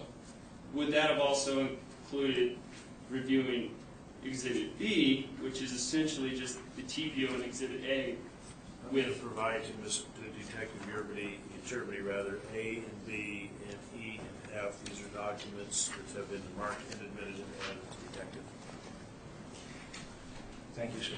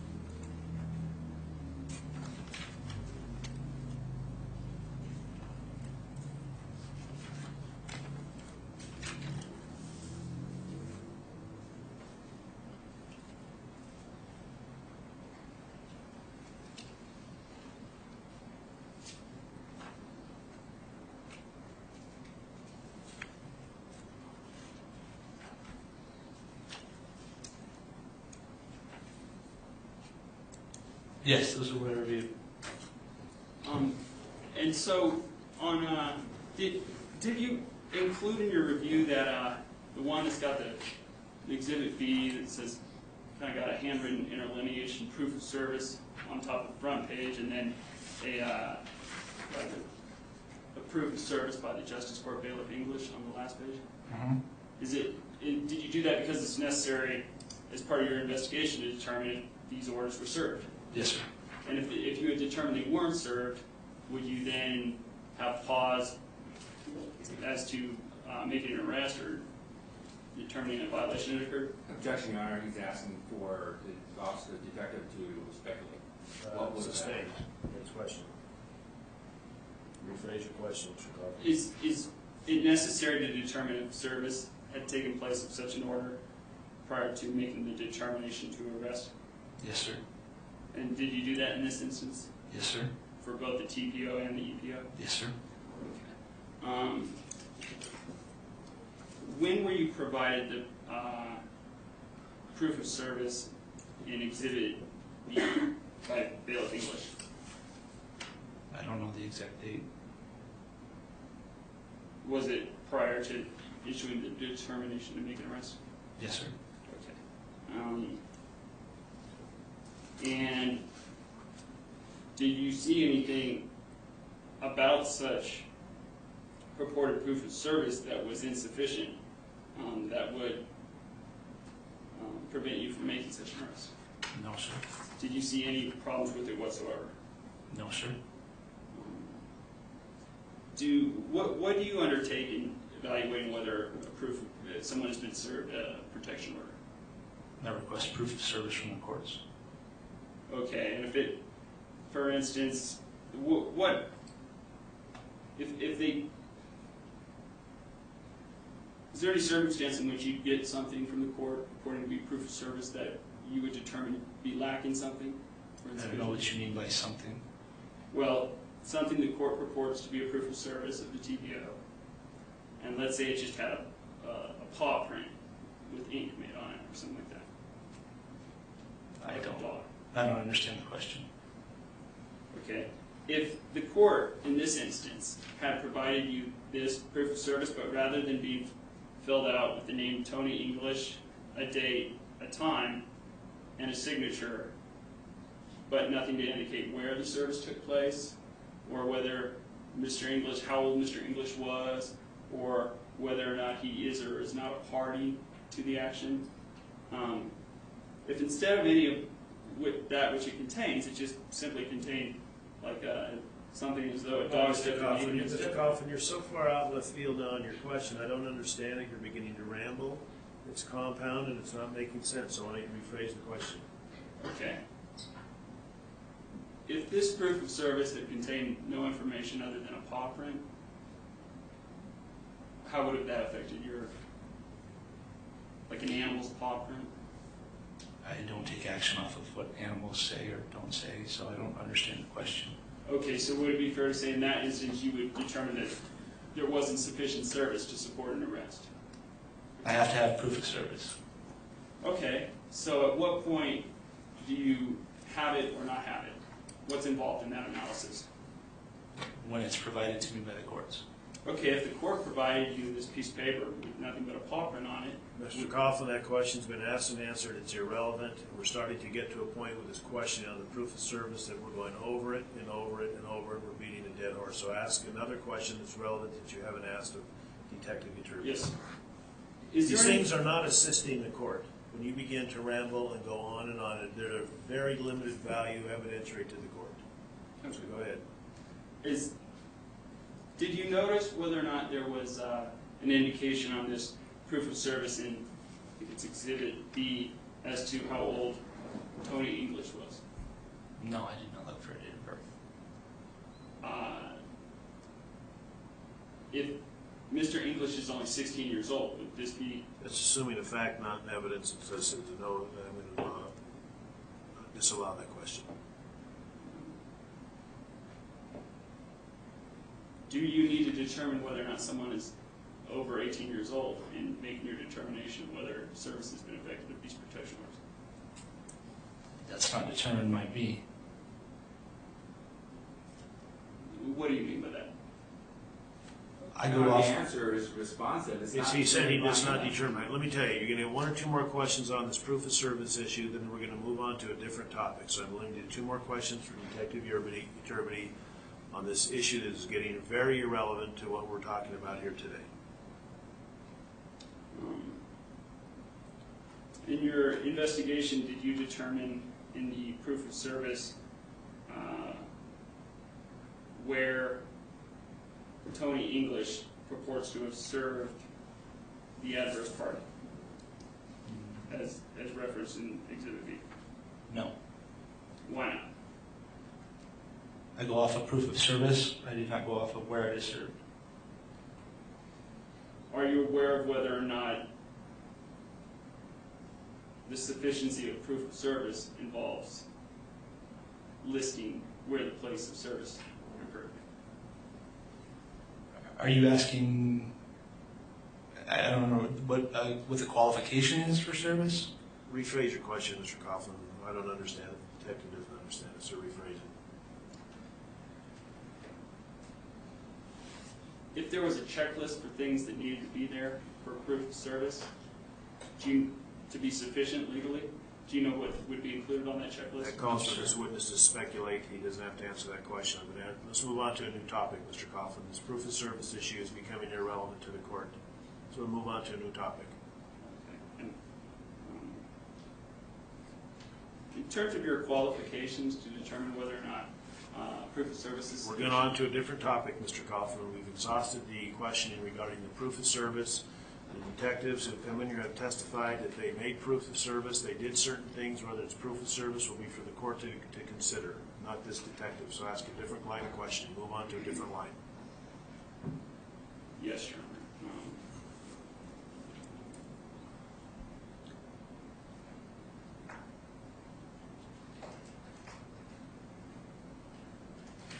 Do you notice, or you indicated that you had reviewed both Exhibit D, the EPO, and Exhibit A, the TPO. You have those before you now, Detective? Yes, sir. Okay. Is there any indication on the first page of either of those in bold lettering, some sort of warning? Warning for what, sir? I mean, that's irrelevant. The question, these are exhibits and evidence. I can take judicial note. I don't have to take judicial notice. I can review the terms of those. Detective Yerbity's testimony regarding what is contained in those exhibits now in evidence is irrelevant. That's another question. Your Honor, if I may make an offer of proof in that regard. Well, you can make an offer of proof, but try to make an offer of proof instead of rambling. Yes, sir, Your Honor. Part of the duty of being a peace officer and a prosecutor is that one not put something before this court in a reckless manner, and where that can be proven, or where a defendant in a criminal proceeding under Twombly or Hartman can establish that some misconduct or gross negligence was involved therein. The law provides that such is relevant. Now, where these orders clearly in bold font warn one that a violation is a misdemeanor, and then Detective Yerby, and they're not long orders, Detective Yerby then proceeds to charge the defendant with a gross. He's testified that he made an error and he made a mistake. I see no error and no evidence of any bad faith or misconduct on behalf of the prosecutor or the police. I've admitted these documents into evidence. They speak for themselves. They're now in evidence to be considered by the court. Move on to a relevant line of questioning.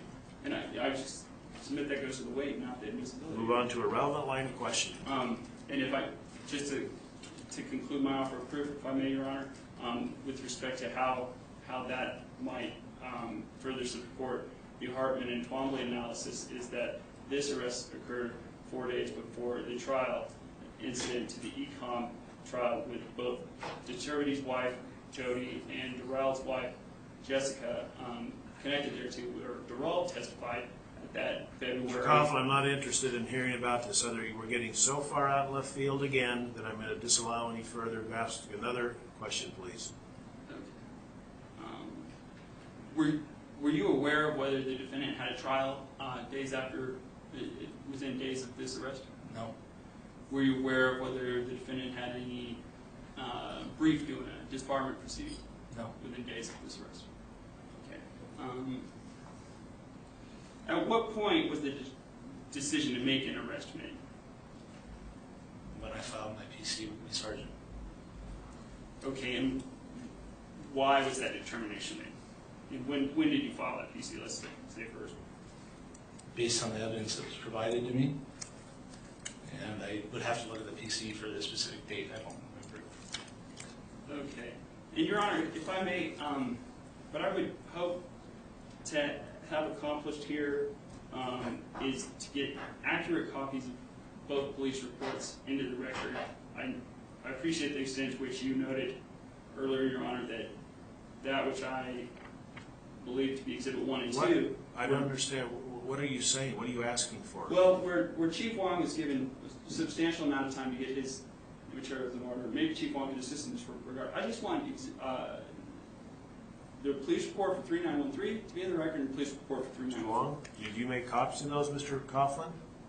I believe I have copies here. I'm just I just had a trial in the Reno Justice Court, which Do you have copies of those? I don't need to hear any collateral reasons. Do you have a copy of the police report you want admitted? Mr. Wong, do you have a problem with that being admitted if we have it marked? Your Honor, if he's got copies of something, I'd like to look at them before. I mean, he has the same responsibility to prepare just as I do. I'm not sure police reports are admissible, but I'll, if you have something you want to mark and have the court take a look at it, I'll do it. Okay, Your Honor, I think it would just take me a few minutes to find it is the problem. And I've been trying, but I'm kind of... Do you have a copy, Mr. Wong, so we don't waste any time here?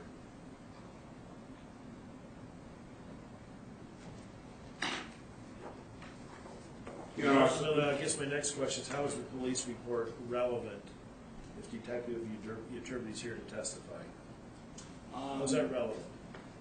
I believe it goes to impeach Clerk Peters' testimony as to what she told Detective Uterby and what she... So you can ask Officer Detective Uterby what she said and what she's testified to. I'm not going to admit a police report that you don't have a copy of. No, I do have a copy of it. I just asked for the same opportunity. Go ahead, next question for Detective Uterby. I just asked for the same opportunity to find it. You can find Chief it. Wong had You can find it. Go ahead, I'll give you 5. Go ahead and take a look.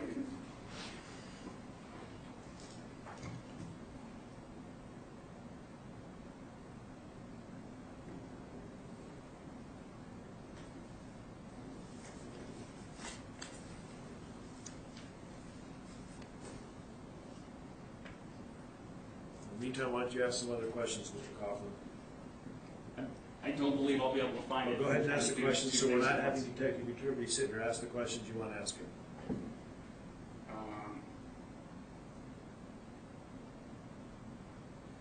Well, Do having you have that any police report. Do you have any other questions to ask Detective Uterby? Yes. Then ask him. Okay. So may I look for the police report? I want you to ask him questions. You called him here. We're all sitting here asking some questions. I understand, Your Honor, but Chief Wong was given a good 10 minutes of silence in this courtroom to go through 100 pages one by one. And I'll give you 5 minutes to find the police report. It has been provided to you on 2 different occasions, Mr. Coughlin. See if you can find it. Go ahead while we're waiting. yes, sir.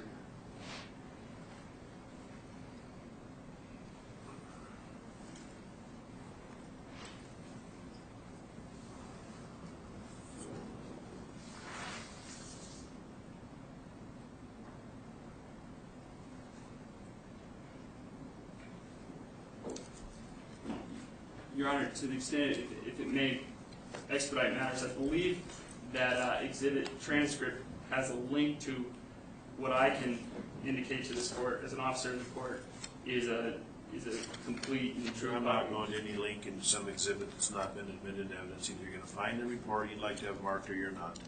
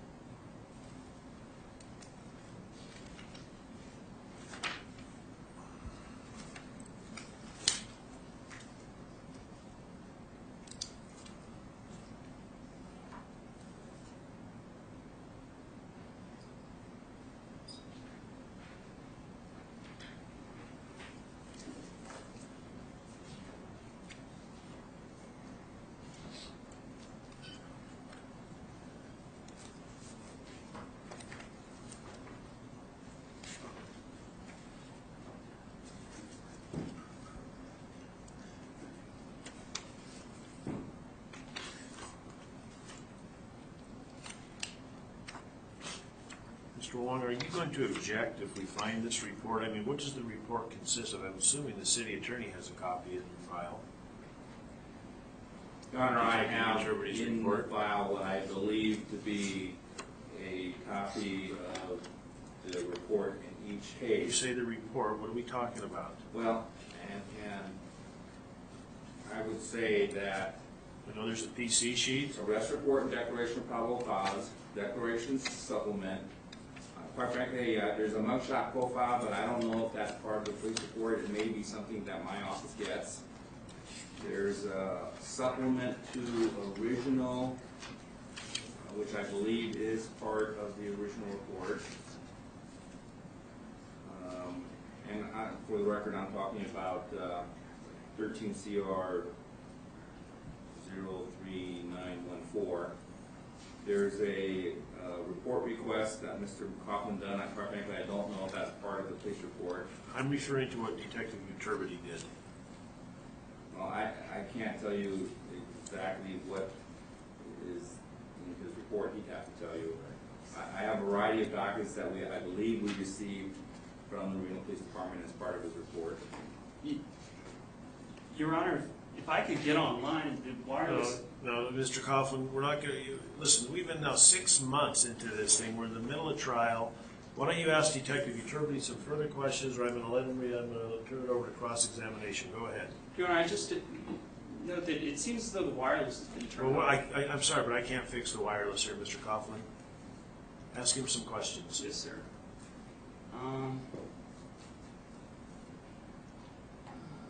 If there's no further questions, Mr. Coughlin, I'm going to let him go. No, I have some. And I want you to ask him right now. I don't want. He's waiting here. He's come back from his job. So go ahead and ask him some questions. Yes, sir.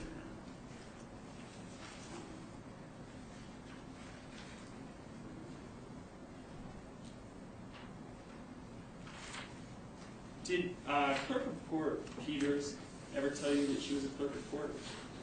I don't remember what her specific job title was. Did you ever ask her whether there might be some instance or bases in which the defendant here would be permitted to submit, say, documents for filing in the proceeding you referenced earlier? No. Why not? I don't understand why not. Well, do you just go arrest people real negligently, or do you consider whether or not the law has actually been violated? Objection argument. That's sustained, Mr. Coughlin. Focus in on some relevant questions, please. So whether or not he did this negligently is not relevant? Sustained. Ask another question, Mr. Coughlin. Do you believe you were negligent in your investigation here? No. Why is that? Because I reviewed the evidence, spoke with Ms. Peters, took the TPO and the EPO violation into consideration, and made my judgment call. Okay, and so where you charged the wrong statute, which resulted in a $5,000 bail. Mr. Coughlin, those comments are going to be stricken from the record. He's testified that he considered a different statute, the stalking or harassment. He's testified to that. We're not going to rehash this 6 or 7 times. And quite frankly, in the court's mind, it's irrelevant to the ultimate issue as to whether or not you violated a TPO and or EPO. So move on to your next line of questions. Yes, sir, Your Honor.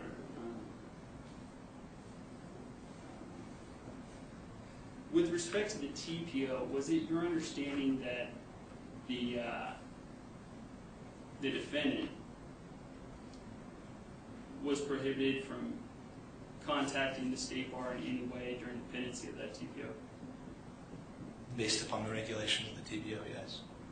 Okay, and so in that Exhibit B of the TPO, can you indicate what portion of that you believe that you made that determination? Did you say Exhibit E? B.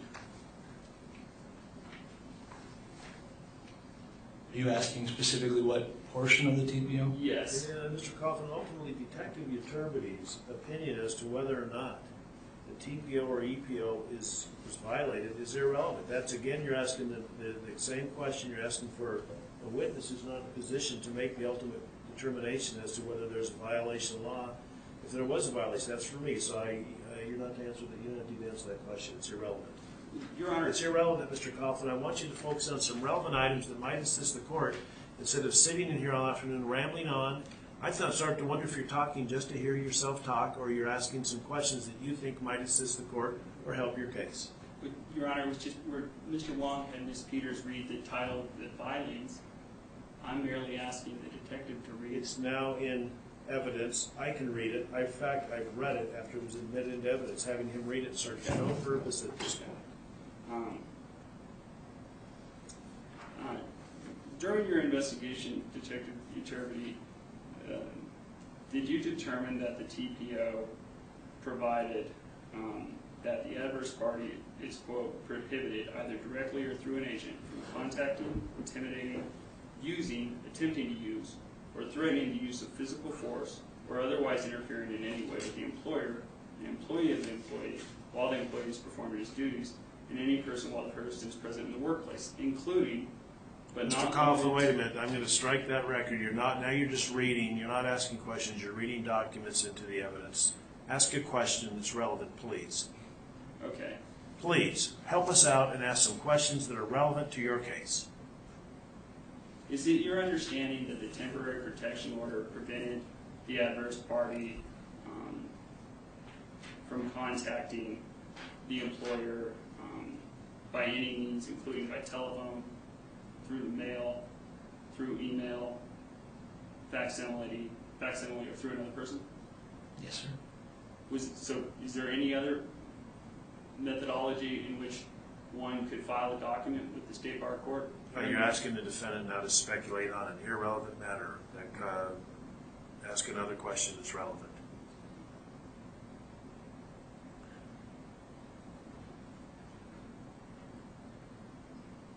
Mr. Coughlin, I remind you that Detective Utervity's role in this case was limited. His testimony this morning on direct examination was very limited. The information he brought to the court was limited. We gave you a great deal of leeway on cross-examination to ask some questions, and your ability to bring a witness in here and just unfetteredly ask questions that are irrelevant reaches a point where there's a limit. And if you don't have any relevant questions anymore, I'm going to let him go. If you want to focus on something you think is relevant or that we haven't gone over 6 or 7 times today, you can do that, but we're not going to sit here and have you ramble on question after question that's irrelevant. Yes.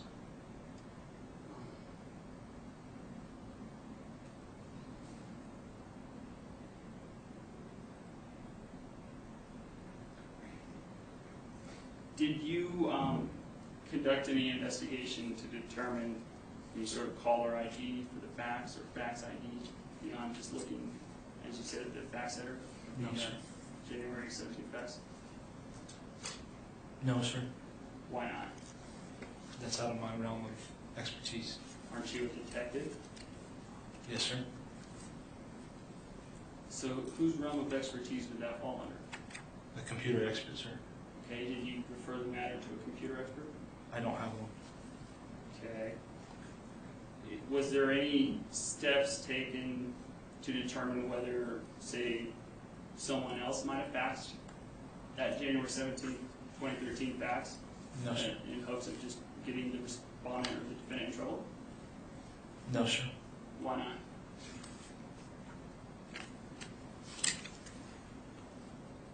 I believe the evidence that I had What?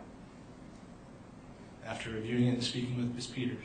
Did it have anything to do with your wife and Nick DeRoll's wife? Mr. Coughlin, you're not going to go into that line of questioning. I don't know if you have a problem understanding what I'm saying, but you're not going to. I don't want you to ask the police officers any questions about their wives or their families that are absolutely irrelevant.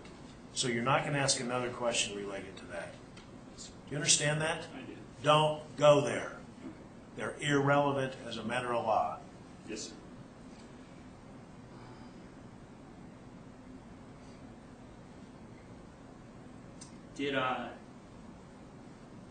Did the arresting officers point a gun at the defendant's head from 4 feet away when making the arrest? How's that relevant, Mr. Coughlin? How's that relevant to whether or not you violated a TPO or an EPO? Well, if someone...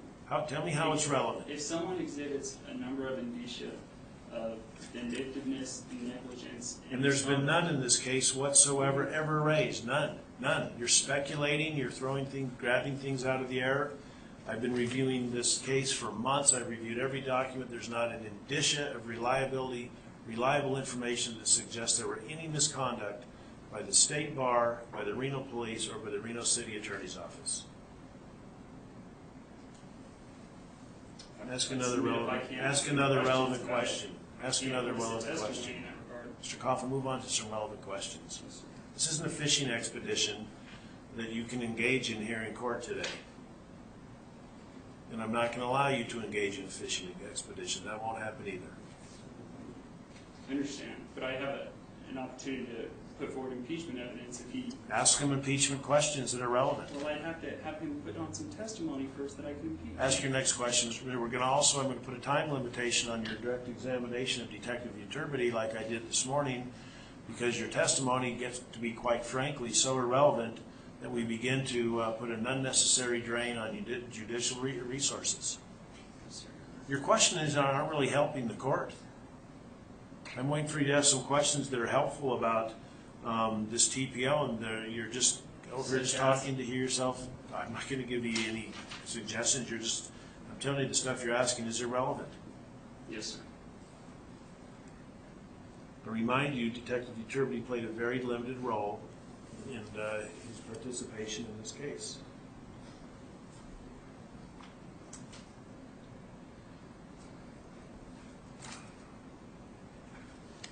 So, is it true to say, just to clarify, that Clerk of Court Peters told you she did not see Coughlin, the defendant, on January 3rd, 2013, in what she believed to be his car or anywhere near the area? Yes. So, would then your assessment that a violation had occurred sufficient to support a gross misdemeanor arrest be premised upon merely an unidentified man purportedly submitting a document for filing?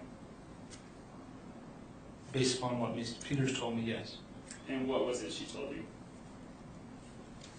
That the documents that were filed on behalf of Zachary Coughlin, and that during the filing, the individual that she described as the male got into the car that she knows is Mr. Coughlin's. Okay.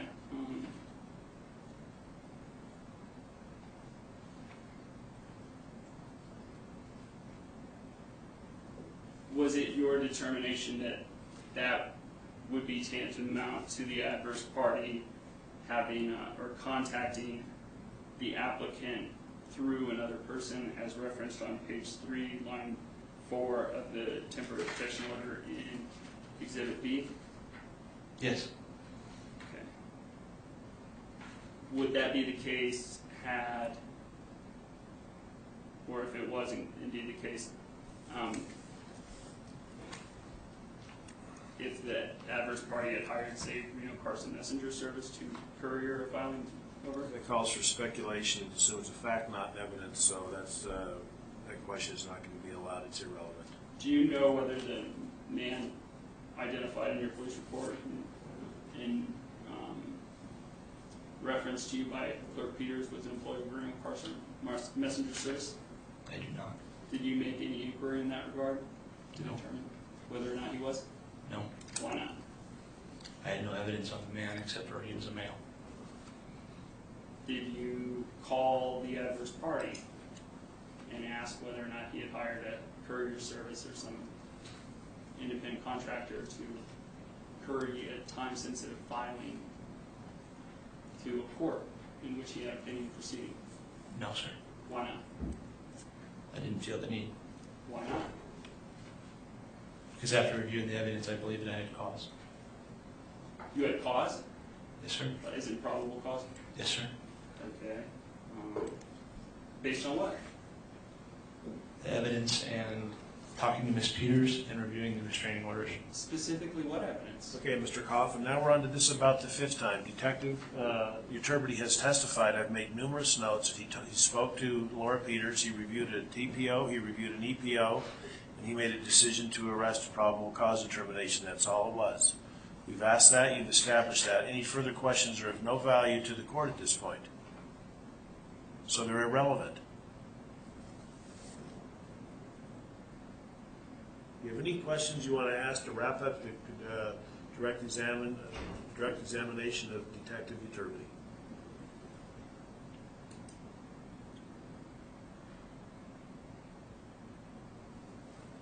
What evidence do you have that the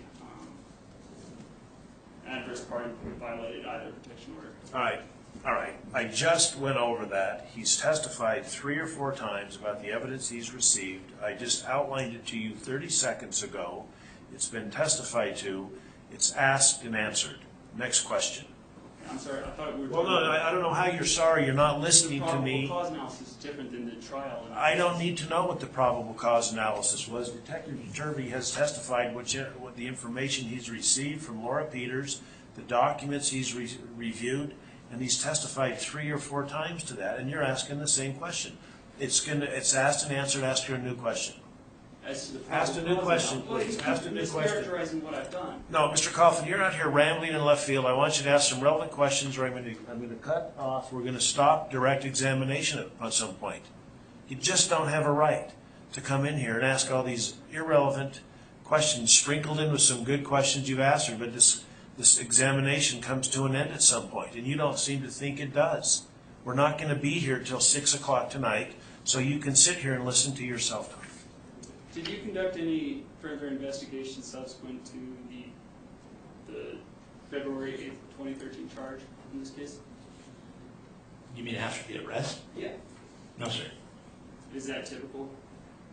Yes, sir. In any instances, do you conduct further investigation subsequent to an arrest? Objection relevant. What's the relevance, Mr. Coughlin? Well, there might be some Brady material that was uncovered. Ask him if there's any Brady material then. Go ahead and ask what material he provided to Mr. Wong. Was there any Brady material you uncovered in the course of either your pre or post probable cause investigation? I provided everything to Chief Wong. Right. Objection non-responsive. That's very responsive. He said he provided everything to the city. The city then has an obligation to provide discovery to you, which is my understanding, having a couple hearings on this. The city's provided everything to you, and also the court has provided documents to you in March of 2013. I'm setting a quarter till as a deadline, Mr. Coughlin, for a direct examination because the value of this questioning is very, very dubious and does not help the court. So if you have something you'd like to ask that's fresh and new and relevant, please feel free to do that.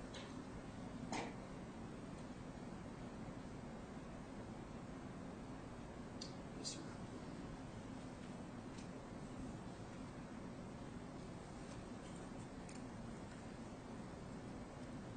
Court's indulgence for a moment, Your Honor.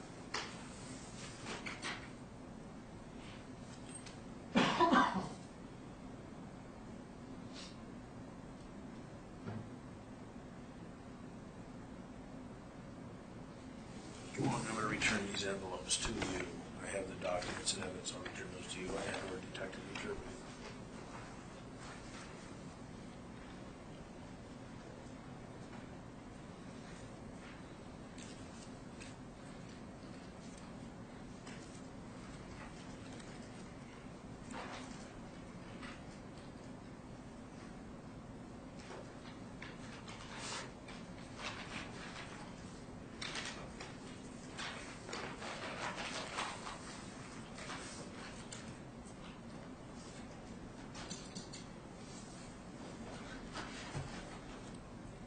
Those exhibits returned to me from Detective Uturby, so we don't misplace any of them. I have a list here.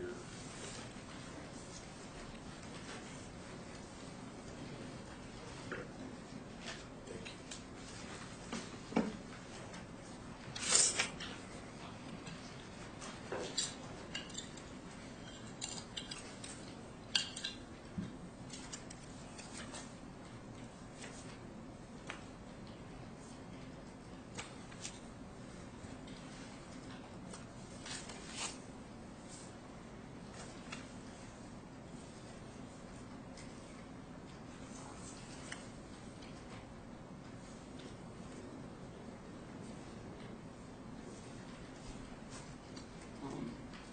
You say you submitted a probable cause declaration to your sergeant?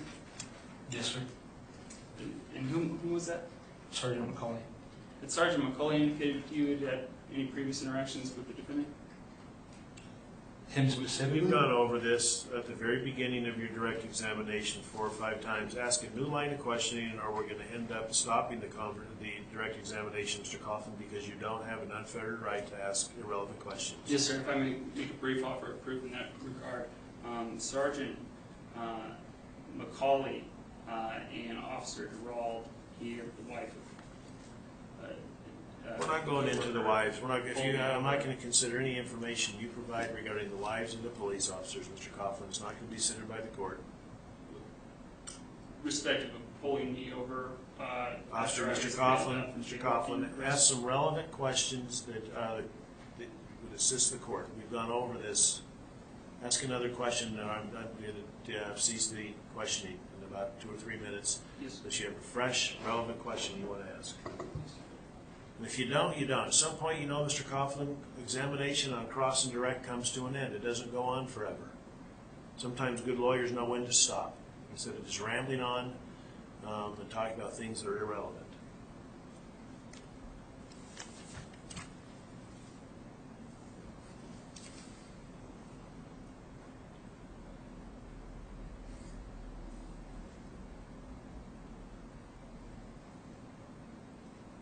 Yes, sir.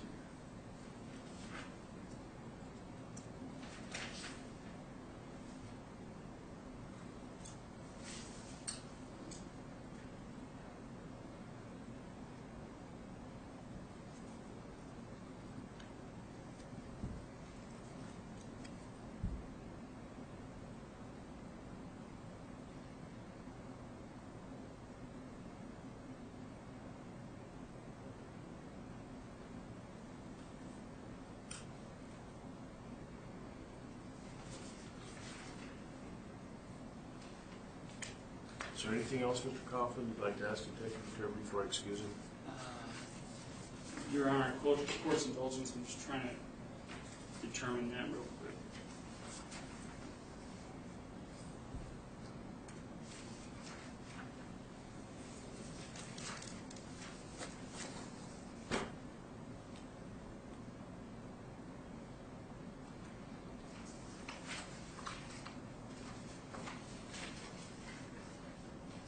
All right, Officer, do you take your excuse? Thank you very much. Mr. Wong, I'm assuming there's no cross-examination. Correct. Thank you, Detective Yerby.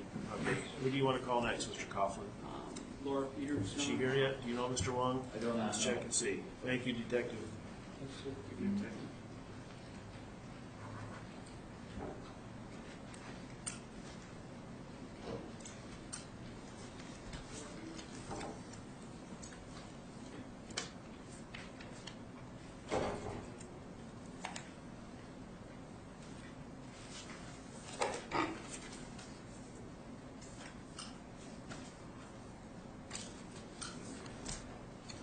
Laura and Ms. Peters isn't here. We're going to take a 10-minute recess. And one of 2 things will happen this afternoon. That she's going to be back here. We have a definitive yes or no. And if not, we're going to continue the case for and reset it for the direct examination of Ms. Peters. So it's not anybody's fault. See, if we can't get a hold of her, we can't get a hold of her. And I'm going to give you, Mr. Wong, no one's under any pressure. Let me know in 10 minutes if you've been able to get a hold of her. If not, we're going to simply terminate the proceedings today. We'll bifurcate the trial. We'll finish up. I'll set a date in the very near future to finish up with the testimony of Ms. Peters. So we'll be in recess at that time. Please rise.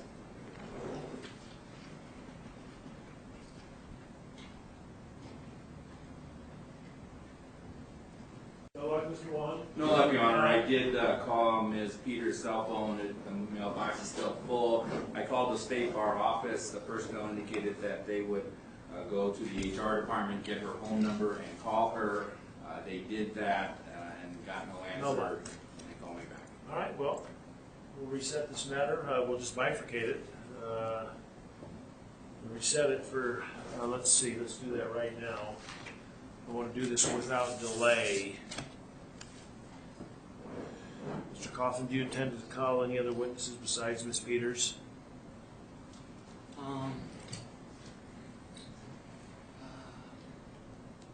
That you know of right now, that's a yes or no? I'd say possibly Mr. King, maybe Farmer. Who's she? I think she's the director of the State Bar, or President Flaherty. Frank Flattery is no longer the president Right. of the State Bar. All right, we'll just reset this. Let me just pick some dates. Mr. Wong, you're obviously going to have to get a hold of Ms. Peters, right? Yes. So if we set this, well, what about Thursday morning? Wednesday morning? Yeah. We're going to have to, you know, the other, we have what? All right, the other thing we do is I start videos actually, so next week I can do it anytime in the early morning. I'll make sure the videos, let's look at next Tuesday, Wednesday, or Thursday. That should give you time to get a hold of Ms. Peters, right, Mr. Wong? Yes, Your Honor. Mr. Coughlin, can you do it those days, Tuesday, Wednesday, or Thursday? I have a trial on Wednesday. Right, and why don't we plan on doing it Thursday, November 7th? If it's possible, Your Honor, I'd ask it to be moved a little bit further around. No, we're going to get this done right away. You've delayed this long enough. It's been delayed. We're not going to delay it any longer. Let's shoot for then for Tuesday morning. November 5. Yeah, let's shoot for Could that we do day. the 7th? I just said the 7th, and you said no. Well, I asked if we could push out further. No, I don't want to push it out Well, further. I prefer want to the get it 7th done. if possible to the 5th, Your Honor. All right, let's go with the 7th. Let's go with the 7th at 9:30. I expected everybody to have all witnesses present. Mr. Wong, anything? Well, I was just going to say that I think it's appropriate that Mr. Coughlin provide me with a notice of witnesses as required by law. Yeah, you do that, Mr. Coughlin. You provide Mr. Wong with a notice of any witnesses. You do that ASAP. And I'll try to speed through my videos on Thursday so we can get right to the trial at 9:30. Yes, sir, Your Honor. Could I get, prior to that time, could I get the audio that I don't know if we can or not. I can't promise you a thing. We'll do our best. Okay. You know, we don't kind of run the court to suit you down here. There's a lot of different concerns going on down here. We can get it, we can get it. If we can't, we can't. I don't know if we have any thumb drives. Listen, if we can, we can. If we can't, we can't. To the extent that those thumb drives cost money, I could definitely accept it through email or a SkyDrive link. It No, won't go through email, it's too big. too big. We're going to give you a thumb drive or a CD. Okay, Hotmail accounts are free, and they'll accept up to 300. Thank you. We're not going to do it that way. Thank you very much. Okay.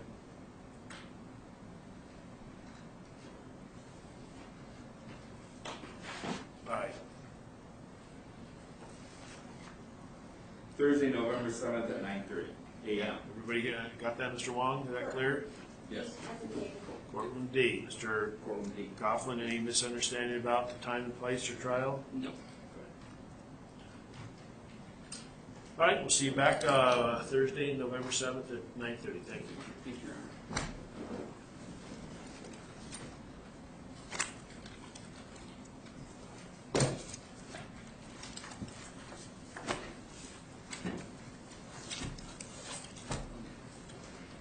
I don't believe I got exhibit 2.